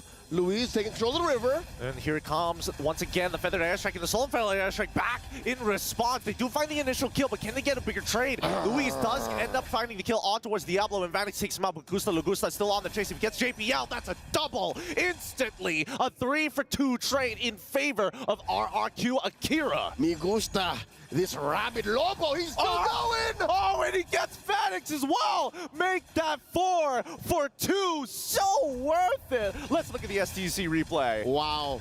It started off with a relatively shaky response from RQ Akira. King going down first, but then again, it was the bouncing ball. Luis held him down. Yes, he did trade for his life. It started off as a bad engage. They were down 2, and then eventually the cores from RQ Akira came through, and that's why you saw in that replay. Player cam, Luis was like, yes, that was good, that was good. That's what they need, right? Portuguese. In Portuguese, of course, naturally. But I think this is the problem, right? Initially, NIP Flash said, hey, with the amount of items, with the amount of damage, we're thinking about 2 cycles, rotations of our abilities. We want to use them at least twice in a fight. And RRQ Akira are now catching up to that idea as well. Yep, they are ahead about 1,000 gold here. King continuing the aggression. One of the reasons why Baksha is one of the few jungle utilities that actually flourish in this current metagame is despite being down, despite being behind, his kit doesn't change. The way you engage doesn't change. So that is a level of consistency you can expect even from a team that's playing from behind. But that's a problem that Akira has no longer to deal with because now they're kind of ahead. Even if it is NIP Flash first to the scene. Lord here approaching half health. Gets a soft reset. King knows Hades is around. This could be a potential 5v5. I love how Takashi is taking control of that Y bush. Oh, yeah. They just got to make sure that these choke points are going to be clear, right? And I think that even for King, his objective, he's still looking for Curteezy, right? A large majority of this game has been, can we hit the mid game without having to take too much damage from the Feathered Airstrike? And if they can get another Purify out of Curteezy again, I think RRQ Akira can replicate their previous fight. And river control now belongs to NIP Flash. King spots one in the pixel brush, the committal. All right, but Hades, he's out of it. Instantly, Luis just short, just 2 inches short from catching him. But now the rest back away. Diablo does get the Malefic Roar, so this is going to be a pretty big power spike for him as the Benedetta. As long as he has that Electro Final Blow plus that Petrify, squishy backlines could be in trouble. Hades gets the initial Magic Thumb. King, he's going to start zoning away. Feather Airstrike is already up. The Stolen One is dealing much more damage, and Lagusta kills Hades. Now on top of Vanix, dodges away from the Spear of Destruction as well as deep positioning from the sideball. But Diablo, he fights King. Curteezy the next to fall with the help of Takashi, but most of the time when we look at the kills, it's 2-1 in favor of RRQ Akira. And now they make a beeline for the Lord. 2 core heroes plus 2 chunky enforcers putting up a barrier. Yep, they're going to commit to this. I don't think NIP Flash can actually fight it. SOD off of cooldown. Can't even think of using that. Huge win for the Latam Kings. Rather surprising that they were able to come out on top in that fashion, right? You would imagine that when we're talking about Takashi and as well as Diablo, there's a pretty big difference between the two gold-wise. Yeah, now we'll wait to see until the gold spread shows again. And in the items, we'll notice as well how far each role is from the other. We're approaching a 2K gold lead now for RRQ Akira with the Lord marching down mid. Here we go. Oh, I love how despite having a hard start, King has just great damage coverage right now. Yeah. He has the Antikiras and the Athena shield. Do your worst, Hades. Do your worst, Kurt. Yeah, he can't get 100-0 here. And that's the important factor. As long as he's able to frontline for his team, red tree or not, if they win the team fight, they're going to make this trade worthwhile. It looks like RRQ Akira are going to start sieging the tier 2s, cutting off supply routes and reinforcement pathways for NIP. But I think at this point of time, right, it really boils down to execution. Here comes Luis once more trying to open up the map. And oh, Hades, he saw the Magic Thumb is going to cancel. He can't seem to get out of here. He gets locked down by Takashi as well as the rest of the team tries to zone them away. They cannot save him. Diablo even committing to try and cut them off. Hades on the Guinevere is not a free casualty. That's not a hero you're just willing to give up willy-nilly. And now they're looking at all of their turrets outside their base taken down. Takash cutting it through, proxying it from behind, and that's the wave crashing on down, taking that last turret. About a minute and a half until the next Lord comes through, and maybe the one way I see NIP Flash contending for that is through an SOD and a full-range feathered airstrike from Curtizi. That aside, every other bit of engagement that they have has to be very cheeky. Again, they're not looking at like a Cho. They're not looking at like a... Atlas is out of the meta, but you know what I mean? Like how it's a full, a Grok. They're not, that's the thing, again, in hindsight, I think our analysts will go deep in, especially if they win. The Grok ban by Coach Cabral, now the fight! Purify instantly, Curtizi tries to reposition as the rest of the team is just taking damage. Vanix is already down. Gusta Lugusta isolates him. Oh no, even the stun connecting from Takashi. They're connected to the Kala here. Everybody is one. RQ Akira takes an amazing trade 2-for-1 again. Gusta Lagusta, half man, half wolf, all rabid. 7-1 and 6. About half of RQ Akira's kills come from this young man. I cannot believe how well they protected him. And his one death is all the more worth it now that they're looking at a penetration. Curtizi with a feathered airstrike. Yep, he's going to clear up these waves. They're going to protect another inhibitor. It's important to keep them all up, especially on that first Lord push as we start moving towards mid to late. And it's a scary situation, right? Because it feels like RQ Akira, they don't have to be so execute heavy on their comp. They can play their time. If anything, they can ram themselves into NIP Flash with this gold lead that they have. About 5,000 now, Gideon, approaching 5,000, and here we go. NIP Flash for the first time in a while, looking for a fair fight, looking to contest. Lord, a tenth of its health. They're going to try. The attempt is there. The stuns on that front line doesn't allow Hades, but Hades steals it. He's out of there with the spatial migration. Curtizi as well manages to get on out of there. They find two and the steal. RQ Akira fall fate to just daylight robbery. That's what they call big money moves. Gusta Lagusta getting shut down. That's 6 kills worth of a bounty for NIP Flash. 4 Hades. Oh my goodness. How did they turn that around, man? The gold lead. Kaput. Oh, I thought RQ Akira were connected, right? They could see the map like the observer view, but unfortunately, all their attention was so heavy, and I think maybe they made the call a little early. They need to be more together.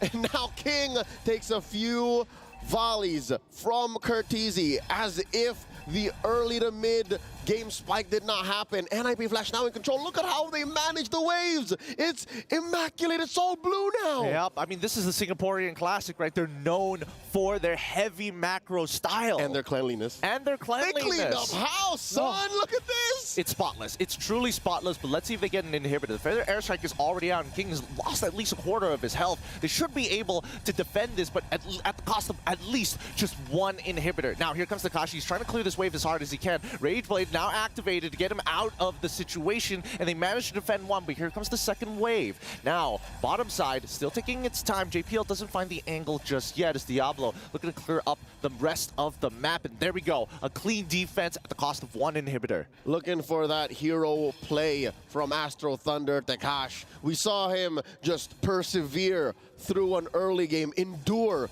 through 3 deaths in the first 5 minutes. Now he has to level up! Oh no, Hades! He's been caught! The spatial migration won't get him out of there! Gusta Lagusta, little health he has, manages to survive on top of the pick. And now, NIP Flash with a man down.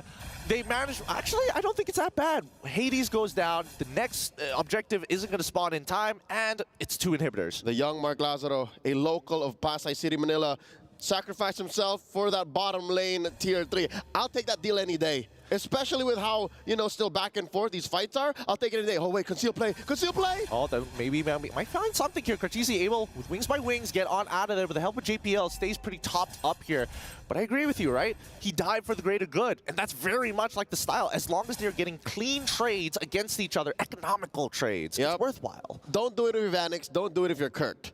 Hades can maybe Diablo 50-50, but do what you need to stop RQ Akira from snowballing out of control. Now, so far, despite having lost 2 team fights back-to-back, RQ Akira back on the hunt, taking control of these odd Y bushes.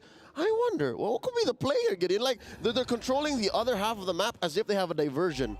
Is it because they're just that fast? They can just rotate that fast? Oh, no! Oh, they're rolling in. King, he's trying to get on out of there. Manages to get out. And like the final blow! On to Luis, taking him out. Now the backline has full access. Gusta Lagusta is trying to get away, but Vanix catches him with an SOD.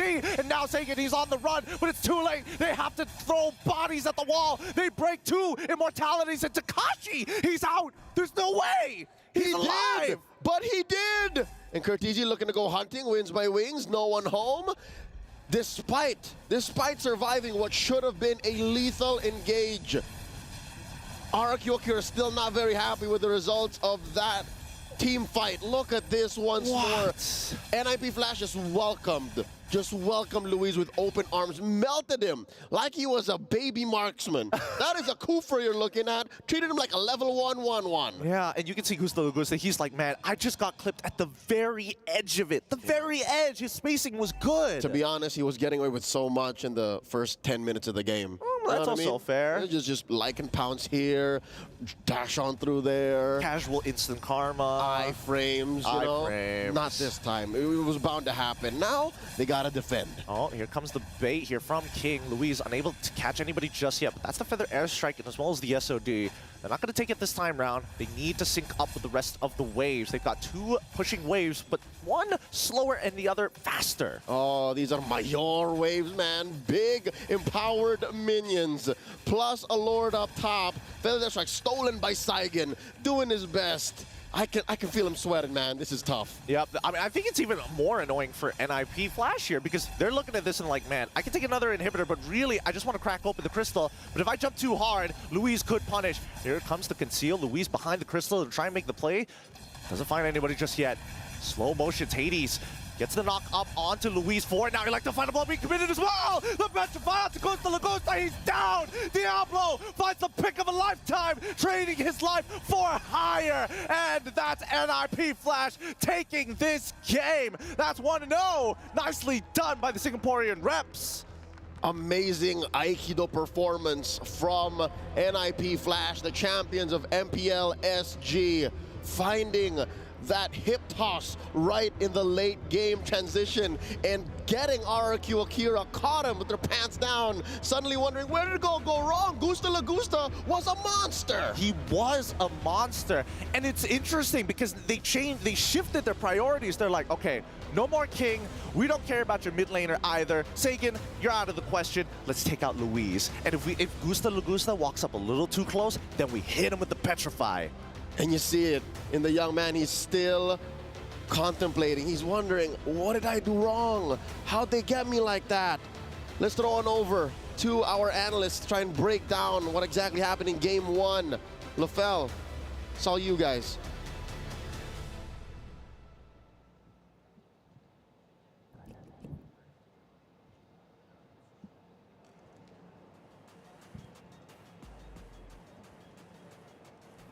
Dude, what was that game? That was intense, man. Talk about back and forth. In this entire game, I had doubts when I was like, oh, NIP Flash doesn't get this, and then RRQ Akira, maybe they don't get this. Like, this is one of the most 50-50est games in a while, Wolf. Yeah, we saw that. There was already the Roger hitting his power spike. This will be a triple kill. But eventually, there will be a shift for NIP Flash. They will not put Hades into the front lines anymore. In fact, it will be their second unit. And this time also, JPL was able to save his teammates many times. And you gotta have to hand it to the winning plays coming out from the Benedetta. I believe that Diablo just really wreaked havoc this time as the gonna be the devil, the Singaporean devil that was a big problem for Gusta Lagusta in the mid game. I gotta give it to Vanix, man. Vanix, I think even from this last series to this series, Vanix has just found his timings so well throughout these games, especially with that Moskov.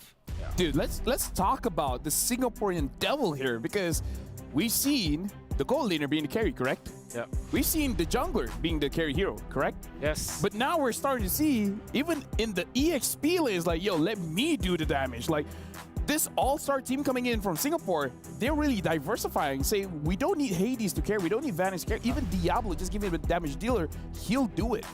he went in for full damage build. I think the only quote-unquote defensive item here is the Festival of Blood emblem, and then eventually the Rose Gold meter. But he went for Sky Piercer, Blade of Despair, all the damage in the world. He knows that he needed to be the problem for Gusta Lagusta, which indeed he was. And Sky Piercer is definitely a good item to have when it comes to damage dealers, like the Predator Assassins, for example. I don't know if he got a lot of stacks in there, but I think the 4% mattered so much, even when it was just an assassin, you know? I mean, like, to be fair, the only tanky ones were Baxia. Takashi, honestly, on the Lapu Lapu was pretty tanky. He survived that one engage that I feel like he shouldn't have. At that point, if Diablo chased after him, he could have been done for. But what do you think about the victory for NIP Flash here, Trex? I think they continue to just kind of show up, I feel like, even, and not only in their gameplay, but in their draft, picking up the Guinevere. They're not scared to kind of break down some boundaries, consistently doing different drafts. It doesn't seem like they're just stuck to one concise play style. Even there, we see some support with them, with the Matilda, and they've been able to just make a lot of things work. Even in terms of earlier late game, they can always kind of find a spike. You can never really count them out, it feels like right now. A lot of I guess if you just look really deeply into the game, there were a lot of minor mistakes that could have been different for RQ here. Then, for example, Sagan copying the Matilda in the last clash. And obviously, Gusta Lagusta in that spot being hit by the Spear of Destruction. Eventually, the Kufra being completely ignored by entirety of NIP Flash, because we know that the Kufra works well versus Guinevere, versus the Moscow. But what they did was to just ignore him, allow the bouncing ball to be the front lights. Let's go to the back parts. I mean, like Trex said, like, even if the Kufra is good, but late game, Moskov goes what? Brr. Goes brr. He goes brr. No, it's got to be a little more brr. Brr. Brr. Oh, he does invest, man. Like, my tongue doesn't work. Moskov goes brr. Brr. I can't do it. Brr. You got it. We'll get you there. It's kind of like brr and then bruh. Exactly. Brr. Yeah, it's very USA, you know? Either way. It's very USA. We got to talk about how NIP Flash, they have 1 foot across the door here, because one more win and they secure, well, they advance to the knockout stage, where RQ Akira, if they want to survive, and I'm talking about surviving from the chance of a potential tiebreaker, they need to win this one. If they don't, then lights out, it's done. Yeah, they could have won game number one. I think some of the jitters, again, the nerves really fell into this, especially after losing the matches that you were supposed to win. And I think that loss against Farflax definitely affected them. They were making mistakes in this game that you will be surprised about. I mean, with that being said, honestly, we got to look at the MVP of the game, the Sony MVP of the game, where it's Hades. It's probably Hades. Let's actually check out some of the clips here, because again, NIP Flash in the early game, Hades was able to get the advantage, but again, props to RQ Kira for getting the advantage back. Yeah. So this is one of the more important ones, like the turtle that eventually came into Hades' hands. And then he will feel very comfortable because he has the Matilda frontlining for the team. But then eventually they will learn that frontlining for the Guinevere might not be the best scenario. I think that he might be the second unit. Like, allow Matilda to just get the vision and then eventually come in when the coastline is safe, you know? Yeah, I mean, overall, I think Hades, he bought time in the early game. He made it so the gold never really got away. So even when there were points of RQ, you know, coming back around here in the mid game and even taking the lead, if we take a look at the gold, it's never a huge lead, right? NIP Flash always had a little bit of something in the game. They always had a little skin to deal with. Yeah, there it is. Definitely Hades. As Mr. Leo would say, a local from Pasay, because Hades' moniker back in the Philippines was Batang Pasay, which means a kid from Pasay.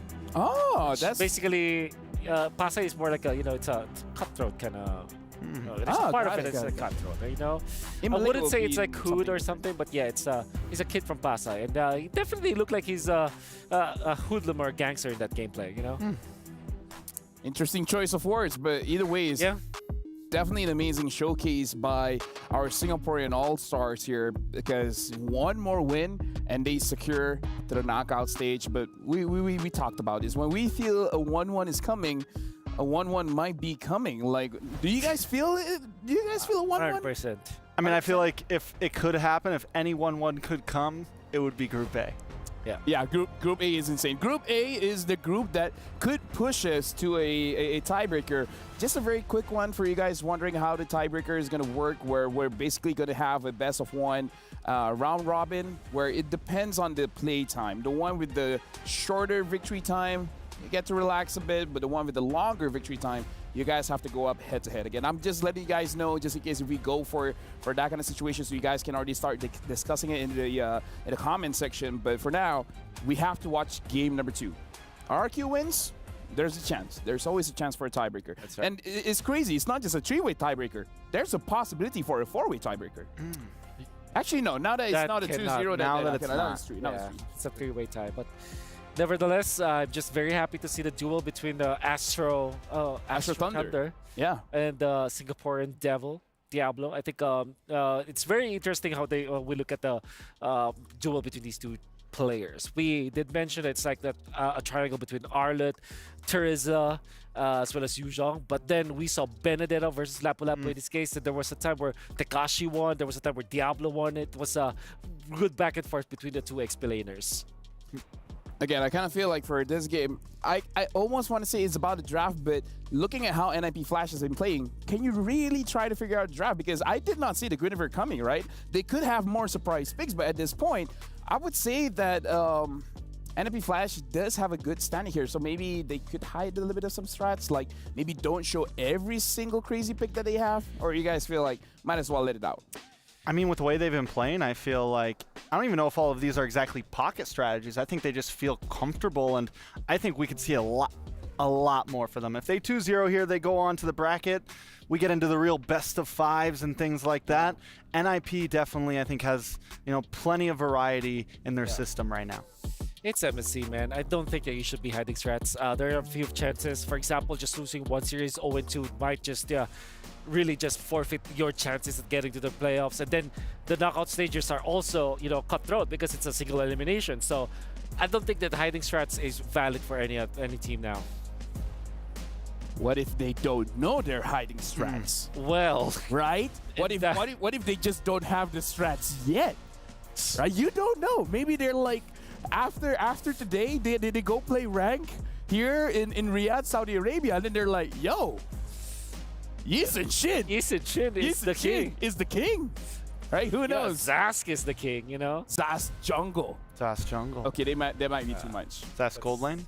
But here's the thing, if Zas Jungle happens, clip it. We called it. Yeah. You look like a genius. If it doesn't happen, still clip it because the fell will do push-ups. No. Yeah. No.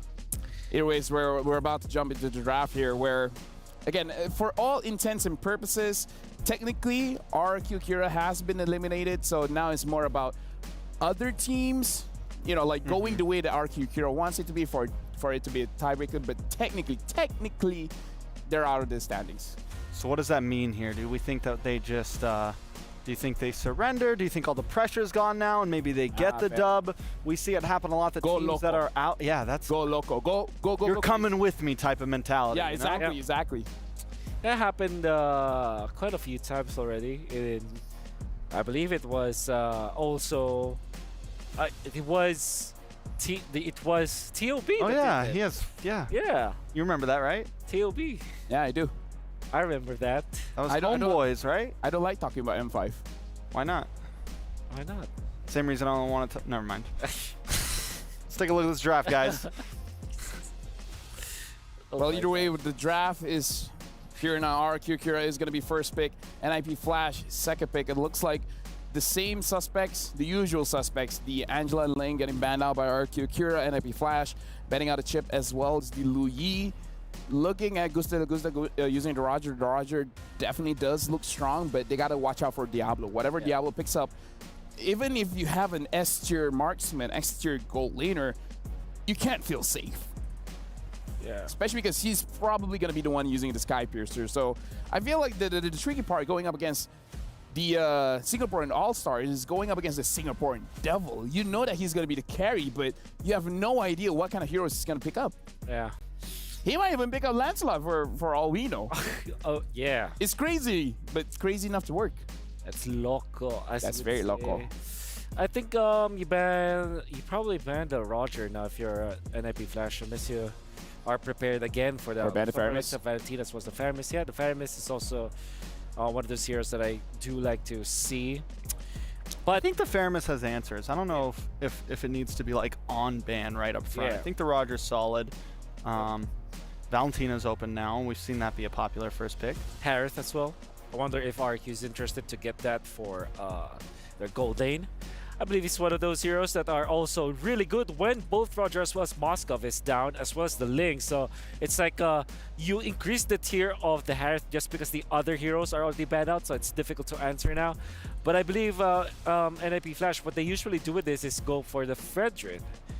So that could be a pickup. Fredrin Arlet perhaps for NIP Flash this time.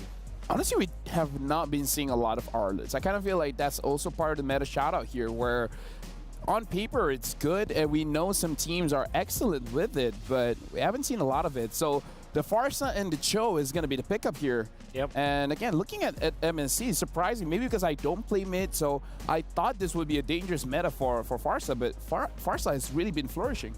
Yeah, the access to the crown, I guess, the Winter Crown is great. Loads of damage, obviously Blood Wings as well, and it really wins the lane matchup, or winning it by just fast clearing. If you get my it's impossible to freeze the Pharsa in the lane because of the range, which now gives us the idea where you can go for Grok Vexana if you're RQ, or that, or again the Dragon. Right? I mean, like, it feels like people just aren't first phasing EXPs lately. They're letting it all get banned out. Oh, Faramis. Against a Pharsa Cho. Okay, can I understand it? I advise against it.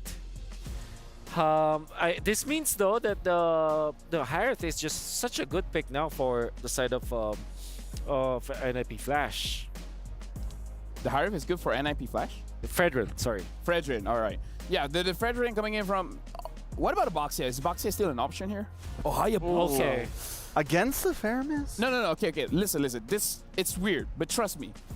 The Hayabusa can counter Faramis. Sounds weird. You want to know how it works? How? You quad shadow on the Faramis, right? And then you don't even need to use your ult. You just have to use basic attack, use your first skill, force out the Netherrealm out first before a major fight, like say Turtle or anything. Basically, you can commit, use all of the resource, and then once they have nothing, and your cooldowns is much shorter, and then you just fight. So you're not countering it in a sense of during the fight. You're Exactly. trying to force it out before. So if you can shadow kill onto Saigon here, he pops it to survive, and now it's out before the fight even happens. I've had this experience. You don't need Ogi shadow kill. Even 3 basic attacks, the Faramis gets very low. Yeah. There's the Banai Arlet, as we did say that it could be a good pick for side of NIP Flash. I'm still wondering what the mindset is for this Hayabusa. I do know that Hayabusa is great versus Harith, right? And the thing is, Faramis plus Grok, very strong in the mid lane, but when it comes to hard CC, they're not that reliable. Obviously, Wild Charge is great, right? Flicker Wild Charge. But against Assassins, that's usually not prescribed because it's definitely difficult to land. For example, a Flicker Wild Charge onto the Hayabusa might be baited easily. So maybe that's the idea why NIP Flash decided to go for this Hayabusa. At the same time, they're kind of hiding their Diablo hero. But I'm still thinking Lapu-Lapu is great for NIP Flash. That could be their last pick. All right, so I mean, NIP, I don't know, I think they could, do they go for gold laner here, right? I think Claude could be the right answer, right? Claude's great. To the Faramis. Beatrix is great. Beatrix, decent. I mean, either of those two options. We've seen them both kind of thrive right now in current meta. That's right. EXP, for the first time, we aren't seeing the Rizzler or the Dragon banned out right now, unless that ends up being the final ban here. So definitely a good possible answer. RQ, on the other hand, still needs a jungler. They go for like the alpha, like what NIP did against Evos? Yeah, that could work. Julian also looks good. I think Julian's great versus the Pharsa. But wouldn't that make RQ having too much magical damage, right? Because now they got the that's true, right? The Harry of the Fireman's, and then plus the Julian. I'm not against it. Trust me, I'm not against it. It's just that it's Harry Potter all over again. Yeah. Harry Potter's dead. So maybe maybe Nolan. Oh, yeah. Super accurate. We haven't seen a lot of Nolans, huh? Yeah, so I'm thinking Beatrix or Claude here for NIP Flash. Another, I would say, game changer might be Irithel, which I have been forcing a lot in the past few days. You've been wanting it? You've been like waiting for it? Good? Waiting for the Irithel pop? Is it good? No. Okay. White people are not picking it. But Wolf wants to see it. I just want it. Yeah. He wants to see that augmented reality Irithel. Exactly. I don't think we're gonna see it though. So Ruby is great versus Harif. Rubis. That's great. In this scenario, you're thinking like, okay, this is Ruby Gold probably, and then the Hayabusa will go to the I don't know, we've been jungle. wrong about Ruby Gold past like 3 games in a row. We keep going, this is going to be Ruby Gold, and then they just throw in a gold laner anyway. That's true. Oh, what if they do something crazy? Cho goes EXP and Ruby goes Roam. This meta has us all messed up. No, I mean like this is Diablo. If it's gonna be anyone, it's Diablo. Yeah. Yuzong works for RQ, I think. They pick up Paquito. No, please don't pick up Paquito. Because what happens now is that this is what we call in the Philippines Esmeralda Ball. Esmeralda Ball. Yes. For NIP Flash. Now we gotta see if Singaporeans call it Esmeralable. Esmeralable. Isa Esmeralda. No, it's scary. Yeah, it's not. So it's not gold. It's carryable. Carryable. It's carryable. It's definitely carryable. Right now, looking at the drafts here, I would say we had a lot of crazy ideas, but so far it goes to the more standard kind of route. Yeah, I know. Like we really overthink it. We really overthink it now. Casters, I hope you guys don't overthink it because we're going to pass it over to you guys. Good luck for this one. Thankfully so, we did not. Thankfully so. Despite all of the twists and turns in the draft, NIP Flash and RQ Akira end up with a reliable draft. Both sides. Lil G, what do you think? I mean, personally for me, Leo, I think that you're the more cool-headed one. I'm looking at this and I was suggesting to you, hey man, there's a possibility this Cho could go into the EXP lane, man. Diablo could have shown us some extra cool mechanics, but now, looking at both lineups, honestly, I think that RQ Akira, they can hold some ground. Especially since they have a good front line and a solid amount of burst of both varieties, physical and magical. Let's get into game number 2 again. Despite what this means for the Brazilian squad, their draft tells me they're still here to play. They're still here to put it all out against NIP Flash. So let's expect a great match from both of these teams. World-class MLBB on display for Game 2 in the 3rd series of today's broadcast. Check it out. Look how deep Luis wants to go. Yeah, I mean, he knows. He's just time. I mean, JPL's trying to time out the power of nature, but here comes Curtizi on the Wings by Wings, getting a really good trade onto Sagan, trying to target him down. Great target priority from the side of NIP Flash, but honestly, when I look at their composition, I'm thinking about the instigators, right? JPL and as well as Hades. Once they hit level 4, I'm expecting Sparks to fly, to try and get RQ Akira. Like Lefel mentioned, use the Netherrealm as early as possible. Yep, force it out of time. Put them in a position where they don't have a reliable source of a re-engage, more health bars to work with. Looking at the opening items here, interesting how Saigon actually invested in the tough boots first. So he knows he's gonna get kicked, he knows he's gonna get rocked, get hooked, and I guess that spells out the fact that maybe RQ Akira might go defensive. I feel like NIP Flash are the ones who might have to play defensive in the earlier stages of the game, right?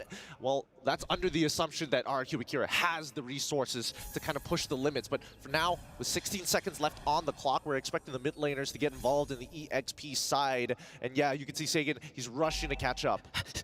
Oh, where is he? All right, cool. He was sent home. That's a technical knockout. But again, no harm, no foul. No one went down just yet.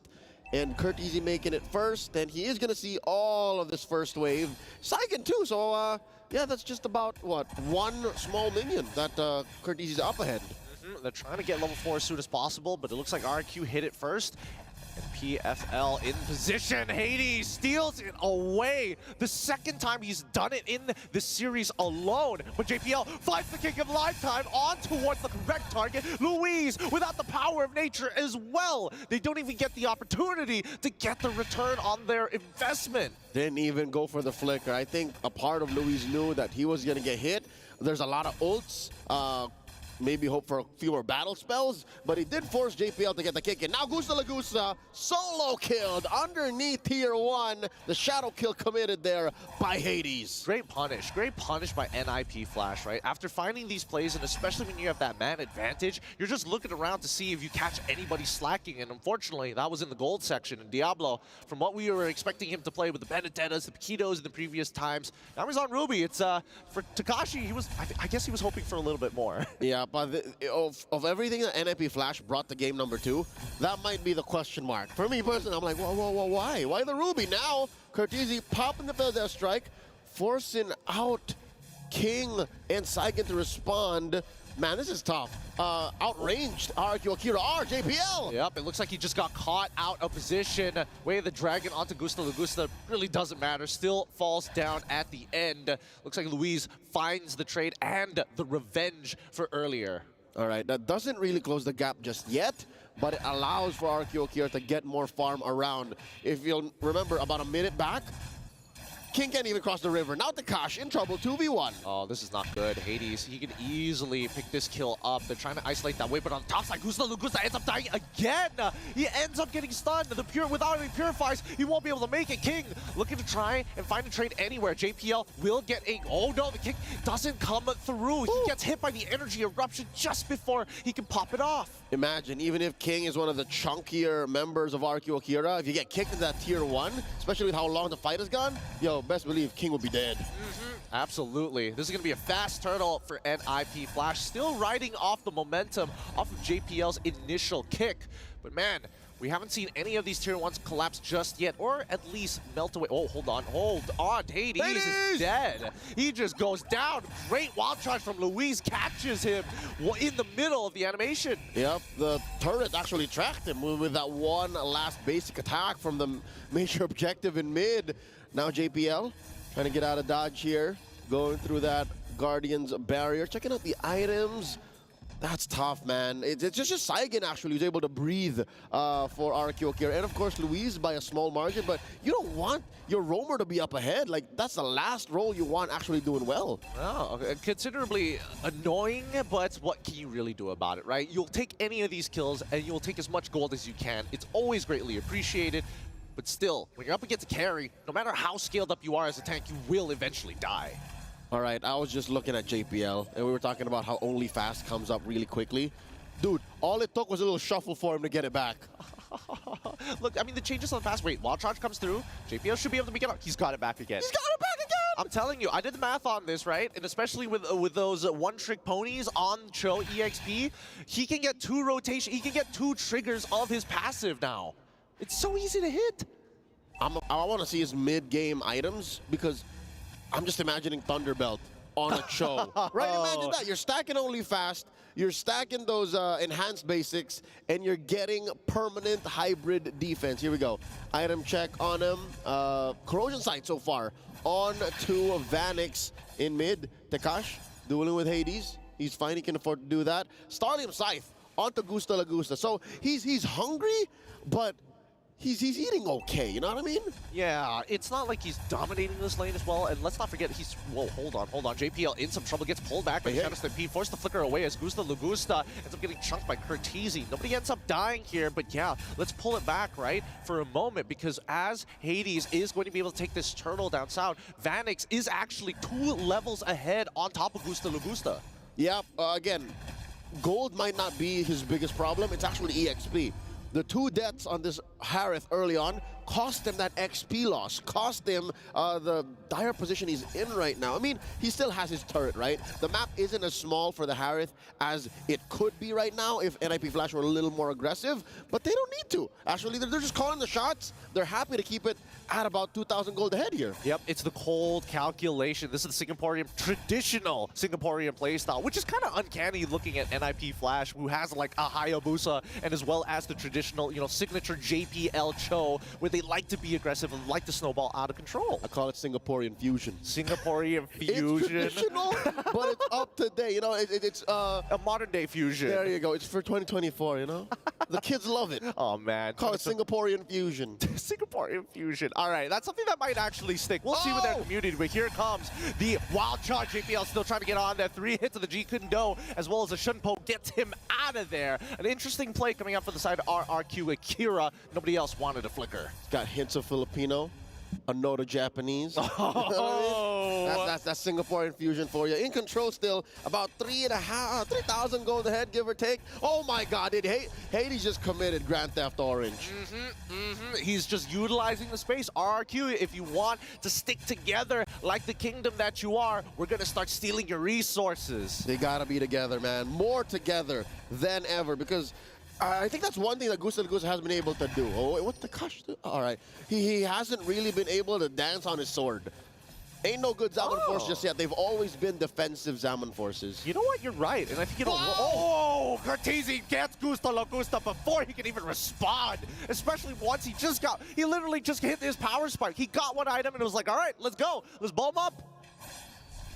We were just mentioning how all of his ZFs were defensive. Oh no, there's a kick. Way of the Dragon, but also the Netherrealm pops out, and it doesn't really matter because without the Netherrealm, Hades is going to start chunking away with the Oki Shot. Oh, Diablo, don't tell me he dies here. He heals up. Oh, he manages to get out of there. Thank the wave saves his life. El Guapo Diablo have yet to die, man. 1-0-1. You know what? Sometimes when the rest of your team is this ahead and this in control, you don't mind just being a nuisance. You don't mind just being a damage punch for just a bit. Oh, he's trying, he's locked down, and Gusta Logusta picks up the kill as Vanix is the next to fall as Takashi punches him down with a 1-2. Gusta Logusta secures a double. It's been a tough 10 minutes for RRQ Akira. For the first time, they actually get a winning trade. That's the first offensive Zaman Force that Gusta Logusta got, right? So if only things were better, if only, here we go, one more time. Ah, Luis pulled the trigger too early and even tries to go for the Nature's Barrier outside the map. Netherrealm to try and escape here. Will they get out of there? Hades gets knocked up. What? He ends up dying. He didn't even bother using his ult. JPL now on the run, ends up another 2 kills. Fall into the hands of RRQ Akira on the Lord push. Never count Gusta Logusta out.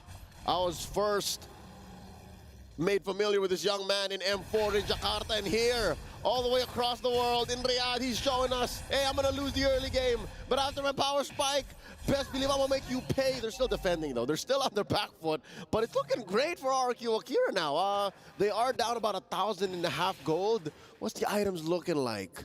Well, considering their position right now, it's pretty phenomenal that they actually bounce back, similarly to how NIP Flash was playing in game number 1. Gideon. Why? HC incoming, HC incoming. No, is he almost there? Oh, he's already got the 3 wands. He just needs a little bit more. Hades does get the Blade of Despair. Hopefully that might make a difference now rather than later.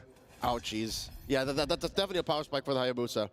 Hopefully, they can do a little bit more than this, right? Because again, as NIP Flash, they need to snowball out of control. They might just get outscaled at the very end here. These tanks are going to be very useful for the side of RRQ Akira to buy some time. And there's the Holy Crystal purchase.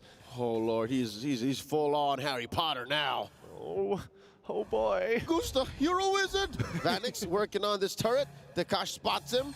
Trying to punish that gold laner. Oh, Vanix, he is getting so low, and now the full rundown. Hades in the back, tries with the quad shadow, but they managed to get on out of there just in time. Great peel from NIP Flash. All right, Hades in the back, Akihiro-san in the front. JPL doing great work here, but can he stop RRQ Akira's forward march? Diablo, he's able to sustain through this, but Hades, he's going to try again this time. Doesn't get hit by the knockout strike by Takashi. Gets out of there with the quad shadow. No kills just yet. And even so, Luis still standing guard. Hades tries again, once again with the quad shadow. Doesn't find it just yet.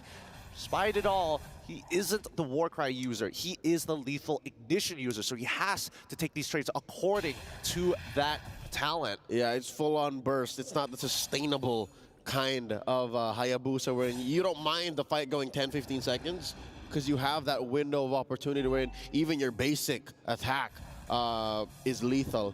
Now, Lord spawns, second Lord of the game in the upper quarter of the map. NIP Flash scoring the Little Wanderer early, giving RQ Akira a little something to deal with. Bottom lane, it's a battle of XP laners. Astro Thunder and Diablo El Guapo going at it. Ooh, misses a hook there. Oh, here we go.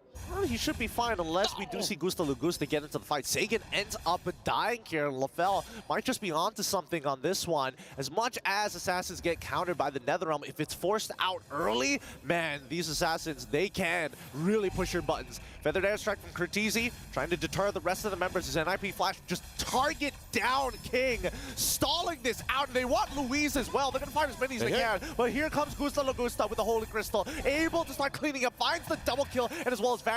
They don't have the time to finish this. Can they get it? Hades finds the Lord, and now they're trying to get out of the way, but Sagan, he doesn't mind. Stick closer together. Diablo finally out-sustaining everybody in this fight for Curtizi. He can get the mega kill. That's a full wipeout. NIP Flash with the Lord. 3 for 5. Curtizi, not even ashamed to use the Feather Dash right now to clear the waves. Pronto, double time, marching down mid. Let's check out the replay once more. Gusta Lagusta, amazing response, but way out of the fight, the range from the actual fight that was just about to happen. And Hades let out an amazing ult right where it mattered. And then it was too little, too late. Diablo, he was a silent killer here, man. No one noticed that he was able to deal that much damage. Now Luis in trouble, got the kick. But King is able to bail him out of that situation. Luis, he doesn't mind dying, but at this point of time, every single one of these Death Timers are really going to hurt, especially when you have Lord Empowered minions pushing at your inhibitors. Look at this. El Diablo Guapo with a hybrid build. War Axe, Sea Halberd, Queen's Wings, Oracle. Building immortality, if you ask me, up next. Well, I mean, it makes a lot of sense if he does put it together, right? Unless he gets greedy and thinks, you know what, Brute Force Breastplate is the way to go for the extra cooldowns. Just keep going. Yeah, just keep pushing forward, right? Forward combat. Personally, for me, I do think that Queen's Wings is the recent hot item for a lot of these EXP laners, right? It gives you so much, but here comes the I'm Offended towards Kingside. Oh my god, he's getting melted down, but Vanix doesn't get that last auto to proc in time. The Netherrealm saves him. JPL does get a good G-Kundo, but doesn't find any targets whatsoever. And now the Light Wheel is dealing mega damage here with the help of the Oki Shadow Kill. Hades finds one. Hades can get a second Feather Airstrike on second rotation again. He gets him. JPL now extending this lead, handing his hand over to RQ Akira just to fish him out. Worthy trade. Any day I'll take that. The Roamer for 2 heroes, the jungler, and a gold laner. I'll say it now, RQ Akira, one of their only hopes is if Gusta Lagusta gets a good dance in. If he's able to lay down the Zaman Force underneath the turret, maybe take 2 for 1, 3 for 1, that's it. But looks like NIP Flash not gonna let that happen. Yep, Hades he gets stunned, but the Oki Shadow Kill, so much damage with the lethal ignition. He's out of position. He'll eventually die, and Louise finds him at the cost of his wild charge. Diablo, he's gonna take his time with this. I'm offended by some extra time. He's sustaining through the damage, but Gusta Lagusta will still run him down. That's 2 inhibitors down, 15 minutes into the game. I'm wondering now how RQ Akira will adjust to what kind of damage NIP Flash is bringing, because at some point, yeah, you can build your Antique Cuirasses, you can build your Athena Shields, but you're also dealing with true damage, man. Well, I haven't really seen Vanix do much, save for that maybe Shred in that last long team fight, but he's still a threat. And who does RQ Akira send to fight that kind of threat, man? I think it's about position of where the fight happens, right? I think they need to catch them at a choke point. I think that's a big thing, because right now NIP Flash, with a lot of space, they can hit them from multiple different angles, and RQ Akira have to decide. But here we go. Here comes the Lord JPL. Oh wait, everybody gets knocked up, and Louise is the one who gets it because of the anti-CC. Oh my goodness, he power of natures to secure the Lord while people are in the air. The Brazilian Heartbreaker strikes again. Could have sworn NIP Flash orchestrated a perfect steal, but then again, RQ Akira, I don't know if they thought that through or if they saw that coming, but hey, they got away with it. So dude, at least they walk away with an extra life. They walk away with an extra, oh my god, he purchases the Brute Force Breastplate. He's only moving forward, Diablo. But man, let's bring back to that. I mean, 4 people, 3 from the side of RQ Akira, plus JPL like gets knocked up. I don't think it was intentional. It's like a trampoline. He just did what he felt was right in that moment. Oh goodness. Oh, maybe they have to change the indicators to be extra bright so that people don't get hit by it often.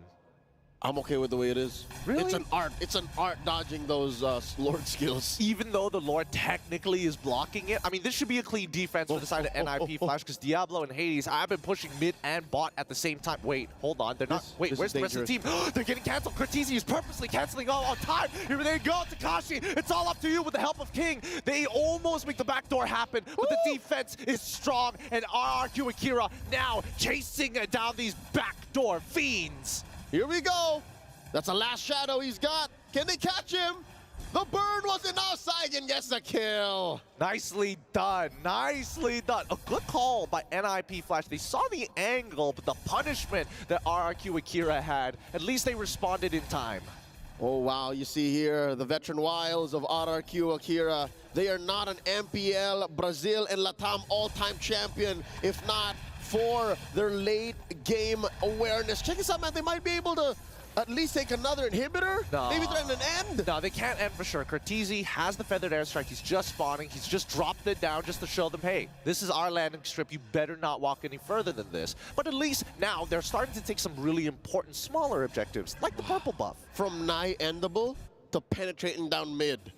Okay, despite being up against the ropes in the corner, bleeding, RRQ Akira still know when they have a kill angle. You know what? I'm going to be real with you. This game reminds me a lot of M3's last Singaporean representative, EVOS, right? Because it's always that back and forth. They get the lead, then their other opponents get the lead, and then it's just continuously back and forth until it's dead even 16-16. I'm getting a lot of flashbacks. Hey, EVOS ended M3 at 4th. So that kind of playstyle got him far. And JPL was part of that roster too. So it's all, man, history is repeating itself, is it not? It's the bleeding effect. It's the bleeding effect. Are you guys fans of Assassin's Creed? Now, here's the thing. For those of y'all who don't know, JPL has been playing since 2017. He's been around for a very long time. Previously, MPL, MY, and SG used to be one entity before we split up. And even then, JPL was still part of it since Season 1. JPL, you could call him a precursor. He was there since the even before it all started. JPL! Oh no, speak of the devil! We were about to cast a curse him. I'll be real with you.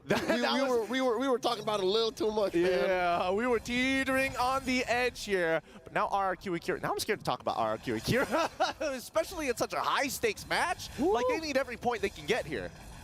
Speaking of, all right, this gives us some time to digest what's going on. I just noticed, Gideon, Lord is on stage. Lord is on stage. That's not what I was going to point out. Tier 1 down bottom for NIP Flash is untouched. I mean, it's standing there with about 2.5 HP, but it's still standing. I mean, I don't think at this point of time a single Lord take for the side of RRQ Akira is enough, or they just kind of spit on it a little. It'll go down. It's fine. Spit on that thing. Spit on that thing, brother. A minion trips into it, it breaks. I swear. You know what? Sometimes you just need to relieve the pressure a little bit. Maybe that's what RRQ Akira needs to do. They look at it like a little cyst. They're like, we gotta relieve the pressure. If not, this is just gonna get worse for us. Quick adjustment, you know. Like, give your chiropractor like a nice coffee and can you just hit this spot real quick? Like, I don't need a full session. we're buddies. We went to high school together. Can you just please? And you're oddly knowledgeable about it. It's like, it's C3 right here. There it is. You know what I mean? That might open up the map for RRQ Akira. I think that's the thing, right? Because right now, in terms of play styles, we're coming to a point where grouping together with such an open map from the side of RRQ Akira is the more effective strategy. Because if you get caught slacking here, maybe there's a backdoor opportunity, but it feels like RRQ Akira are pretty on top of things. Oh wait, now you mention it, for NIP Flash, that might actually be one of their major options. Like, that might be option A right now. Just get the backdoor in because we can't win full frontal team fights anymore. Exactly. We're past that point. Yeah, I mean, even in game number 1, the biggest advantage that they had, again, especially, I'm talking about late game here against RRQ Akira, was the fact that they had all of their inhibitors, right? Yeah. Now, it's a bit of a change, and you can see a lot of stress on the faces of RRQ Akira, and I can only imagine not as much for NIP Flash, because that doesn't mean they get eliminated if they drop this game. Yep, we're already here. That is RRQ Akira's fate. Their key, as mentioned in day 1 during the opening ceremony, is about to get shattered. I mean, it's out of our control, unfortunately. See that little triangle next to the Lord's Trident? say goodbye. Oh, man. It's going to be... Oh, yeah, but the end of today, they're going to start handing them over to get eliminated, right? The little keys. I got to take a picture of that key one day or another. How heavy do you think it is? About 4 or 5 kilos. 4 or 5 kilos? I reckon. I mean, they look pretty solid. I'm over-exaggerating that. I don't know. It's probably like 2 towers worth. 2 towers worth, that's like what, 600 gold? 2 pints. 2 Is that a weight? Is that a weight? What kind of weight? I mean, not in Southeast Asia, that's for sure. 0.6 stone. Don't. Where do they use stone? But it's a real, folks. It's a real measure. It's a real measurement. It may not be the SI unit of choice. Yeah, but it is. Neither here nor there. We're still talking about the matchup here. NIP Flash, arguably in control, but RQ Akira have been finding a way to win team fights more often, despite the pressure placed on this man right here, Sagan. He's had to survive all of these burst damage from Kurt, from Hades, and what is the interaction between Diablo's I'm Offended and when they all get really together? I mean, he heals a lot. And I think it really boils down to when were they going to get the anti-heal, right? Because Diablo was pretty ahead of the game for a large majority of it until Takashi decided, hey, if I can't beat Diablo, at least I will beat down Hades. I will beat down your mid laner too, Curtizi. Doesn't matter who. If Vanix walks too close, that knockup strike is going to connect. Oh, here we go. Back into the matchup. They were in the midst of as close to a Lord Dance as we can get here in the current metagame. Lord at about half health, slightly edged over to RQ Akira. Got that soft reset. Yeah, I think this is pretty advantageous for the side of NIP Flash. They only have to worry about the mid lane, right? And I was wondering why RQ Akira didn't try and invade, but here we go. Diablo finds the I'm Offended onto Takashi's side, almost gets melted down. Vanix, wait, they're trying to go for the seal once again. They kick. Oh, King is outside of the pit. They're just holding it on. Hades, somebody, can they actually go do it? The Ogi Shadow kill is already out. King is dead. They're playing for the kills. We don't need the Lord no longer. Quad Shadow out of there. The maneuvers just to keep him right on the edge. Sagan, he's still alive. Manages to get on out of there, but the I'm Offended from Diablo is really costing them a lot. Gusta with a conceal as well. Dashes away, down. The Summon Force, can he outplay it?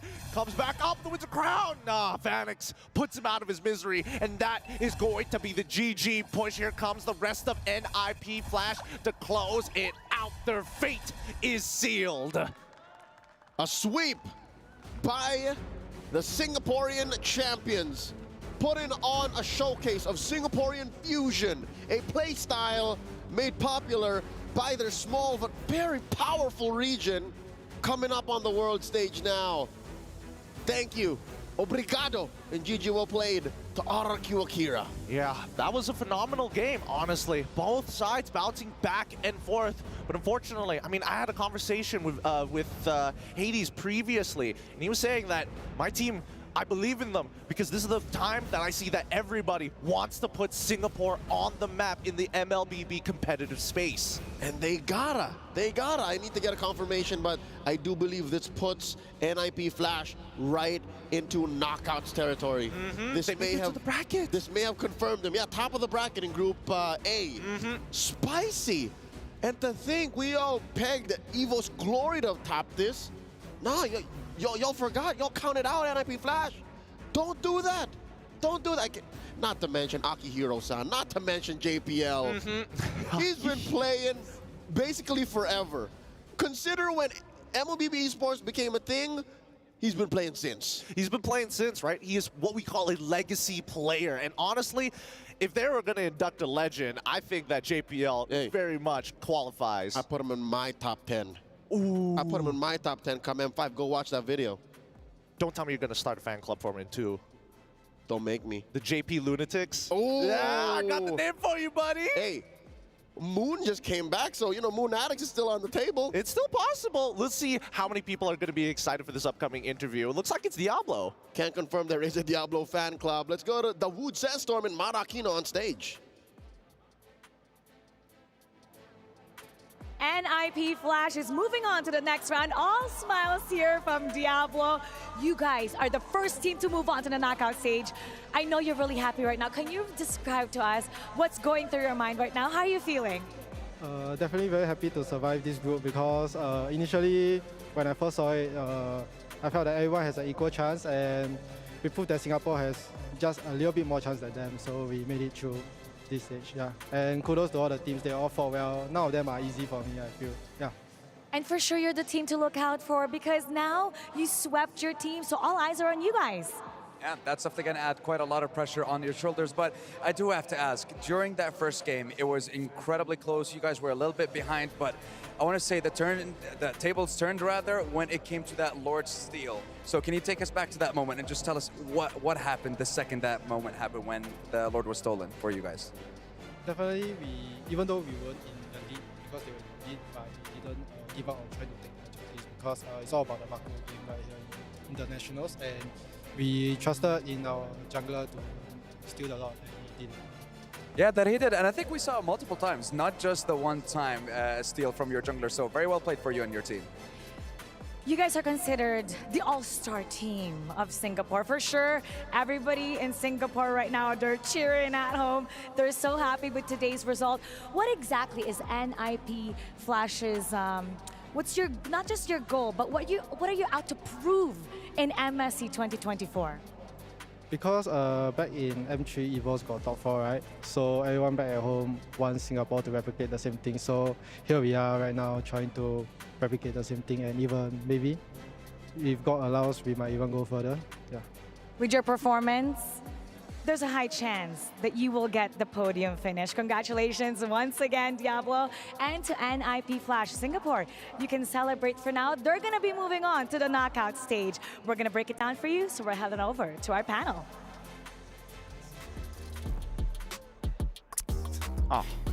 You know what? Doesn't matter. We're in the highlights now, where again, what a game between both teams. And this is one of those games where NIP Flash tried to go for the backdoor. I thought it was going to work out, but it didn't. But still, overall, NIP Flash, what an amazing showing from them.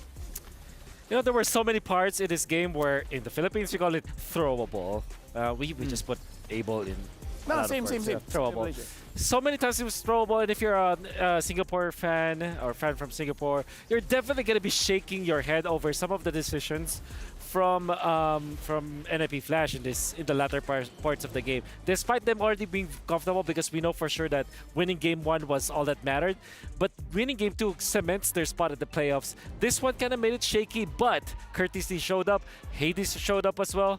I don't know how they managed to pull this off, because the last pick carry, I really did question it, because it's up against Faramis. We know for sure that Faramis triumphs over that, and of course Harith wins the lane matchup for Scary, but they made it work. Vanix is a god from now on. Woof. Let me just say, Carry will lose to Faramis with that attitude. You can't. Yes, sir. You're right, sir. The coach is like, can you do it? He's like, yes, I can. Yes, sir. You gotta have the right attitude, Wolf. Yeah, it's all about attitude nowadays. It's all about attitude. Look at Gusta Lagusta, right? He has the highest goal, highest damage per minute. Luis, highest damage taken per minute. JPL, 9 assists. Now let me talk to you, Trex. Yes, sir. Right? Because the caster said we put NIP Flash down. It's like no, not us. Okay, who thought NIP Flash would be number 1? Raise their hands. It's all predicted. Yeah. Right? I thought it was going to be number 4. Leo, why would you think? Wait, what did you say? No, nothing. What? Did you say Evo's Glory number 4? No. See, here's the thing. I got a thing called the curse, so I'm trying to help out my boy. I'm trying to help out my boy, Mirko, you know? Yeah. So but yeah, I thought NIP Flash would be number 1 anyways. Yeah, me too. Yeah, they got Mark. Get Mark. Mark is all we need. But great name. Either ways, just to confirm to you guys, NIP Flash indeed advances to the knockout stage. Actually, Trex, I gotta shout you out because he did the numbers, and looking at the situation, once they won the first game, yes, they made through the knockout stage. Right. And our ALJ match of the day, that's where we really got to see, like, who's moving on. Is it going to be Evo's Glory, or is it going to be Fireflux? Something about ALJ, man. They knew. They knew. It's almost like because That's actually crazy. I don't know. Dude, maybe I'm nerding out. Maybe I'm geeking out. But very rarely do we all get something like that, right? Yeah. And the ALJ match of the day is on point today. They selected the match of the day yesterday. They knew what's going to happen. They knew. Speaking of knowing what's going to happen, you know what you guys have to do? You guys got to tell us your opinion. Scan the QR code for the broadcast feedback survey and let us know your thoughts. What do you guys think can be improved overall when it comes to the show, from the caster segment, the panelist segment, the host segment? Any way we can improve, we want to improve. And now we got to look at the MVP, the Sony MVP of the game. Honestly, could go to anyone, because look at that game, man. Everyone brought their A game. Even what was like, yo, Vanix a god. Yeah, Vanix should not have gotten what he was able to get in this game. I think that Diablo was also very confident in this game. Is the EXP Ruby that we are not seeing that much, but he was spectacular. Hades, of course, doing Hades things, really good at assassins, but definitely will be answered for quite a time. And of course, securing the objectives is what matters most. There will be a good Diablo play here later on. I think it's going to be using the Flicker, but eventually will be outplayed by Gusta the Hyath. We'll see. I mean, a lot of possibilities. I do think, I don't know, Hades, man. I think it's we get to see the Hayabusa work this time, and actually carry through even into late game. It felt like last time we saw the Hayabusa, it started to fall off a bit, but Hades was a monster from start to finish. But it's Curtizi once again. Curtizi though, he's Curtizi though in the game. This Farsa reminds me of Uchiha Madara, man. Like, he brings down one meteor and he was like, "Nice, Onoki. What are you gonna do with the next one?" Nani? Onoki, yeah. Onoki. I don't know, it's okay. Nani? He's an old man, kind of like you. No. Naruto is actually quite old, if you think about it. Huh? It is quite old. It is my era. Yeah, it's your like era. Onoki's. No, I'm talking about first Onoki's the old man, right? Oh. I don't know. Either ways, we got some young kids coming up to the stage. Okay, maybe don't say young kids, but you know, either way, match of the day. They're coming in. ALJ match of the day. Fireflux going up against EVOS Glory, the final match of Group A. And what a way to end it, man. I love it. EVOS up against Fireflux. I mean, who would have expected it to come down to this?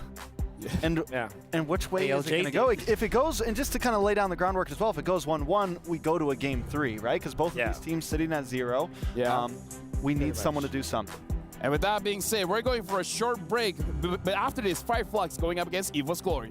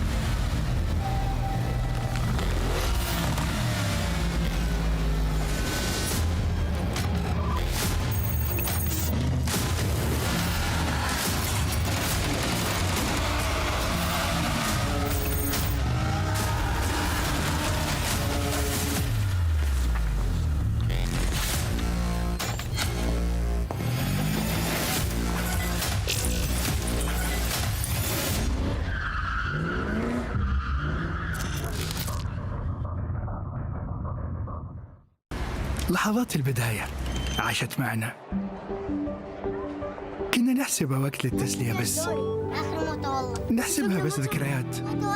عبود أعطي أختك اليد يا ولد. ابتكرنا فيها ابتكارات، وإذا بغينا قلبناها خرافات. كنا نحسبها بس لمة وصحبة وسهرات.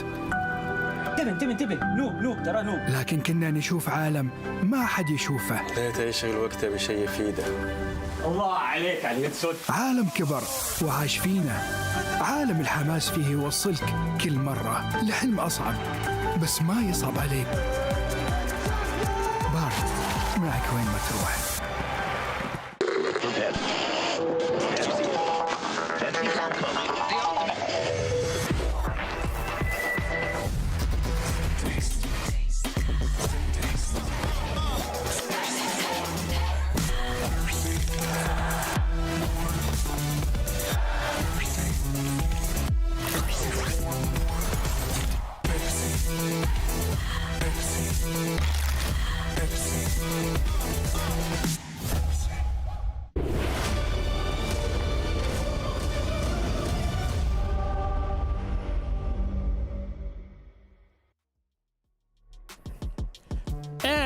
Welcome back. It is the final match, the ALJ match of the day. Firefox Esports coming in, going up against EVOS Glory. Again, this is all about Group A.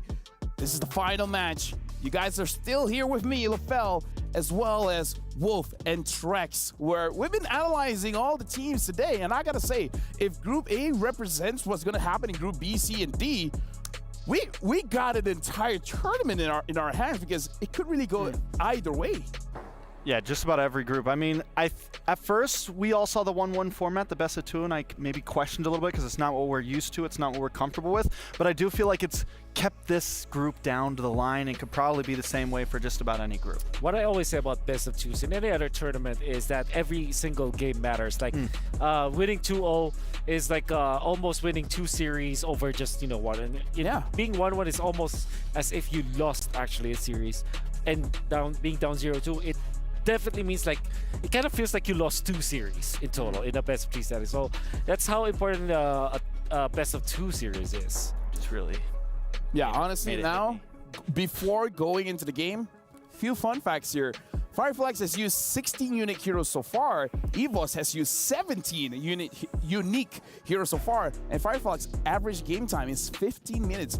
EVOS average game time is 19 minutes. So honestly, if we went for a tiebreaker, perhaps the playstyle of EVOS wanted to get all those farm for Annabelle might have hurt them. So EVOS Glory, if they want this, they gotta win 2-0 to make sure that there's no tiebreaker shenanigans. Yeah, because game time matters. Like shortest win time, and obviously that matters a lot. But I think before we think about all those best of 1 tiebreakers, definitely you have to win 2-0. And that's very true for Fireflux as well as for EVO's Glory. No mistakes this time. I think Fireflux is very scary to look at, while EVO's Glory, their momentum is not that high yet, especially after getting 1-1s all over the place. But Fireflux did do that 2-0 earlier today. Wait. Gives them a lot of confidence. Let me set this up for you guys. Imagine this. This isn't a best of 2. It's a best of 3.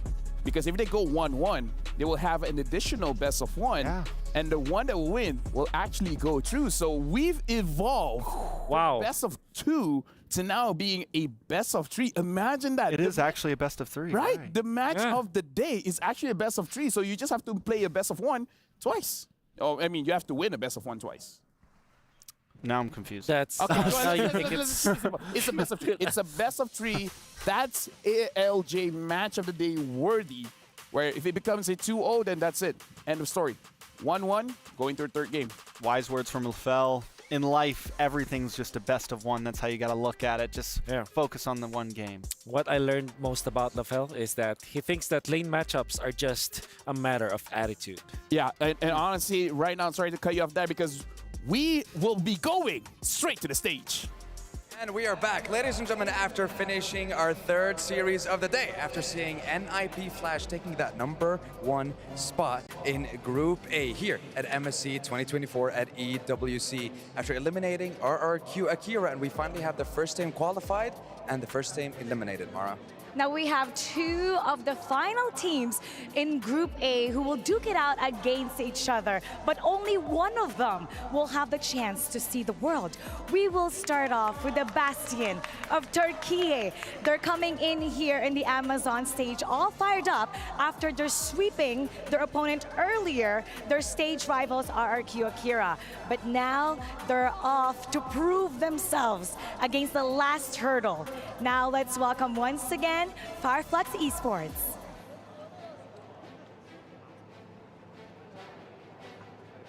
Now, when we're looking at Fireflux, it's gonna be a very tall order for them I want to say to qualify, because they're gonna be going up against the White Tigers, known in Indonesia as the People's Champions in EVOS Glory. And the question is, can they take them down in a 2-0, or like the guys mentioned on the analyst desk, it's a best of one that turned into a best of two that could potentially be a best of three. Listen, you guys confused us just as much as you were confused on that studio, so we need you to break it down just a little bit more in a few minutes, because I am a little bit confused as well, Mara.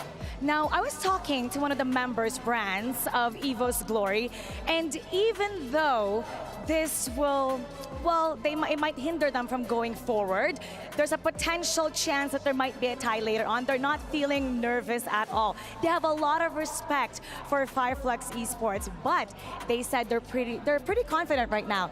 In fact, during the break, they had about a 1-hour break. They went into the players' lounge, went on to play some arcades, ate a little bit, and that's just to get rid of the nervousness. Right now, they're coming on the stage with their mindset pretty confident about today, and they're out to prove themselves. So to break it down for us and to head to our draft, we're gonna head to our panel. Take it away. You know what, Sandstorm? We got you, man. We love you. Let's keep this very simple. First team to win 2 games advances to the knockout stage. How simple is that, right? Skippity up. Skippity yes. Yes, skippity yes. Skippity Win yes. 2 games and then that's it, you win. But I do want to disagree with Sandstorm here. What did he say? I think it might not be as tall of an order as he said. Okay. I would say that these two teams are on equal footing right now.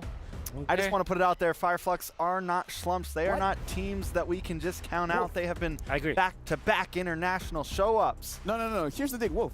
Why are we just wanting to disagree with everyone? Like Castor said this, like, no. Yeah. You didn't think that. And now the hosts are saying something and then we're like, no. We That's believe right. something else. I think after 5 years of MLBB, where all of the talents are just always agree at each other, it's now high time to disagree with each other. Time for change. It's the meta now. You know what? I disagree with you. No, you know what? I with disagree. Okay, now let's jump into the game. Fireflux is going to be first pick. Now talk about this. Ruby ban. Why is the Ruby ban here? What is I this? disagree. Okay, you know what? I disagree with the Ruby ban. Why is the Ruby ban? Maybe they're just going for some throw bans. Maybe Fireflux wants to leave things a bit more open. Yeah. Wants some trade ups. Yeah. Yeah. Maybe, you know, when I look at when I try to look at my mind palace and think of the reasons why Ruby will be banned, I think EVOs are comfortable with this flex pick as well, especially after seeing that it can also actually be played in the EXP lane. Also, Ruby plus Ling is a valid combo because, again, you flex the Ruby, you can put it in the gold lane, you can put it in the roam, and that allows for a lot of comfortability for EVOs. Now, I think Fireflux might be giving away the Ling to EVOs. So what might happen here is Louis will be let go, be picked up by Fireflux, then EVOs picks up the Ling. But that's crazy, though. Crazy enough to work? Crazy enough to work. I mean, might just ban out Louis. In the best of 2, every game is very crucial, man. You want to win 2 games here. Absolutely. The first one to win 2 games, in fact. There's a lot on the table though right now. Angela's open right now. Oh, you're right. Ring's open. There's they use 2 throw bans essentially. Oh, the you're Riz right. And the Riz and the Ruby. And the Ruby. Finally, Angela comes in, but that means Louis is free, and that was the trade-up I think they were looking for. It's like, listen, you have to ban Angela or you have to ban Louis, but either way, we're taking one of them. And what will happen here is that Louis I think will be the first pick here for Fireflux. Not very sure if they pick up Whoa! Dead. Is that a whiff? Oh, they disagree. They disagreed. No Ling, no Louis. What if EVOS picks up a Ling and a Louis? That's bad. great. That's. Oh, They're about to. Ling That's and a dead I mean, you don't have to pick up Louis now because they already picked up the Valentina, so they pick up the Moskov. But No, I think they're not pressed to pick up the Louis yet because the Valentina was picked anyways. So they can just snatch the Moskov, unless of course it's Valentina Goldling. Yeah, or jungle. Yeah. We saw Blacklist do it way back. Bro, right? that was season 10, bro. Season 10 feels like yesterday. Yeah, man. Eat. Anyways, you can let's get back to reality for a second. Yeah. So do you pick up you pick up Arlet, I guess, for Fireflux? Or do you want to pick up a Boxer if you want a utility jungler now? Yeah, what if they get a utility? What if they just go back to old Fireflux, like support roam? Yeah, something like an Estus or something. I mean, even something crazy, like just to try to bully and invade. Okay, they go CC. So that means they will go for Baksha CC. Great combo because of the diversity of the damage sources. Magic from Baksha. CC is also a late gamer. Knowing that you're facing up against both Moskov as well as the Ling, and eventually will be the Louis, I think it just makes a lot of sense here to just pick it up if you're Evos. I agree. They go Tigreal instead. Wait, no Louis? They disagree. This is a day of Well, disagreement. today is a day of disagreement. It feels Today, like. you know what? Our predictions are like 0-33 right now. I just want to let you guys know. Let's. Someone has to ban the Louis, right? I mean, Fireflux should ban the Louis. They disagree. Right? No. Fireflux. I mean, like they don't have to pick up the Louis. Now they just ban the Louis. Yeah, because Implosion plus Louis, Implosion plus double vacuum is double. It's very welcoming. It's very together-ish. Yeah, it's very together. It's hard to kind of counter that. It's the Force Ube. I mean, still no Louis ban. Now, Trex, don't be crazy here, okay? They started it. That's true. They did start it, but, you know. For Evos now, what did they ban out here? Lolita, I think. Should be a good ban. Honestly, yeah, Minotaur also is Minotaur is a pretty good ban. Minnow ban? Yep, it is ban. Trex. Look, I'm calling with the best over here. Me and Wolf. Okay, Louis ban, and then Evos picks up something I think they're like going to ban Yuzong. Against the Farza. Oh, I mean, I call it the Farsa, but okay. No Louis. I think you ban. No, the ban's over. Yeah, you pick up. Yeah, that's true. You pick up Louis, right? You last pick your XP. Yeah, you pick up Louis Tiger is just so good. I mean, they already have so much movement. Do they really even need a Louis, right? Like They they, can have pick a up Louis Ling, last they have week. a Spear of Destruction. Yeah, true. Maybe what else they countered Valentino with? Kagura, perhaps. Dice picked up. That would be great. What about Aurora? Goes good in the XP against CC. There's a couple. Exborg is great. Yuzhong is also decent. It doesn't necessarily win, but it's okay. There's the argument for Thams. Of course, the Louis. So how do you counter this, Louis? What gold laner will you pick up if you want to counter this? Or Roamer. A Brody? I mean, a Go Roamer. Beatrix, I guess. All right, you know how the Camilla kind of works against the chip because everyone wants to group up and you drop it right when they teleport? Could that same thing be said for the Louis in a sense? That could be good. Lolita also is good for Fireflux, so they pick that up a lot. Or do you go Novario robe? Or how about Selena for Fireflux? Selena? Selena's a bit Now we're crazy reaching. here. Now we're Yeah. Yeah. I mean, this is what the meta's done to us. Right? Yeah. We're local. Oh, so they go up close. Local. Then there's the Lolita. Lolita. It's expected. So now you're looking for EXP. You need some sort of knockup. Edith actually Yuzong? looks okay. Drag there, yeah. Yeah, Yuzong's still up. Yuzhong and Paquito is good. Honestly, I'm even okay with Thomas. How Something about close and personal? How about the Esmeralda, which I like?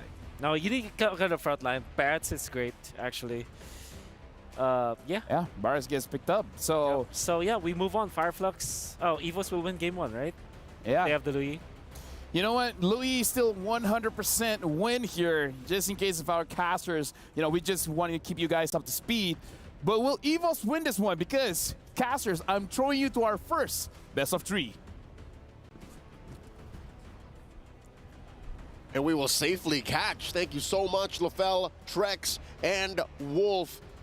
Back at it at the desk, calling today's ALJ match of the day. It's EVOS Glory going up against Fireflux Esports. Lil G, what do you think of this draft? Because both teams actually threw us a few balls from left field, and neither of us expected the Louis to come out right then and there. Well, L to the EO, I think that somebody was going to have to pick up the Loyi. I'm going to be honest with you, I agree with our panelists. This Loyi pick was hanging around for like a little too long. And it had to. I mean, I agree with the 100% win rate looking really good so far, considering the plays we've seen so far with the Loyi. Man, it's going to be fire. It's going to be quick. It's going to be fast. There's going to be a lot of feints. It's going to be epic, as the kids say. Now, wondering how they're going to pull off the double vacuum, because Wolf mentioned it, and just hearing about it, not even seeing it just yet, threw a shiver down my spine like goosebumps, you know? Like that old horror story book that I grew up with. But looking at the lineup that Fireflux Esports has, I don't think they mind, because they're very upfront, they're very in your face. And Apex 47 on this Lolita, oh wait. Oh, Alien, he's fine. Yeah, forces out an early Purify, though. That could be a potential punish later down the line. We'll see whether or not they're going to be able to exploit this advantage, but for the time being, at the very least, they're making sure they have good coverage along the river line. Yep, so far, Fireflux Esports not showing any signs of vulnerability, despite, again, the 100% win rate Lu Yi being in the hands of Claw-kun. And look at this, Tianzi getting a little cheeky, crossing the river already. Gut-checking Annabelle's like, all right, I know you're a Ling, and early on I know I can take you. So what you gonna do about it? Exactly. And Annabelle very confidently in front of Tianzi's face, knowing that he's got dreams to back him up in case the worst happens. In the meantime, right, where do you think these attacks are gonna come from, right? Because I'm expecting Apex 47, he can't be at all places at once. And I was thinking maybe man-to-man defense, but maybe he doesn't necessarily have to do that. Okay, now that we're talking about it, we mentioned the forced Ube. Maybe Fireflux Esports was gonna go Ube anyways, you know what I mean? Like, it has been seen through the years, proven through many competitions that they take a good few pages, maybe a chapter or two, from Blacklist International. So they're not ashamed to put that out on display, and looking at the way that they're playing still with the Lolita, they want to be everywhere at the same time. They want to be very together. Now, Turtle started up already. TNZ and the rest of Fireflux Esports on the scene first. Very low retribution range. Oh, catches in mid-air, allowing TNT to get the first turtle of the game. Apex can flicker, but he knows he's not going to hit anybody. That Numenon Blast is dangerous. A good start for Fireflux Esports, and now stealing away and taxing the camps from EVOS Glory's side of the map. See? So this is what we're talking about. Just how ready Fireflux Esports is, despite not being anywhere close to Ube range. Just the way that they're in sync. And you mentioned this earlier, how they played for like years now and they never change. These are teams that are the strongest. I don't know if it was, we've been together the past few days so often. I don't know if it was you said it or someone I had breakfast with, but yo, it's these teams that have, oh no, it was, I think it was Louise who told this to me. Yeah. I saw him at breakfast and says, yo, Fireflux and Leo so strong. They've been together for so long. Oh, the purple buff. Was it stolen? It's hard to see with so many people. They're getting sucked up to get an Apex with the shield that saves their lives, making sure that there wasn't a punish. But luckily, at the end of it all, Annabelle walks away with his purple buff. Does he? No, he doesn't. Oh, he doesn't? It was TNT who gets it. TNT stole it. Oh, no. Does he get punished off of this as well? Wait. What? Is that a visual bug? Could be. I swear. I'm not colorblind, right? Sometimes, you know, he doesn't have the purple orb. Yeah. Wait. Let's check it out again. Let's check it out right here. We're going to get clear confirmation. He gets the small camp. He technically gets the implosion in, presses the retribution. I wonder if he got it in. There you go. See, sometimes you see he does. Okay. No. TNZ is the one who got it. TNZ is the one who got it. The one that we're seeing is the new war cry. But here we go. Sunshine is already blasted down. His dreams is the next to fall. He quickly flickers away. Can't do much for Brands at this point of time. That death is going to cost them a lot. An entire wave, gold plating, and his battle spell. All right, this is still up to schedule for Fireflux Esports. And again, bittersweet as well for EVOS Glory. They're a very late game-centric lineup. They committed all of their farm and EXP for the mid-game, the late-game power spike. They have a Moskov and a Ling. But we haven't really talked about the dinosaur in the room, right? The XP lane Barats. I think we've only seen it one other time in all of MSC Group Stage so far. I think it was Mielo who played it yesterday from Cloud9. What do you think about this? Fluffy hasn't really joined many fights. Yeah, I think at this point in time, I think Fluffy may have made a mistake in the earlier stages of the game, because when you are this Barats, you do generally want to clear these waves fast. But let's first see whether Annabelle gets his purple buff one more time. This is a really important objective for Fireflux Esports to deny. Oh, the implosion. Oh, wow. The Numenor Blast as well. Finally, Fluffy in the middle of that fight. Flickers backwards to ensure that Apex 47 is kicked underneath the turret. Annabelle, he's still jumping around. Oh, Brads, can he find the steal? Finds it, gets Apex 47 and Fluffy in Dreams. In the middle of all three is Rosa, is able to peel them off. With Alien in the mix, they're all so low. Somebody has to go down, and Sunshine finds one. Can they get the second with the help of Alien? No. That's going to be a 3-for-1 trade in favor of Fireflux Esports. Very expensive purple buff for Annabelle. And I could have sworn Fluffy was going to make you eat your words, Gideon. But no, underneath the firepower of Rosa and Sunshine combined, we barely just left the laning stage. But look at this core duo from Fireflux Esports. They are just in your face, ready to go. And they're keeping themselves safe, relatively speaking, because look at Rosa at half health. The Thorn Rose Queen is just ready to serve it up every day, any day. Annabelle, he still has his ult, but he should die here, right? He cannot play this. Oh, man. And he still loses his purple buff. He misses the timer. Fireflux, especially, I mean, at this point, the amount of value that you are getting from these Shadow Strikes, from Rosa specifically, right? It's just the fact that EVO's Glory are clumping too close together, right? These purple buff fights are so dangerous in close combat. They may have gone overboard wherein you're, wait, hold on. It's Sunshine. Gets him with the SOD. He's going to come in, finally the implosion, and Clockwind as well as Brand's going to get locked down, but it doesn't really matter. The damage has already been done. That Numenor Blast wasn't able to get Sunshine out of there. Too little, too late. As I was saying, EVO's Glory, in that last team fight, prior to this pick off on Sunshine, they were two together.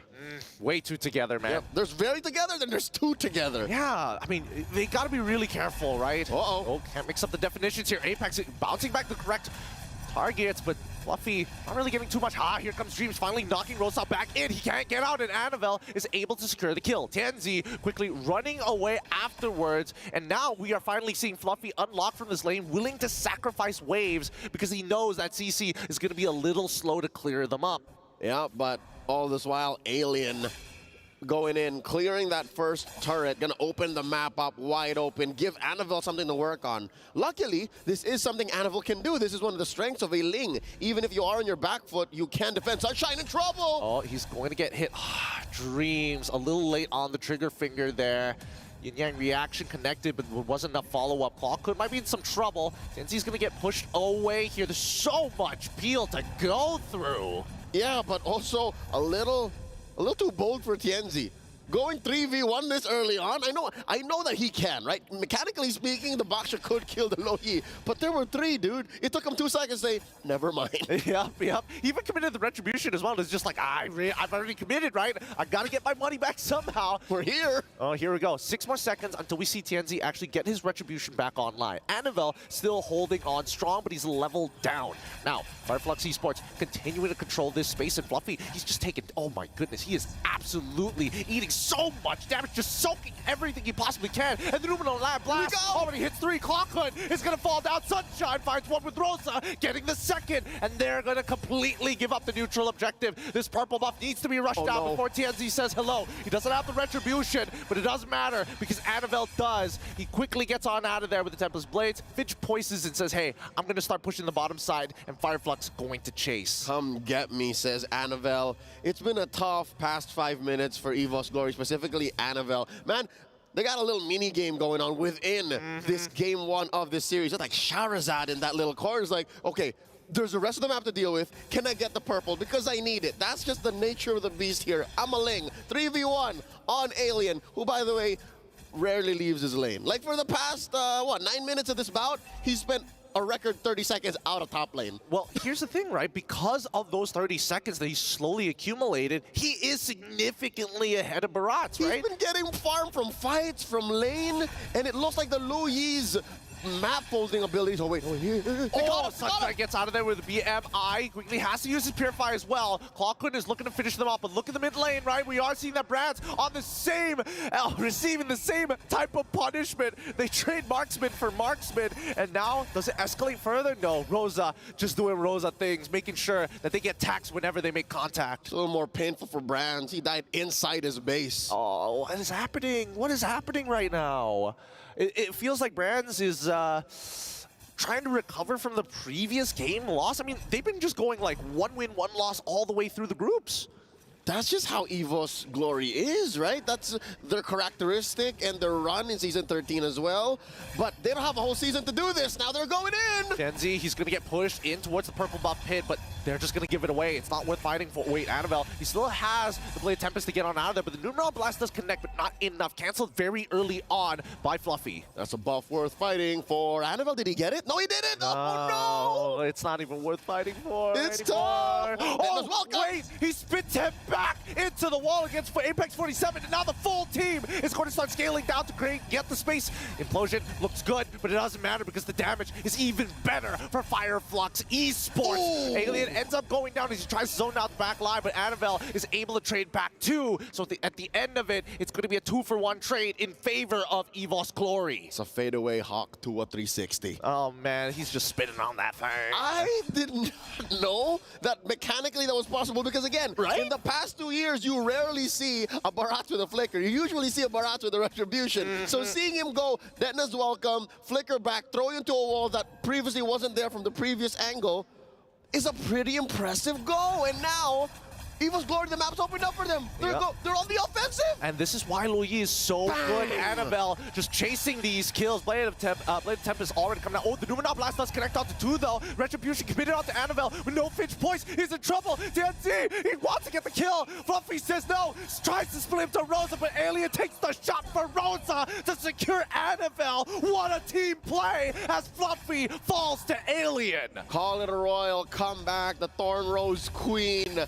Just as quickly as they were on the defense, Fireflux Esports are now in the Lord Pit. The first Lord. Can you believe it? This is the first Lord of this game. Get in. It's almost 12 minutes in. It's 12 minutes in. We've already got 19 kills and all I... Wait, hold on. No, don't do it. Don't take it. Please. Don't. Oh, okay, they don't take it. But as of right now, we have learned that Fireflux Esports, man, Rosa, the Thorn Queen, she has a tight grip on this game and taxes EVOS Glory every single time they try to mess with her garden. A brutal Monarch, 6-1-4, get in. 6-1-4. Do the math. 80-90% of all kills in this game, Rosa has been part of. That's how important this Valentina is. And I can't even put a finger on what ults this Valentina is stealing. Like, a lot of those kills, it's just the normal kit of the Valentina doing work. Yeah, and I mean, there were times that Rosa has taken an implosion. The other time took the Daytona's welcome. So really, it's very situational, right? Rosa being very, very fluid with the way that they're utilizing the IMU. I mean, the whole team. There's a lot of ways you can use it. Now another fight down bottom.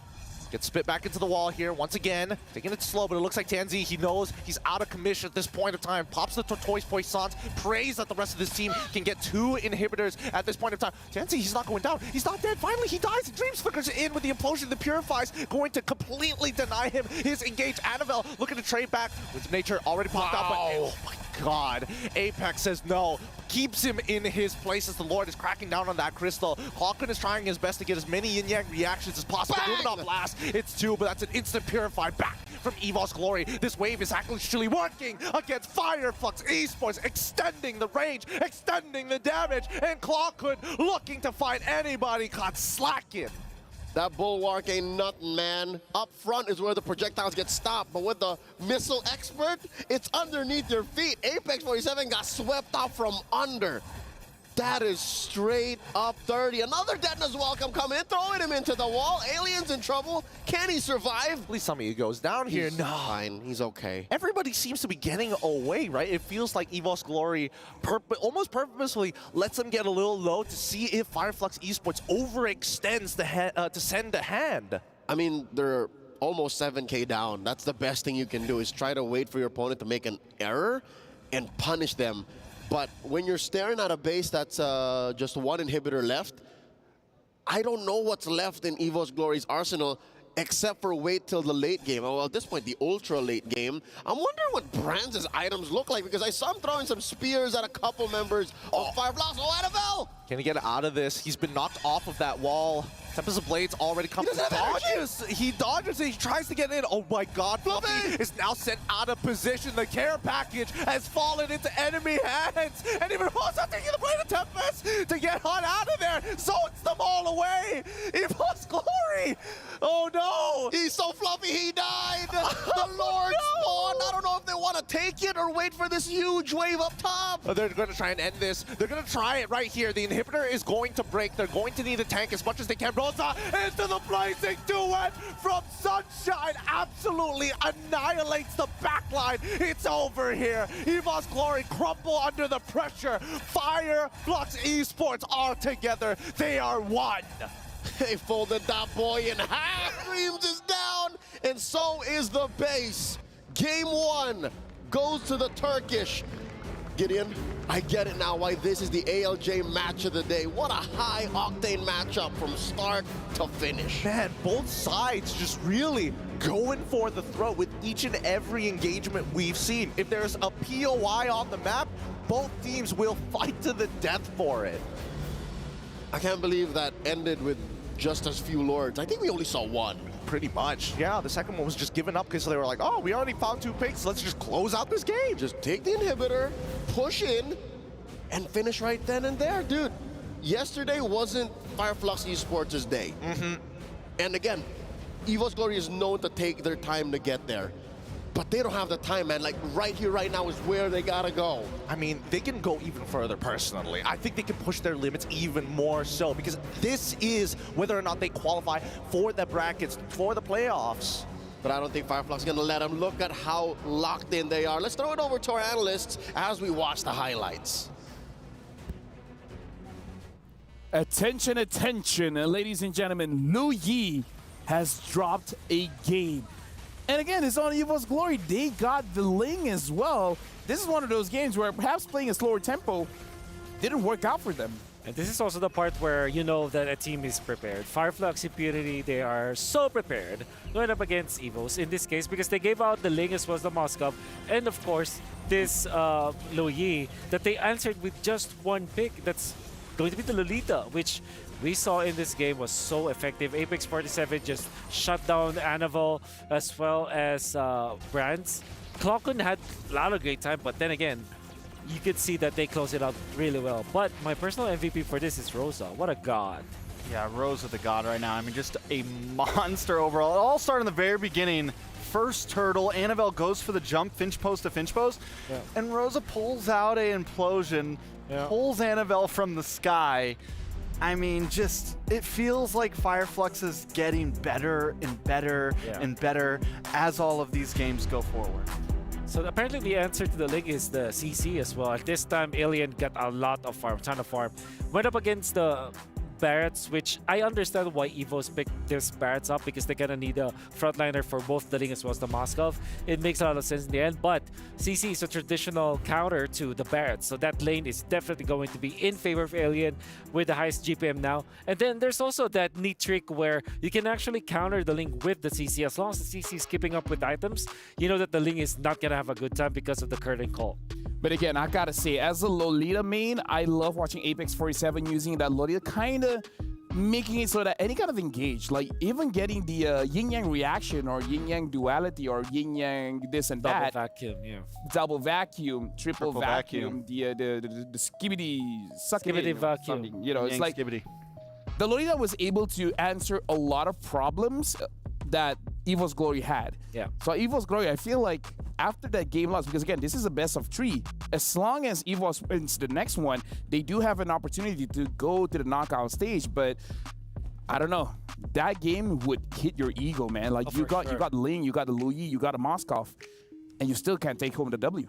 It's essentially a shopping spree for everything that EVO's Glory likes. They really like to play this Lu Yi for Clockwood, and when you look back at that game, Kokon was phenomenal. Actually, seeing all the shots. It's just that in the end, his teammates, they cannot keep up with the tempo that you're seeing coming up from Fireflux. The thing with Moscow plus the Ling is that it's almost a very strong composition. It's actually really, really strong. But we kind of need the bridge to go to the late game. That's why I felt like maybe Farsa would have been good, but it was bad out. Maybe a Vexana could be good because these are the heroes that kind of don't shine anymore because the Luyi becomes a star when the Luyi is there, and you need to play fast if you're playing Luyi, which kind of doesn't connect with the playstyle of Link plus Moskov. I mean, now we got to continue our conversation because we're going to look at the Sony MVP of the game. And you guys already threw in your nominations. We heard Rosa, we heard Apex 47, and now we're looking at the highlights here where, again, the tempo coming in from Fireflux is very impressive. Yeah, I mean, everyone just played so amazing on the team, and you can see here there was those moments when Sunshine was popping off, but it just felt like the whole team was playing as a unit through and through. Yeah, I can see that in this case. Sunshine will be taken out, but look at the trade coming up from Fireflux. They didn't let go of the tempo. This is an off-cam kill onto Brand, so no matter what happens, there is always pressure that's applied on some parts of the map, even when they lose Sunshine in that trade. I don't know, man. Looking at the highlights again, impressive work coming in from Fireflux, but I gotta say, Dreams didn't have a lot of good implosions coming in because every single time he actually got an implosion, it gets canceled out. People are able to purify out of it, but dude, Rosa in this game, man, is like the god. Performs on the Louis, on the Farsa, and now on the Valentina as well. 16 KDA, dude. Saw that last clip where he was able to take out Annabelle, eventually chasing him down with a double dash in the first kill. Then he kept on, he actually copied the Louis along the way, TP'd to the Kramer's bush, eventually got another kill for his team. I mean, how good Rosa was in this game. He was juggling between the implosion as well as the diversion to get the most out of this Louis. Yeah, honestly, again, this is going to be an amazing best of 3, but now we've heard insights from our analyst Wolf as well as Strex, but now we got to go over to our Aces ROG reporter. Atrina, what do you have for us? So we heard from Diablo earlier, but now we get to take a listen to the experience of Hades earlier on. As you know, NIP Flash, they are the first team to be able to secure that slot over to the knockouts here at MSC. So the first thing that I wanted to ask you is, after the few matches that you've played so far in the past 2 days, you guys have been given a new nickname. You guys are now known as the Singaporean Devils. How do you feel about that moniker? Do you like it? I mean, me and our team, we want to put Singapore in the map. So I think it's a good thing that they calling us the Singaporean Devil because we are here to prove that Singapore can compete in international. For sure, finally, right? I mean, I don't think anyone expected you guys to come this far because, you know, no hard feelings to you guys, of course, obviously. But like, this is like one of the first times that finally Singapore gets put onto the map. Like, people were expecting Fireflux to do well and all these other teams, but you guys actually made it there first. So with that in mind, at M5, unfortunately, Team Flash, they were knocked out first in the group stage after that first game that they played. But now you guys are the first ones to actually secure that knockout slot. What do you feel? What happened? Give us a little bit of insight to it. Was it easy? Was it difficult for you? Were you nervous? I mean, what happened in M5 is we made a lot of mistakes, so we bring it in MSC so we don't do the same mistake. And I think the additional of Diablo, JPL, and Curtizy made it really big impact. Oh, Hades, can you give us a little, spill? Like, what mistake was it?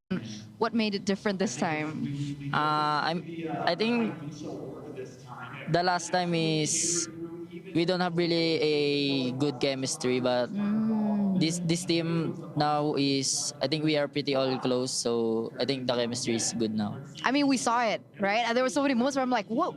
What was happening? It seems like everybody was already on the same page. So, of course, best of luck coming forward to the knockouts. But before I let you go, Hades, I have to ask you one more question. We do have 2 more teams that are still struggling here in the group stage, and it will go down to this final match of the day. It's going to be Evo's Glory going head-to-head against Fireflux. Do you have any messages for both of the teams? Good luck to Evos and Fireflux. May the best team win. Oh, okay. All right. May the best team win. Thank you so much, Thank you. Singaporean Devil. And I hope we get to see you in the next time. Thank you. Thank you so much. Thank you very much to Eterna as well as Hades. Again, good words coming in from them. But for you guys at home, don't forget to lock in your STC predictions for EVOS going up against Fireflux, because again, this is our match of the day. Head on over to stcplay.gg to predict the team that you guys think is going to win, because throughout the day it's been the best of 2, but this time it is a best of 3. Keep in mind that Fireflux did win game number 1. We got to see the changes coming in. Can EVOS bounce back? And I'm going to go on and questioning our analysts. I'm going to start with Trex, actually. Do you think they can bounce back? Do you think EVOS Glory can bounce back? The possibility is there, but the way, I mean, they got to do it off just straight gameplay.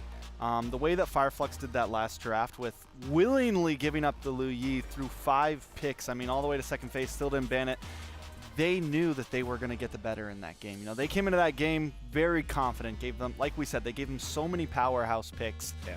And they had an answer for them. So either they've got the code broken, like they just have EVOS figured out right now, but EVOS has to come with something here, and I don't quite know what it is. For me, they might change the tempo a little bit. I think that they were so all in the late game with Tiger plus a little. Yeah. Although it makes a lot of sense. I think, I mean, it was my pipe dream to see a Tiger plus Louis, because that's implosion and double vacuum. That's so much explosions. However, it did not work because of the disconnect between like these two mid laners to the overall approach of EVO's Glory in the game. They play very slow, but in this particular case with Moscow plus Link, that's like slow but times 2 slow, you know? Well, I mean, you know what my dad said in regards to this? Okay. Technically, EVO's Glory got a good draft, right? Yeah. Yeah, well, I remember what my dad said. Just because you're right doesn't mean someone else is wrong. Right? So even though you got a good draft, dad. Just because you got a good draft doesn't mean your opponents have a bad draft. Lafel, why is it that your dad always says the good stuff, all the right things? I coached him. You didn't have that experience. Yeah. Neither did I. Yeah. Well, we talked, and you know, in life he just taught me just because you're right doesn't mean someone else is wrong. And in this situation, just because you have a good draft doesn't mean your opponent has a bad draft. That's true. Yeah. I agree. W Dad. W Dad. What's your dad's name? Muhammad Kamal.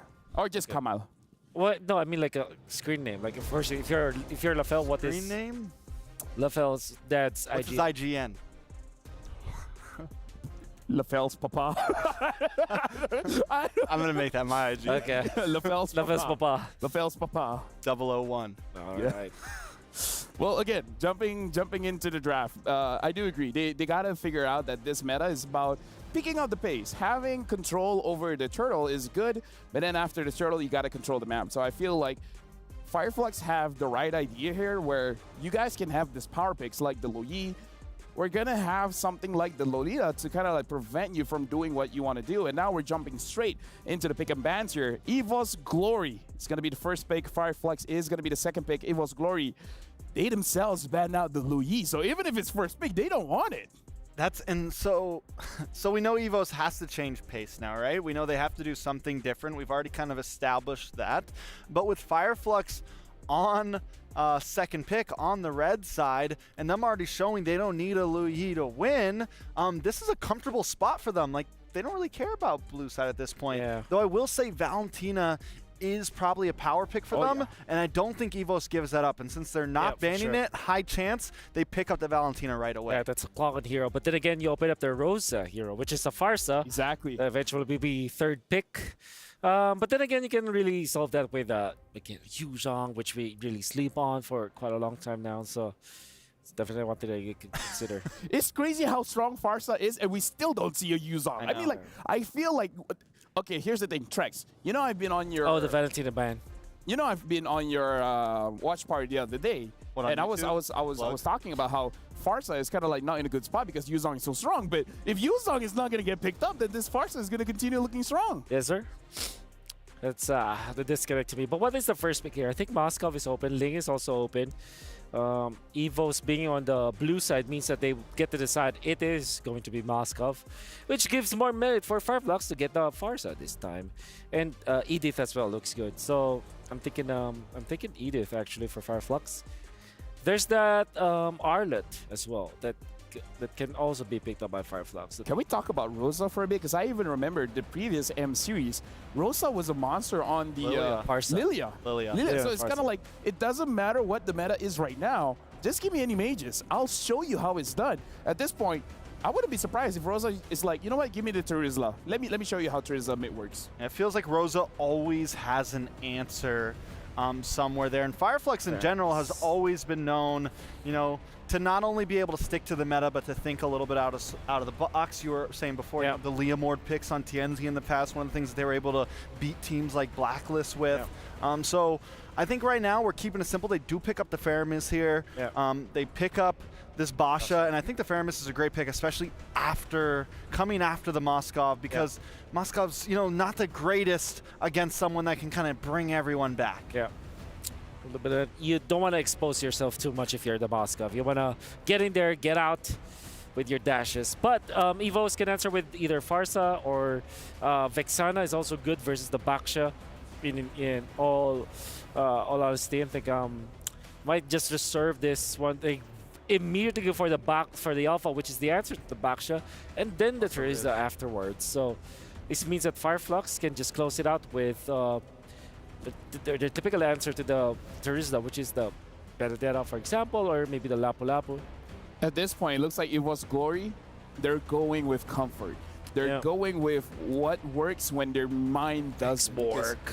Anavel on this Alpha, if nothing else works, put the Alpha on Anavel. And this is good and bad. This is good because this is what Anavel is comfortable with, but this is bad in the terms of they're desperate.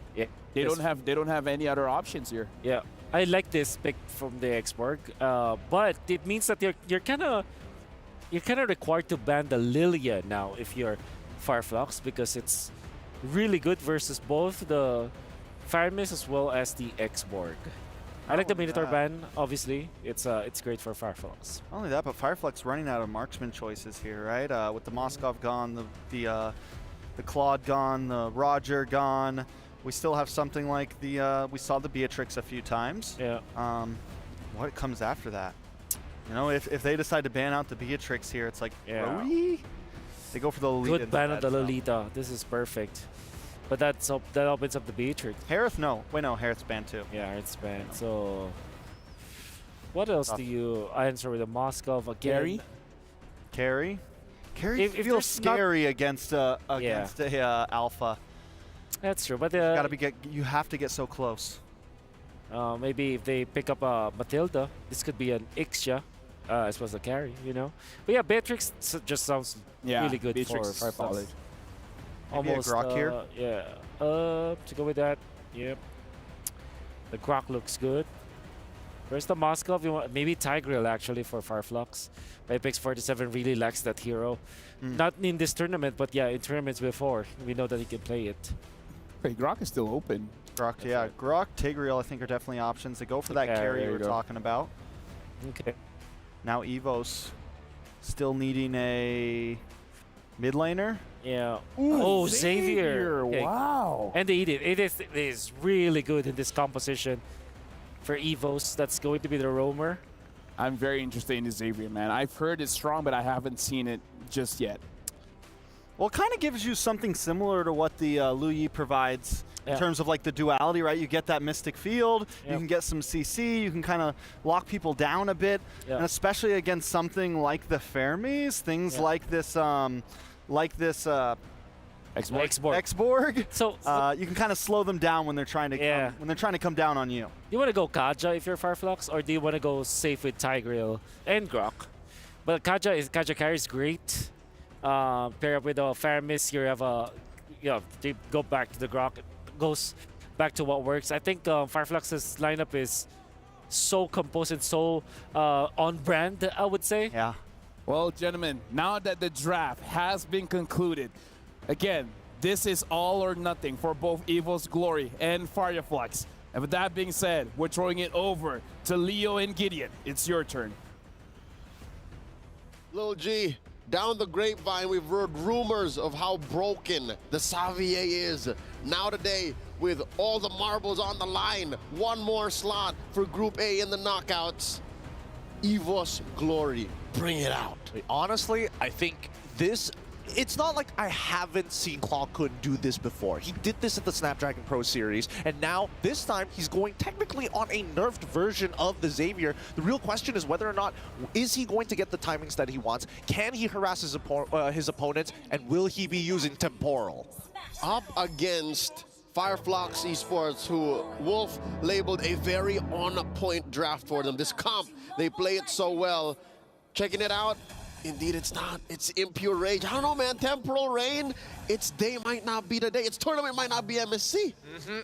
I think it's understandable, right? Because again, there's a lot, since the hotfix, technically, quote-unquote, hotfix, I haven't seen as many Xaviers as there was previously when the patch first dropped. But in the meantime, right, I think we need to start talking about how each phase of the game is going to start progressing. Let us, we shall. Early on, it looks like Fluffy is able to break down the Faraga armor off of Alien, but I like that matchup. Again, as the X-Borg, I don't mind trading blows. Oh, but wait, here's a pull. Dream's in trouble. North Shadow's already out. He might be in some trouble here if TNC gets involved, but it looks like they're just going to contest for the Litho Wanderer. It's going to be a no contest for EVOS Glory. And Annabelle, he just needs to scale up, right? As soon as he scales up, at least tries to get more EXP rather than the gold, he's going to get to a point where that Spear of Alpha is going to be on a very short cooldown. But now the instant invade from TNZ with the help of Apex, scouting out the information, Annabelle, knowing that Dreams is weak, has to pull back. That's miserable. If I were the Alpha in that situation, and a Boxer just drives by Retributions, my small camp for me to hit level 4, I would be maulding. I would be maulding too, but honestly, it's not like it's his fault anyways, right? It's just the matter of fact of, well, I don't want to see symmetrical punishment, but it trickles down the grapevine. That's right, it adds up. These game of inches that Fireflux Esports is playing, they're just so good at this. Now with the turtle spawning in about 5 seconds from now, I'm looking at, oh, forcing out a flicker from Fluffy. Checking out Dreams. He's first at the scene, and he's taken the River Bush, getting a lot of farm there, getting a lot of XP to hit level 4.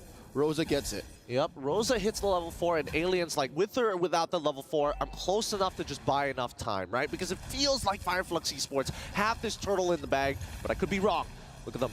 They're going to slowly take some space. Rosa ready to pop the Nether Realm. Dawning Light already coming out. Alien, he's kind of low, but TNT secures that turtle. And now the rest of the team, with the help of the Nether Realm, going insane with the last Insanity. Apex finds first blood as Dream looking to engage. But man, Apex 47, great positioning.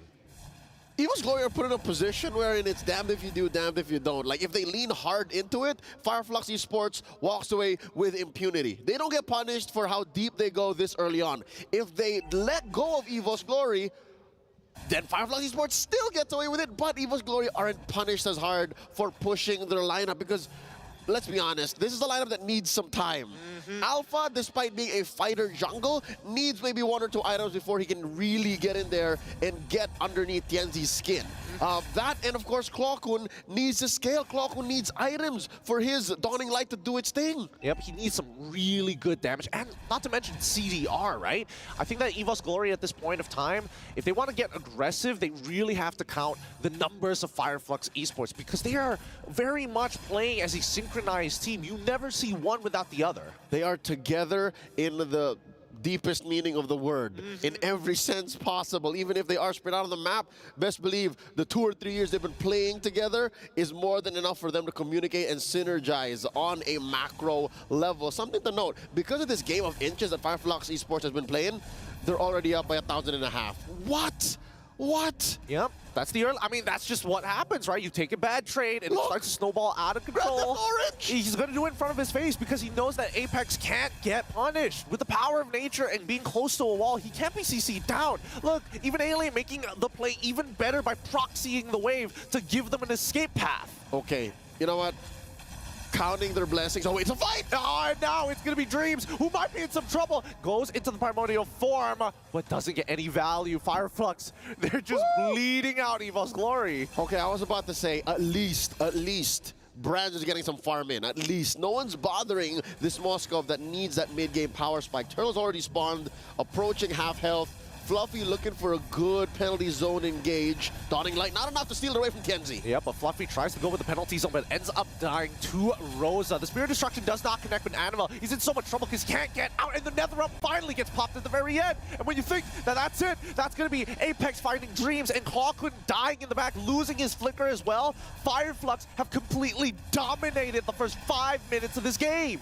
And I'm thinking Brands now has survivor's remorse. He's thinking, here I am up top, all alone, getting this gold lane experience at home, and the rest of my team are dying for my sake. What do I do? He was the one who got on the lifeboats when the Titanic sank. He's just looking around. It's just me left. Where is everybody? How does he make up for it, right? Can he? That's the question, because, dear Lord, 5 minutes in, Fireflux Esports are up 4,000 gold. I bet the Turkish are cheering right now, watching MSC 2024 at EWC, but a good chunk of Indonesian fans, the EVOS fam, they're just, they need this win. They're holding out hope, right? They're waiting for Fireflux Esports to make a mistake. They're waiting for EVOS Glory to hit those power spikes. The longer this game goes, it's just the odds stacking against EVOS Glory. They're just going to have to play it minute by minute. And that's the only way they can right now. That there's no shortcut to a comeback. And look at this, Tianzi coming through, gonna help clear this wave. This is how far ahead Fireflux Esports is, folks. 6 minutes in, they're able to make, you know what I call that kind of rotation on Tianzi? It's a nothing rotation. He literally just went around down bottom, checked in, made sure that the creeps are cleared, and then can go ahead and deprive Annabelle more of these resources. Oh, wait.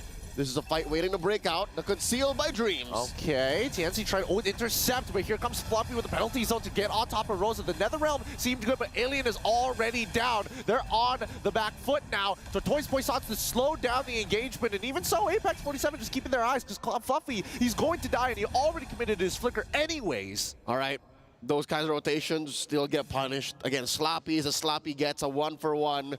That's as good as it can get for EVOS Glory, and Fireflux Esports, I bet that did serve up a reality check for him. That did make him go, all right, we can't do those kind of things anymore. Like, every move still has to matter. Tianzi here committing Grand Theft Purple, and of course, last turtle up. I don't know if there's any chance for EVOS Glory to contest, but it looks pretty clear. Yeah, it's looking pretty clear. I don't think it's worthwhile, right? Annabelle is already 2 levels down. If he jumps in with the Spear of Alpha, he has no escape mechanic after that. But here we go. The full fight is going to start breaking out. The backlines of Dreams getting absolutely blasted here. Flickers away, still dies. Sunshine finds Dreams initially, but Tianzi ends up going down. Annabelle, oh my goodness, he found Apex 47. This would be good if he can survive, but I don't think he's left out in the open. But still, might just make the play. They find a trade back with the help of Clawkun, and that is the best case scenario. EVOS Glory walks away with a 2-for-3 plus a turtle on the way out. Where did they dig that out from? Say goodbye to that 4K, 5K gold lead. Approaching the 8-minute mark, they have closed the gap. What's going on? Here's another look at that, the SCC replay. They were just in so close. The Spear of Alpha knocked up 4. It hit 4. Annabelle slowly piled away, kited backwards. Helps Clawkun secure the kill, but a lot of that damage was just tanked by Fluffy. He took the full brunt of it for the sake of his team. Body Smith at work. And again, Clawkun, despite being short on items this early on, again, he did suffer a very difficult early game. It was just enough. That's literally just quantity over quality. Like, all of the skills just hitting over and over and over again. He's just spamming it, right? He's just spamming it. But in the meantime here, both teams, as long as Annabelle is still trying to scale up as quick as he can. Oh, actually, it's not too bad. Not too bad. Does have 2 items, right? Glowing Wand, and as well as the Enchanted Talisman. He got a shutdown. He did get a shutdown. Yeah. So he's catching up pretty fast, right? He's pretty much on the same, on par with Rosa. I mean, he's slightly ahead and will get his items faster, but at the end of it, at least you're not falling too far behind. That's right. Oh, wow. Amazingly enough, a fumble about 3 minutes ago, and another that last turtle. I don't think Fireflux Esports can afford any more sloppy engages like that. To be fair, it wasn't their fault. It's not like they put themselves there. It's just EVOS Glory pulled one out from deep under, man. Like, They got a magic satchel. They might have the magic satchel, but I'll only believe it if they do it again, right? Here comes the next objective. Neutral Lord standing in the middle of the river, and Fireflux will have position over it, and that's an instant Nether Realm coming up from Rosette as well as his Purify. Wild Charge coming solo from Apex 47, but Dreams gets on out of there, has a great angle. Penalty zone from Fluffy, locks them in a choke point in the chokehold, and Fireflux Esports, they tap out of that fight. Ask and you shall receive, Gideon. Did you get what you were looking for? You said if they do it again, then they got the magic satchel. They pulled one out, an amazing play right outside the Lord. And if anything, they're down maybe 1,000, maybe less. EVO's Glory can definitely contest. The best part about this is that EVO's Glory, by winning that fight, they're going to blitz it now while they still have the time. But here comes the last Insanity first. Is it going to find it? No, Annabelle secures the Lord. Tansy now chasing down the members of EVO's Glory to find one. Dreams, he might be in some trouble. Does he have his ultimate just yet? Doesn't look like it. He's going down, donning light to reveal the rest of them, but that's just enough damage. Despite the pickoff by Fireflux Esports, they still lost the Lord, and they did lean hard into that kill onto Dreams. I don't know if you agree with me, Gideon. Folks watching at home, I sense a little bit of desperation from Fireflux Esports. They seem to have dropped the ball, and they're overextended. They're diving into the court saying, my ball, possession on ours. Yeah. We gotta get control back. Exactly, because they had all the tempo. They had all the tempo earlier, and this is the first time we're seeing that EVOS is now 2 times in a row making the tempo breaker work, right? And even so, the minions spawn out at 42 seconds, so by the time Dreams died, he had 8 seconds left to walk alongside his team. And now the map is blue. Despite there being more turrets on Fireflux Esports' side, best believe with a little bit of management and some elbow grease, EVO's Glory can clean up house and equalize. 32K to 33. Again, less than 500 gold now between these two teams. It was Fireflux Esports' game to lose, and they let go. Butterfingers, Butterfingers. I mean, how long can they hold on to this game, really, right? It feels like a game of inches, but here comes the penalty zone. Only hitting onto TNZ here. Apex 47, he's nearby, but Alien honestly just wants to build a key. Oh, he fights 2 with the flicker wall charge. Oh! He has the flicker out of there. Too many people are caught out of position. The last Insanity hits all 4, and now Fireflux have an opportunity to fight back. All right, sending them home. I'd call that a 4-man TKO. Fireflux Esports continues to clean house, taking everything away from Annabelle. Might as well even burst down this tier 2 in mid. Apex 47, thou shalt not pass, as Hagrid said from Star Wars, blocking the way from the defense. EVO's Glory just has but 1 tier 2 turret down bot. Oh, I think you were talking about Star Trek there, clearly. I'm sorry. I'm sorry to all the Whovians. But for now, I think this back and forth that we're seeing from EVO's Glory, right? You can feel it's raw emotion. They're both desperate for tempo. And this is very different from their game 1. Game 1 was clearly Fireflux Esports outwitting them, and EVO's Glory just trying to pull it out deep because they had a very late game lineup that they tried to make work in the very last moments. But here, now, there seems to be, it seems like a grudge match. It seems like they're both sentimentally and emotionally invested. I feel like game 1, it was boxing, right? It was clean, it's artful, dodging. Yep. But once you are at the end, when this is match point here, a do or die, and you dig deep in your heart, and what does it say? Fight for tempo. That's all they're in for. And I think tempo has swung back and forth enough, 6 to 10, 13 minutes in, and I'm afraid when we saw some semblance of this, signs of it, a taste, it might turn into bare knuckle boxing, man. It might just turn into a bloody matchup wherein both just go swing in. I think it's going to come to a point where in this bare knuckle match, how good is their ground game, right? They're going to have to get on top of this pit somehow. Prison rules. Prison rules, man. Straight up gulag. I don't know if they can afford to do that because Fireflux Esports, they've been known to let go of it sometimes, and now they catch Alien, gonna take away the Faraga armor, pop it out, they need to find a re-engage. Yeah, I mean, it's fine, but now EVO's Glory gonna engage with the penalty zone, looking for the opportunity. He goes down with the immortality, keeps him out. TNZ finds Dreams, and Fluffy escapes. Brands tries to make the play, but the NetherRealm says no more. They lose out Dreams and the hidden shank in the bottom lane as a huge minion wave is about to collapse. It's dripping, it's bleeding, and it's difficult. Again, Evo's Glory are able to get away with this, and it's Clockun. I say it's Clockun who's putting up most of the fight. He is artillery, he is recon, he is a scout, he's everything right now. He's a literal siege tank. He goes up, zones off space, and says, hey, you need artillery? Calling it in. And what's difficult, all right? What's difficult with that kind of situation is they need so much. Another engage by Firefly. Oh, Apex 47 is not letting Annabelle get away with the back line. And Fluffy might just be going down as Sunshine is checking out that front line. Clockun does find Apex, finds retribution for his team. And that's the difficult situation that Evo's Glory seems to claw themselves out of, all puns intended. Clockun is a softie. Brands is a softie. Annabelle, he's a fighter. Fluffy only really gets sustainable the lower his health gets, which isn't what you want to do.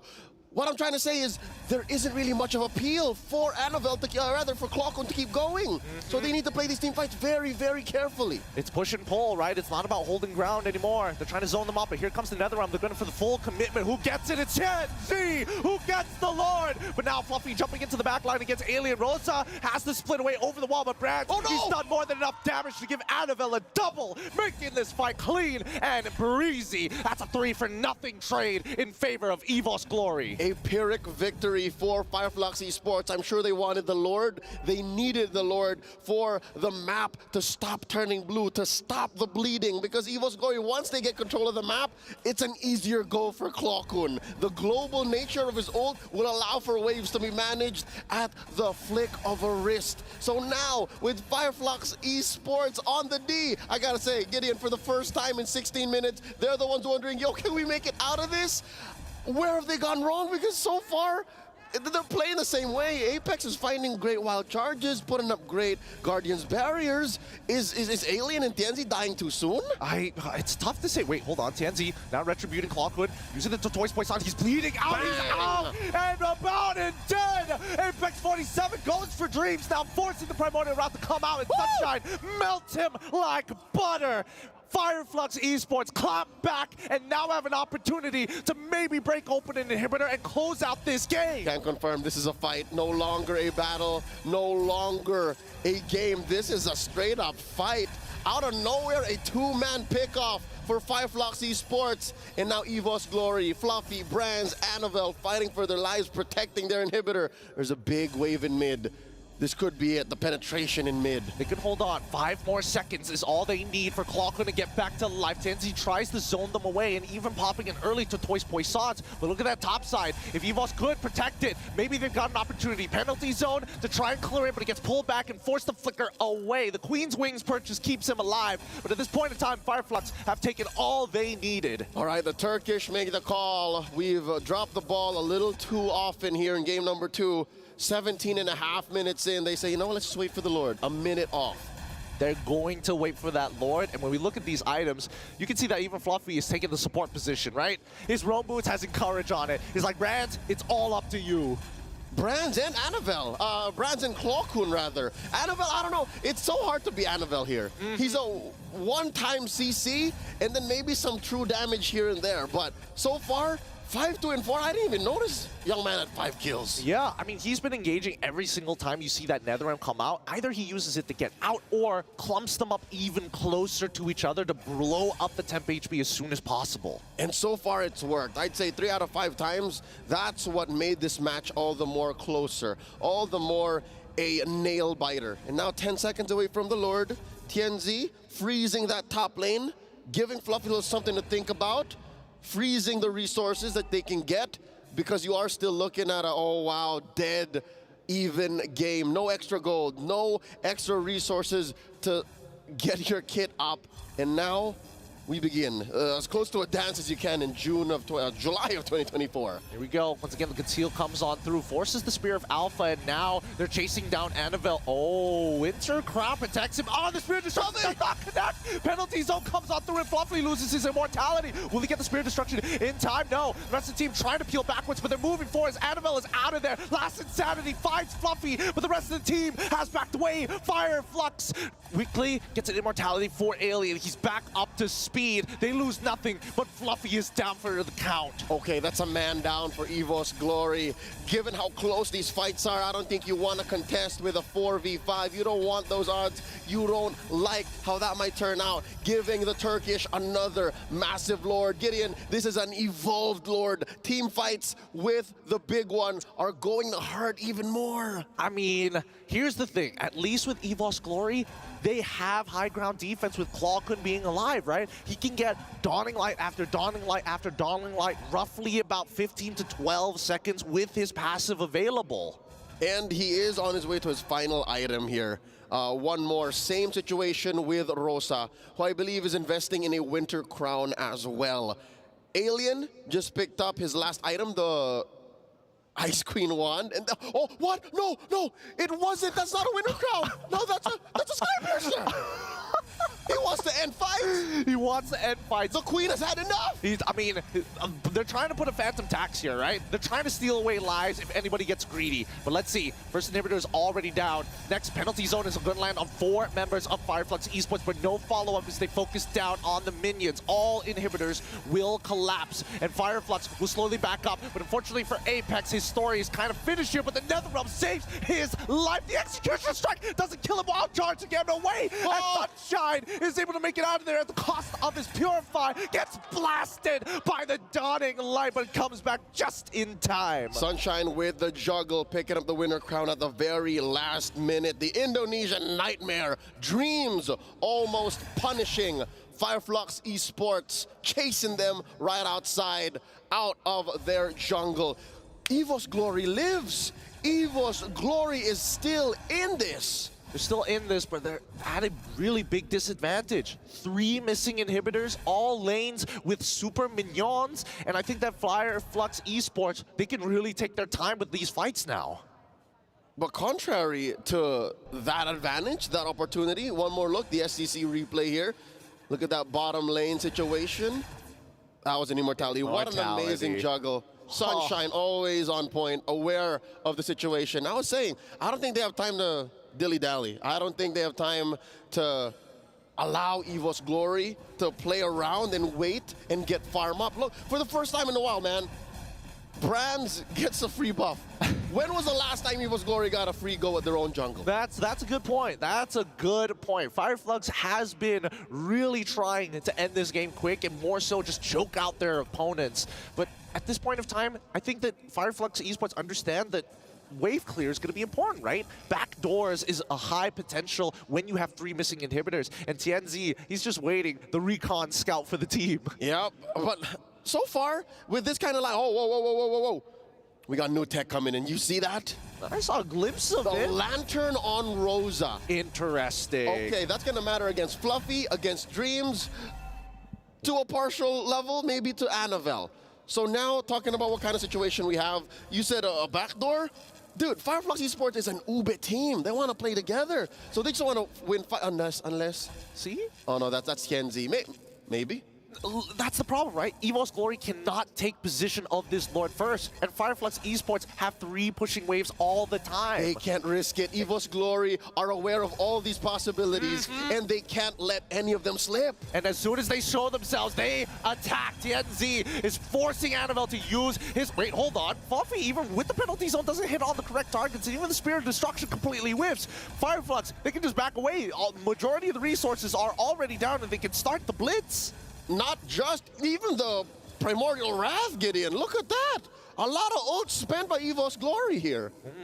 Looks like Fireflux Esports, they got the reaction that they wanted. They can start and, honestly, they can reset this if they wanted to, right? The way they can still play with the waves. EVOS Glory is the one on the disadvantage, and Fireflux, they can keep rolling the dice. I call that a partial win, but it looks like Fireflux Esports aren't too eager to capitalize. massive respect to EVO's Glory for maintaining their stance here, holding their ground, because they're still waiting on an ult for Clawkun, but then again, at this point in the game, cooldown should be quick. Yep, and I think that Fireflux Esports have learned their lesson. You know, after 20 minutes of the back and forth of huge gold swings, I think, you know, EVO's Glory has earned their name. For now, they have to bide some time. Ooh, interesting. The barrier is going to cut them off in a weird way, but it's melting them and really building up heat for Alien. Rosa can come back into the back line here. Dreams is going to get a little chunked, but that's already the primordial form. Oh, Dreams does have an immortality. Catches the Guardian's barrier. No more immortality, no extra life for the Indonesian Nightmare. And because of that little dance, they didn't dance with the Lord. They danced with their opponents.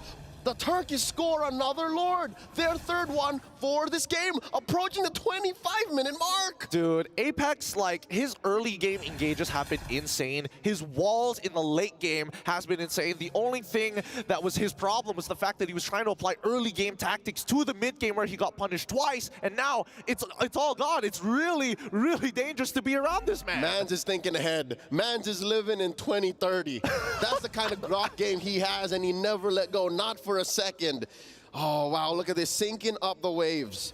Big, massive Lord in mid. Alien heralding another wave up top. Apex and Rosa down bottom alongside Sunshine. All waves crashing in. EVO's Glory up against the corner. Gideon, this might be it. This might just be it.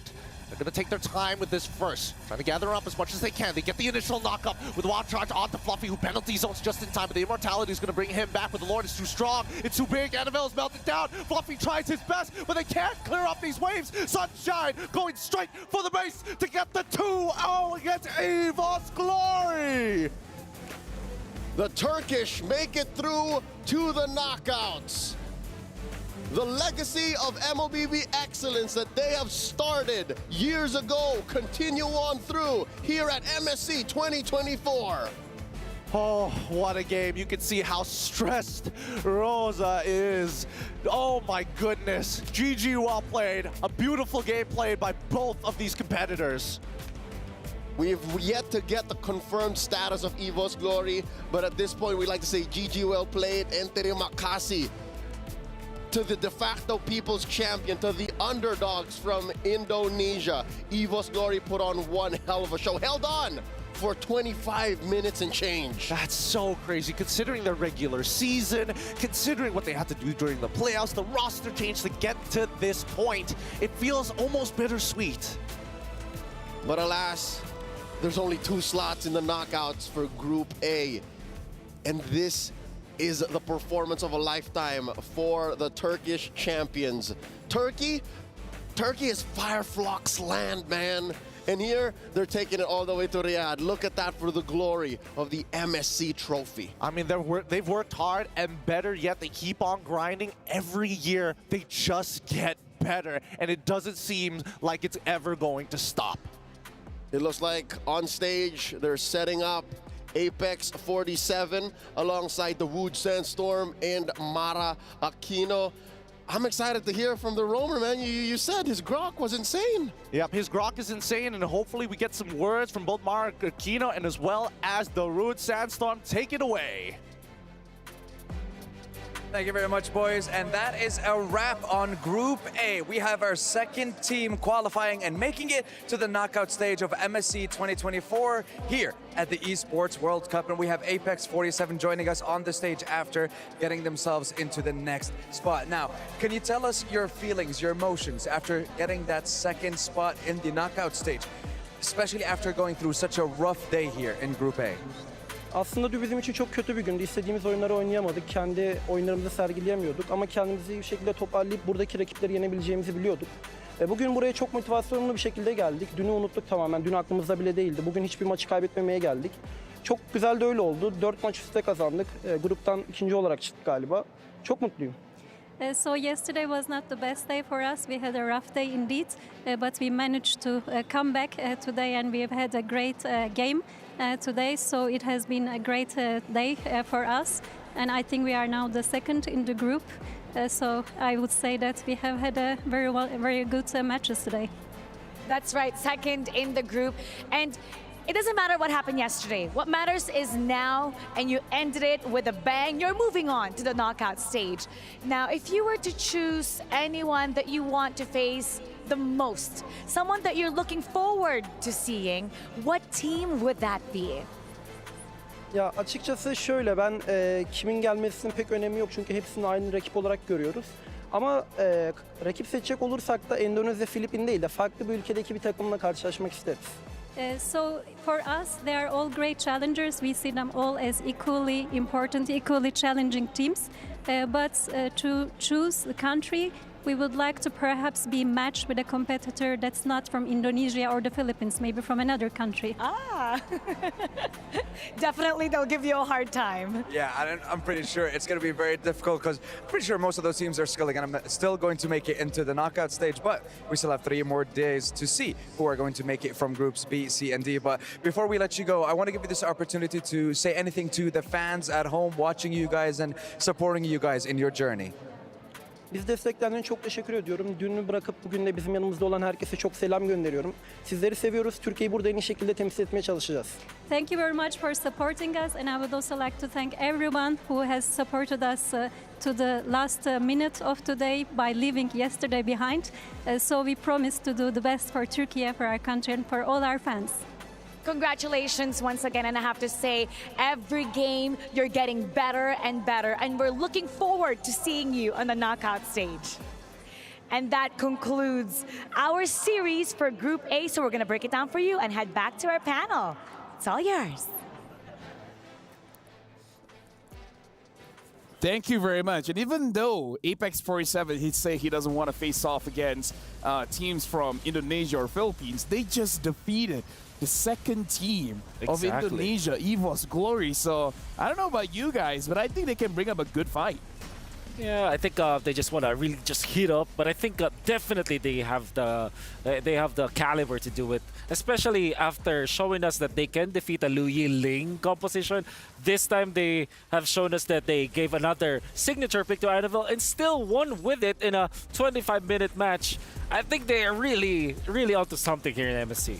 Yeah, I mean, Fireflex has just continued to kind of defy the odds here with a long run through Group A. And even in this game right here, I mean, it goes down to the line. We go, what, 20, 22 plus minutes?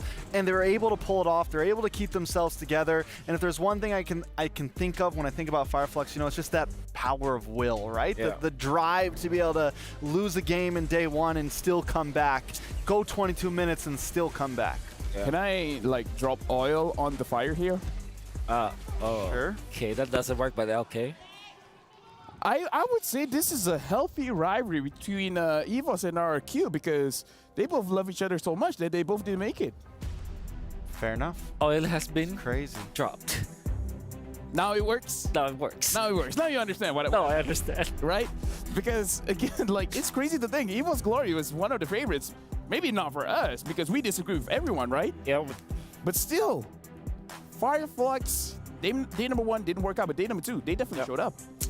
Rosa showed up again with that lantern. The Sky Piercer didn't work to his, I would say, the idea that he wanted to like, eliminate people. But during that last clash, you saw that after the Wishing Lantern was picked up, Dreams really suffered so much. He dealt so much damage onto Dreams that Dreams was forced to utilize the ultimate and then eventually lose his immortality. The pokes that came from the Faramis was so painful in the last few minutes of the match. Then that Wishing Lantern last pick coming out from Rosa did work. Can I say I love our floor? Yeah. The floor is great. Honestly, if we can have this in our room, that would be amazing. Did you ever think you would stand in the Land of Dawn? We got the LaFell skin here, the MSC LaFell skin in the Land of Dawn right next to the turtle You know pit. what? I like the way you say it. Have you ever thought that you would stand in the Land of Dawn? I would very never. poetic. But let's talk about this as well because you know what? This has been crazy. Group A, it kind of went through how I thought it would, but at the same time, not how I thought it would look like. I did predict that Fireflex will make it eventually, especially after knowing that they're really, really good at their play, or how they played during their championships, their qualifications to MSC. They look really, really good, and we know that they have players that have been seasoned already across all of the years that they have been playing together, and it now translates. I was surprised what happened yesterday, for sure, with Fireflux, but today they showed up. They know that they only had to brush off all those jitters, and my oh my, their wins today make it so that they look like a top-tier team, you know? Like a top-4 team, I would say. Well, they're a top 2 team inside of their groups here. And again, that concludes day number 2. But still, we have a lot going on for today. And speaking of which, your opinion matters. Scan the QR code for the broadcast feedback survey and let us know your thoughts. We thought that the floor is amazing. I want to bring it home. But what do you guys think? You guys let us know so that we can improve day by day. Any kind of surprises that we've seen today, I feel like we'll get escalated even more because, again, this is just the group stage. We haven't even touched the knockout stage just yet. Still days away, though. It's a few days away. Yeah, you know, a lot of groups out to look at. I'm excited to see the group of Beth, as this guy would say. I would say that will be tomorrow, if I'm not mistaken. Yeah, group of Beth. Group of Beth. Get with the program. People call it Death. If it was the group of D, then sure, group of Death. But no, this is the group of Beth. Yeah. If it was group C or group of Seth. Seth. Group A would be the group of F. You know, let's look at the MVP. You know, this is going too far. We got to look at our Sony MVP of the game to really see who deserves that MVP. And again, it could go on to anyone. So now we're looking at the highlights. Very difficult to kind of define who the MVP is. If I were to guess, it probably should be Rosa, but Alien made a lot of good plays as well. TNZ was also instrumental to them catching Clocken in the middle, which was also very important. Alien just escaping death many times and forcing Brands to do this play. He gets out of this, and then the fact that Brands wasn't able to output the damage in that fight was also instrumental. This was the great pickup on Clocken, which was also very important. And then another play will happen where Dreams will be taken out. So a lot of standout plays, actually, from most of the players that we are going to see. Fluffy being taken out in this clash was also very, very important for the entirety of Fireflux. So I honestly don't know who the MVP is, but it should be TNZ. I don't know who it is, but it should be TNZ as the moment it comes out. KD is 7.5, GPM 546, kills 88%. And honestly, one of the highlight plays that I still remember from TNZ, he was able to catch Clockun in the mid lane. I feel like that was game winning. The retribution, yeah, that was game winning for me too. Most definitely beautiful. I mean, beautiful game.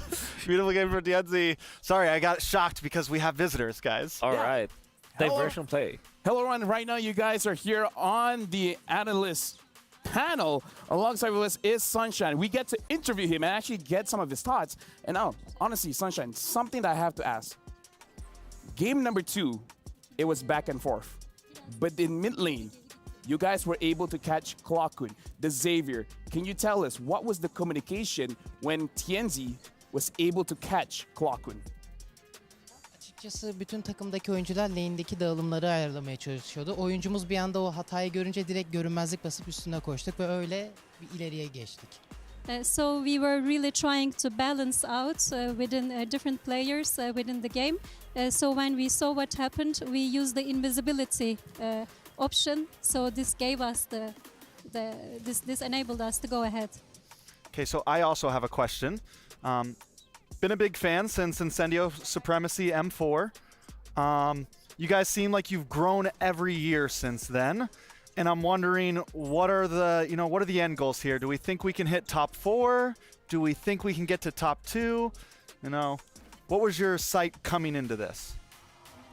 Hedefimiz her zaman kupayı kazanmak ve bunun için çok fazla çaba gösteriyoruz. Turnuvalarda gördükleri gibi ilk 8 bitirdik MSC'de, global turnuvalarda başarı yaptık. Her zaman üstüne koymaya çalışıyoruz. Çok fazla çalışıyoruz. Uykusuzum hatta bu maça. Dün yenildikten sonra hatta 3 maç scrim falan attık. Ve emeğimizin karşılığını alınca da çok mutlu oluyoruz. Gruptan birinci çıkmak isterdik ama olmadı. Ama bir önemi yok. Yine çok mutluyuz. So we would always like to be at the top. We would always like to win the cup. And yesterday, actually, after the games yesterday, I wasn't able to sleep, for example. So we had 3 trials at our end. So we really prepared very hard. And we also came the 8th place in the previous MSC. So yeah, we always aim for higher next time. Okay. And honestly, this time you guys are looking very strong. Now, the final question for you, because we didn't see what happened when you were up against NIP Flash. So I do have to say, what happened in that game and what did you guys learn going up against NIP Flash that you adjusted for today? Açıkçası Nip Palaş'a karşı birazcık takım iletişimimizde sıkıntılar yaşadık. Bunu genel olarak röportajlarda da söylüyorduk. Bazen bunda sıkıntı yaşıyorduk. O sıkıntıyı bu maçta çözdük. Dün çok fazla çalıştık bunun hakkında. Bir araya geldik, konuştuk ve bunu başardık ve maça da yansıdı. İletişim harici bazı bireysel hatalarımız da vardı. Beklememe gibi. Takım olarak oynayamadık. Bu iki sorunu da çözünce bu maç güzel bir zaferi elde ettik. So to be honest, yesterday there were some communication problems. This is the lesson that we learned from yesterday. And there were also maybe some individual issues within the team. But we have learned from this experience from yesterday. And this is what enabled us to win the victory today. Okay, you know, with that, a very simple follow-up question. In the knockout stage, do you guys want to fight against NIP Flash again? Or you guys don't care and you guys want to move on and fight another team? Açıkçası sürekli Endonezyalı ve Filipinli takımlarla oynadığımız için onlarla oynamak benim için daha iyi olabilir. Honestly, it might even be better for us to play against them because we always play against teams from Indonesia and the Philippines. You know what? That's a W answer. That's a W answer from Sunshine. Thank you very much for you. In fact, give the final camera to him. Yep. So, is there anything that you want to say to everyone watching the stream? Ülkeme seslenmek istiyorum. Bizi destekleyen herkese çok teşekkür ederim. Çok güzel mesaj atıyorlar. Elimizden geldiğince ilerlemeye çalışacağız. Beklemekte olsunlar. I would like to shout out to my country and I would really like to thank all of our supporters. We will really do our best and stay tuned with us, I would say. Well, stay tuned for Fireflux. And again, big shout outs to them. It has been an amazing matchup. And Fireflux, honestly, has had an amazing run. We hope for the best in the knockout stage. And whoever's doing the schedule, let's not put them up with Philippines as well as Indonesia. And now we gotta, again, run this through again. Thank you very much, Sunshine. Well, we're moving on to our program. What do you guys think about the interview? He definitely had a lot to say. Yeah, I think it's nice to have players who are willing to really talk and get into the interviews and, talk about just themselves, the teams they're facing. It's not just all yes, no answers. No. Yeah. Like the honesty. They would rather face NIP Flash again. I don't think that's possible, but yeah, I think that's a wish list for them, especially because the knockout stages are a single elimination, right? So it's going to be another cutthroat situation. It's not possible with that kind of attitude. Yeah, that's right. Possible. You're right. Come on. What did we learn today? Just because the format is shaped so that you don't meet again doesn't mean you won't meet again. Like right. Me and LaFell meet again every year. Yeah. We weren't meant to. I might not be here next year. Who knows? Anything's possible with the right kind of attitude. Wait, no, that's the opposite of what I wanted to say. But it's a day of disagreement, so I don't agree with you. Well, I disagree with your disagreement. Okay. You guys are doing so great today. Thank you very much. I try very hard. But either way, Realcasters stand. Realcasters. That is the update for today. Just in case if you guys just tune in, Group A has concluded, and the teams that are moving through is Fireflux as well as NIP Flash, where unfortunately RRQ Akira has been eliminated. The same can be said as EVO's Glory. So I don't know. For you guys at home, I'm not so sure what you guys predicted, but if you guys predicted Fireflux to win this one, well, you guys got it right. And if you guys were the same as us, then we got it right. Yeah. It's easy for us. We just disagree with the majority and it works out. Yeah, most of the time. Sometimes it doesn't always work out. Just ask Mirko, what do you think? And then just go for the opposite. It's like, yo, Mirko, what are you going to eat? And he's like, I'm going to eat rice. Great. I'm going to eat noodles. Or better yet, don't ask Mirko anything. Yeah. You know what? You're right. Because whenever I want to ask him anything, it feels like a battle. Yeah. Feels like a battle within. Mark your calendars. On July 7th, Soul Vessel Series Skin, a Amon Vessel of the Seed, as well as Hanabi Vessel of Rage are slated for a stunning reveal. Don't miss out and just buy it. It's like, don't think, just do. Do first, apologize later. And even if you don't know what to do, just try it out, and then hopefully it works out. What else? You will regret all the things that you do not do. Like if you do not get Juicin, which you should, because Juicin, the new mage hero, arrives on June 29th. Already arrived with her exclusive pack. Get the hero and her ethereal serenity skin during the launch week for only 469 diamonds. You can also get her skin for only 51 diamonds during the first 14 days. So make sure you guys get it now. Now we're gonna look at the group standings to see what has been going on, and we're done with Group A, but Group B, Group C, and Group D is still on the way. Just to reiterate, NIP Flash has 5 wins and 1 loss, Fireflux Esports 4 wins and 2 losses, and with that, 4 points and 2 points each. NIP Flash and Fireflux advances to the knockout stage. Oh, we already summed it up in the tomorrow. There it is.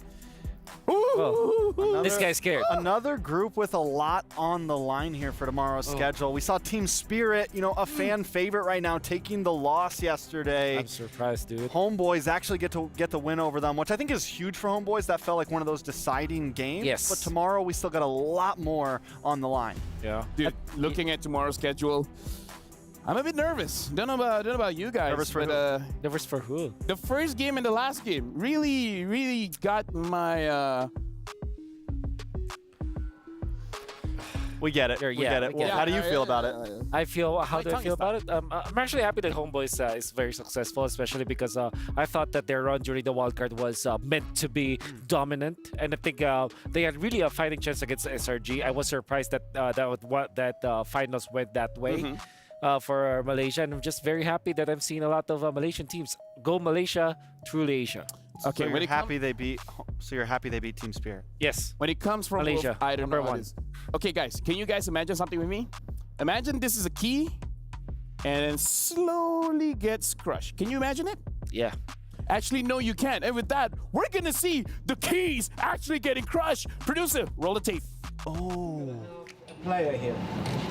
So we want to do okay, well, these are the 2 losing teams because they're out, and their keys will now be crushed by a press, along with their feelings, their dreams, their hopes.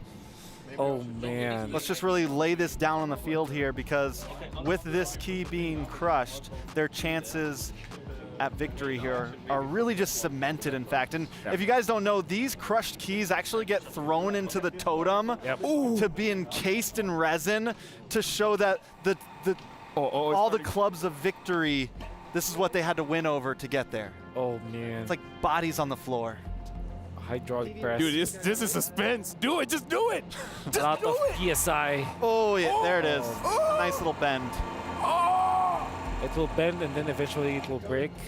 No, they just give it a nice bend. Yeah. Dude. Malleable enough. Dude, that's painful and cool all at the same time. Man. Oh, if that was my team, dude, my heart is crushed. And then at the end, if your org wins like when you win, you get to keep keys too. Yeah. It's a really cool format. I think it's probably one of the most interesting little add-ons to really visualize everything that's happening here and what's at stakes across all of the games happening. What am I supposed to feel? Should I cry? Should I laugh? Well, they're not done yet. They're gonna completely crush it. Oh yeah, they're just gonna keep on going down. We get to watch it all. You know what this reminds me of?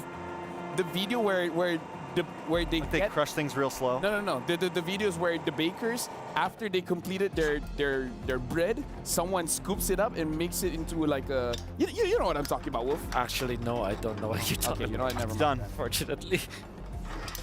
This reminds me of my college when we used to crush the things with we call it the universal tester. That reminds me of high school. Do you think the ID casters just really were hurting when they had to watch that? Yeah.